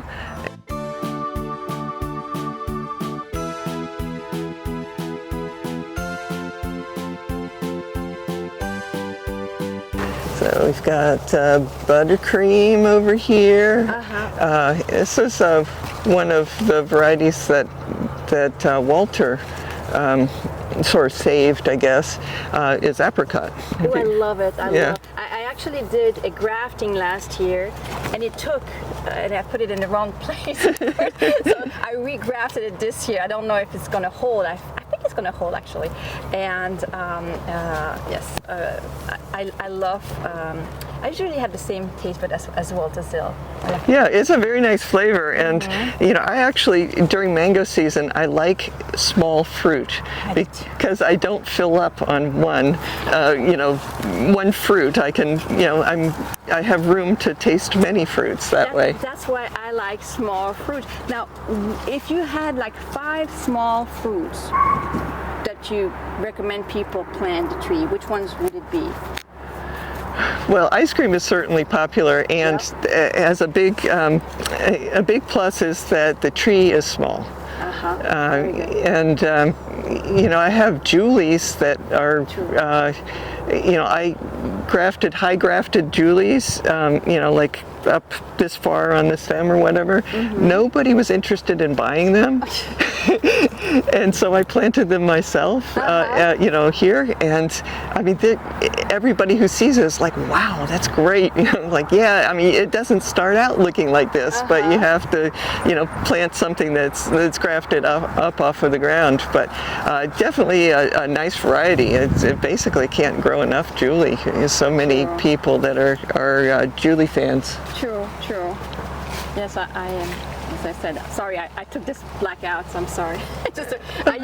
There was this tiny thing here, and it was sticking out. Yeah, and I just took it out. I'm that's sorry. perfectly fine. I mean, that's like just a reflex, actually, right? It's just, yeah, we didn't want that on the tree forever, so no worries. I feel very comfortable.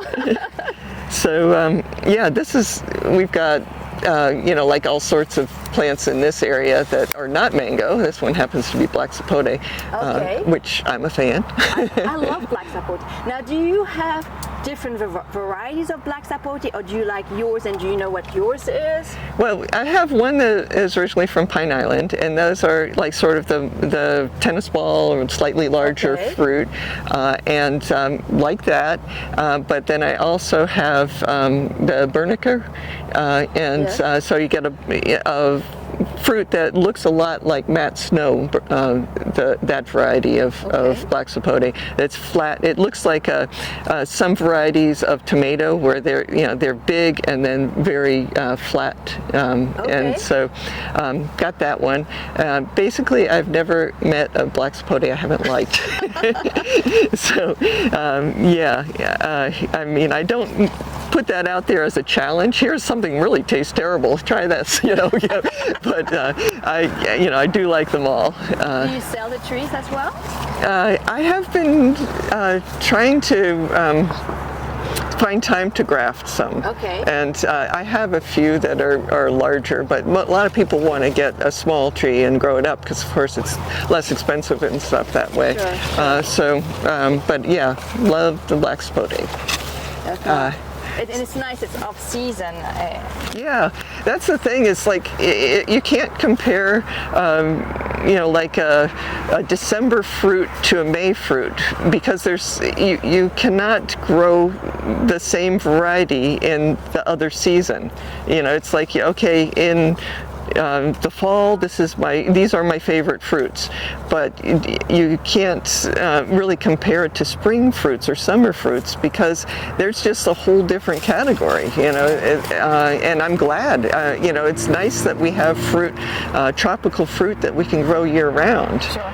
And so, I grow some papaya, and that's, quite popular and such, and, there's just so much to grow here. And we're just fortunate that it's pretty darn easy to grow things in South Florida. That's true. I hear a lot about the new things like Shokanon. I don't know if that one is new, but the other one, Tukui, which would be also, I think, similar to something that Zane has, that fruits several times in off season. Do you have that? Do you have any experience with that? Yeah, somebody recently had gotten the miracle mango or whatever it's called. Yeah, yes. And I really didn't want to grow it because I like to have check all the mango trees now, that kind of thing. But also I have to wonder how good a flavor it is. Because it's not, as far as I know, not selected for its flavor, but rather its fruiting ability. And so if something is sort of a subpar mango, do I really want to plant it?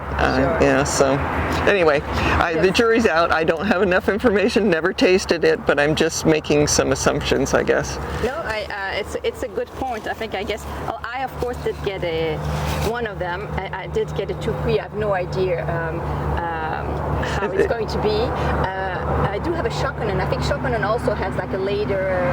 It can also have a later bloom. I think the later. Yeah, we do have Shokanon on one of our trees, and it's blooming pretty well. But yeah, we'll see. I mean, you can't count your mangoes before they're ready, right? That's for sure. That is for sure. Is that what is this seedling? It's a mango seedling. Oh, it's a mango seedling. Yeah. Okay. I have a few. I always try and not step on them, but no, you're fine. You're fine. But I have to sort of remind myself, hey, down here. This tree, of course, used to be a Hayden, and this was a Hayden seedling. And what I do is, you know, top work when possible. But this one is sort of a challenge because, of course, when you have a big surface area like this, it doesn't heal cleanly. If this had been smaller in, you know, circumference, it would have, you know, like this is the area that would have, you know, like grown and sort of, you know, protected this and sealed it off eventually. But because it's so big, it's got like, you know, like maybe a lizard Hilton down here or something. You know, it's like a little hiding place for some small animal. Yeah, so there's that, and then we have. I think that I put sweet tart on all of these here, but I see the graft over here on that one. But yeah, I think that these are all sweet tart, but I'm not sure. The leaf doesn't really look like sweet tart, so I think I'm wrong on that. But anyway, we'll see. Maybe they'll flower and fruit this year, and we can like get the paint out, paint it on. And when you say top work, is you grafted something not from the main stem? So, like what I do is, I mean, this of course used to be much skinnier. And this is the graft here. Okay. You see a difference. A lot of times there's a difference in the growth rate of the rootstock and what you graft onto it. So there's, you know, it's easy to tell on that one. Here it looks like this is where I grafted.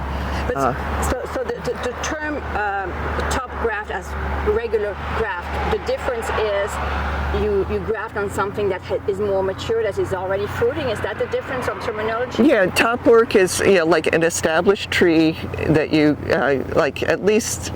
Yeah, I mean, I guess some people might call like a big, like a 25-gallon potted plant, you could top work. But usually it refers for me to something that's already in the ground. And, you know, this, of course, was much taller. I cut it back, and so it will be, yeah, I can add different varieties to those shoots once they get to be a little bigger.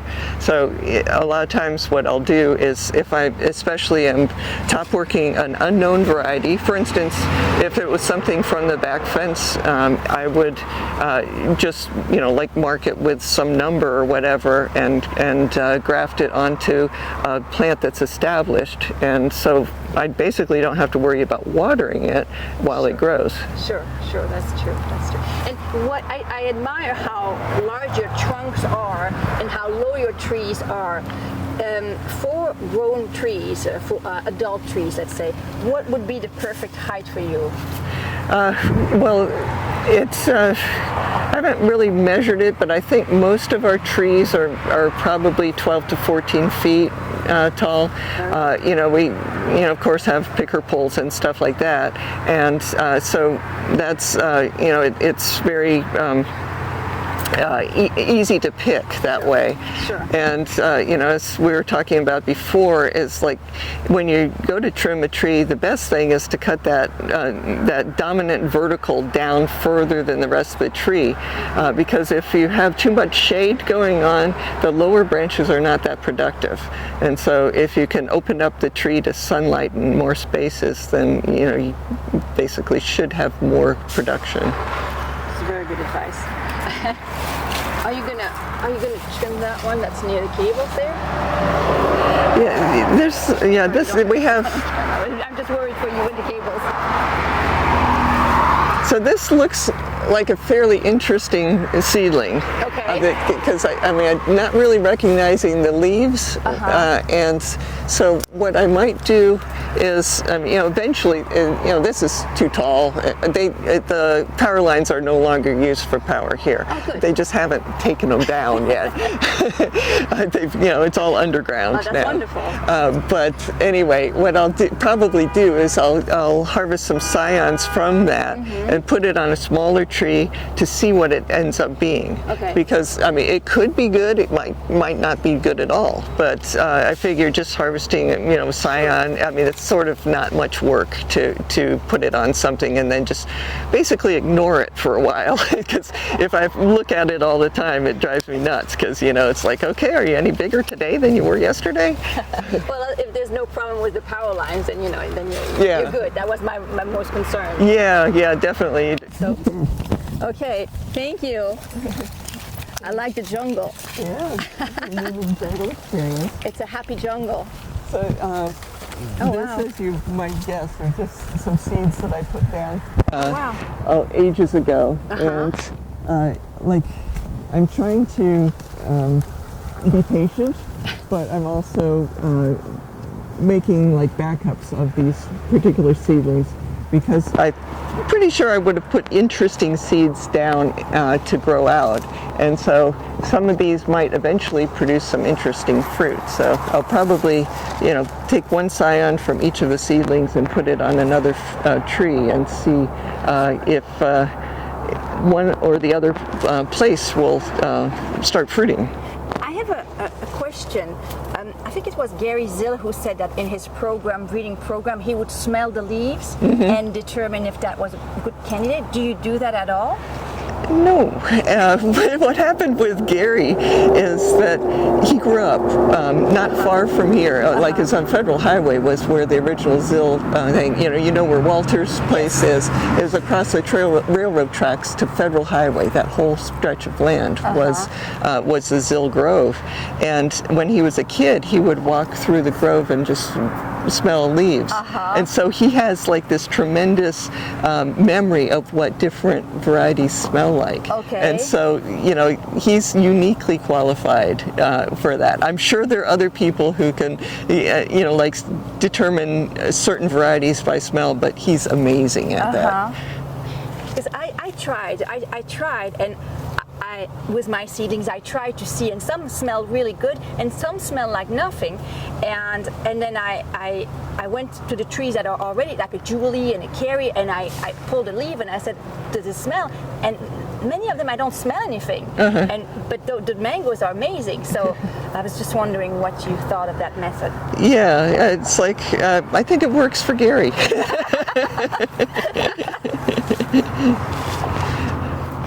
So here is a very popular variety with a lot of people, well, everybody seems to like it, I think. This is East Indian, which is a really nice flavor. It's got a really strong flavor that is very pleasing. It does have some fiber, but not, we're not talking like turpentine fiber or something like that. Yeah, very nice. And it's in full flower and it's beautiful. Yeah, the way you shaped it is beautiful. Yeah, we've got a lot of flowers way up on top also. Wow. So nice. hopefully we'll have a decent crop this year, because I know that there's just a lot of people that are hoping for East Indian fruit. This is ice cream. It's another top work project. So it used to be ice cream, and I switched it over, along with this one next door. And here's a little example of what happens when there's too much shade.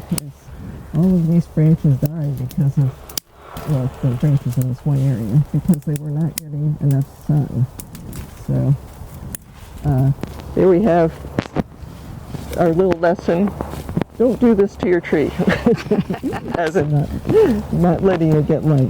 It's just the top of the tree was very successful, so as soon as the fruit are off, we will try to cut the center down further than the lateral branches. Oh, but this one, is that tamarind? Yeah, it is tamarind, yeah. Okay. We had a tamarind tree in a bigger pot, and my goodness, it was happy.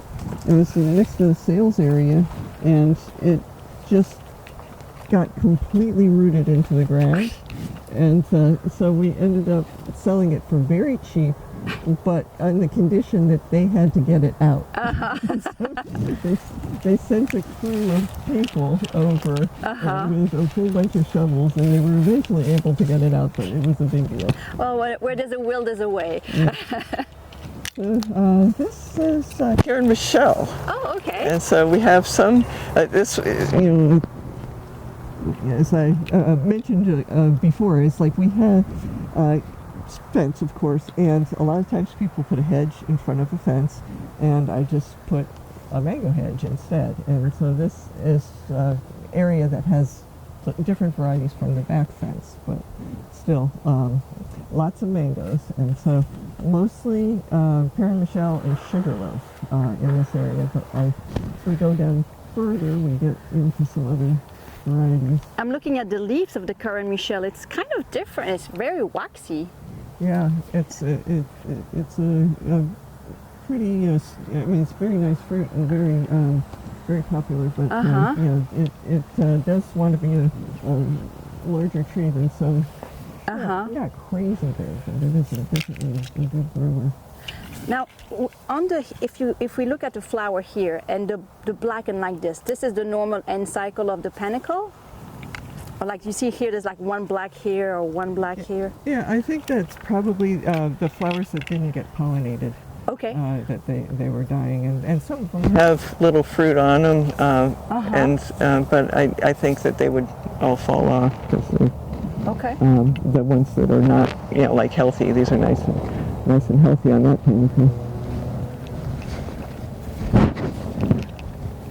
Because sometimes it's hard because we didn't have anthracnose for 2 years, and so I didn't know because I came afterwards. And then last year we had anthracnose, so I'm like, and then whenever I see a black dot on a flower, I'm like terrified that that's it's back. It's going to explode. Exactly. Well, last year, I mean, 90% of the trees were in flower when there was the anthracnose, and we lost all the bloom. Every one of them. So, but then we had a second bloom, and you texted me on the Instagram. Hopefully there'll be a second bloom, and I thought you were just being nice to me. Trying to give you a chance to sleep at night. Right? I know, I was so sad, but then it came back. So yeah, lots of bloom here. Yes. So I said, I've got to come out with the paint can and freeze on the trees because it's always our intention to work, but you gotta hit the timing right. So that's your neighbor's tree. Yeah, I have this huge tree. The people clear for the electric lines cut back a lot of the lower branches and such, but I think that's Tommy Atkins. Oh, okay. And it's just, like never been trimmed. Okay. By the owner, so. But are there any seedlings that are any good from Tommy Atkins, or is it not? I don't know, we got a whole bunch of them. So, we can find out. There's one over here, and then we've got like, it's 4 or 5 over here. So, yeah, we can do an experiment on that. Okay, here's to hope. Wow, look at that tree there. Yeah. Wow. This one's Kathy, but this one is a Yichuan. What is it? Yichuan, which is Walter's variety. Yichuan? Yeah. Never. Okay, how do you spell that? Y-I, and then the second word is X-U-A-N. Okay. But yeah, crazy. It's a child of lemon zest, I believe. Okay. How's the fruit? It's really good. It's Walter has definitely come up with some very nice varieties, and so looking forward. Hopefully, it has a nice crop this year. Well, it certainly is flowering much. Wow. Okay, I look forward to trying it. I get the feeling that we'll see you around when the fruit is here. Whenever I can get away from the grove, you're my first destination. So. Well, I think that, go ahead. Just this one here, and I see you're ready to, what is that? Where all these flowers are, that is one of the original trees of the grove. We had the Haydens, that were big Haydens next to the front fence, And this tree, and there's one on the north side of the grove that are both looking like this. Both were here when, in 26 years ago. Okay. And that is turpentine. Oh, okay. And so we have turpentine there, turpentine over there, and then we have turpentine seedlings through the ages, because they didn't pick all the turpentine, and they just kept making seedlings. And so a lot of these I've actually grafted onto with some known varieties. I figured, why not? Of course. Yeah. Of course, it's happy. Now, do you use the turpentine to graft, or we use whatever you have? I use a variety of varieties as rootstock, but turpentine is just very, very commonly used. And it was several years ago, many years ago, goes past several. Gary Zill was over here, and he is extremely good at climbing trees. And he climbed up all over the place and was shaking branches and collecting the fruit because of using it for rootstock. And so, yeah, apparently he, trims a tree and at his property just. Or at least used to, I don't know if he still does it, used it as like a jungle gym, and so that he would be in shape for climbing trees. And he'd go down to like Central America and maybe the Jamaica or something too, and he would be diving for branches, holding on and climbing up. And so his nickname in at least one of the areas was the White Monkey. There should be a mango named the White Monkey. So anyway, I think that pretty much wraps it up. But yeah, it's so nice that you were able to come and spend some time. It's like, it's not just like a quick little, here's the plant. You were able to endure a lot. Oh no, I love it. I appreciate so much you showing me so much and sharing all your wisdom. It it's doesn't so take inspiring long for me to share wisdom. It's just a little bit. Well, you have how many decades of experience you have? Like almost, you're going on your third one, is it? Yeah, it's 26 years. Wow. So, yeah. Well, it's a beautiful grove and it's so clean. I mean, you could see here the way you graft things. It's like I can see the end of the alley, So. Yeah, we like to be able to drive a golf cart through because when you're picking fruit, you need something, to put the fruit in, and it makes it a lot easier. So, yeah, we try and keep them low so it's easy to see the fruit and pick the fruit, and then also make leave enough space between the trees so that we can to access them.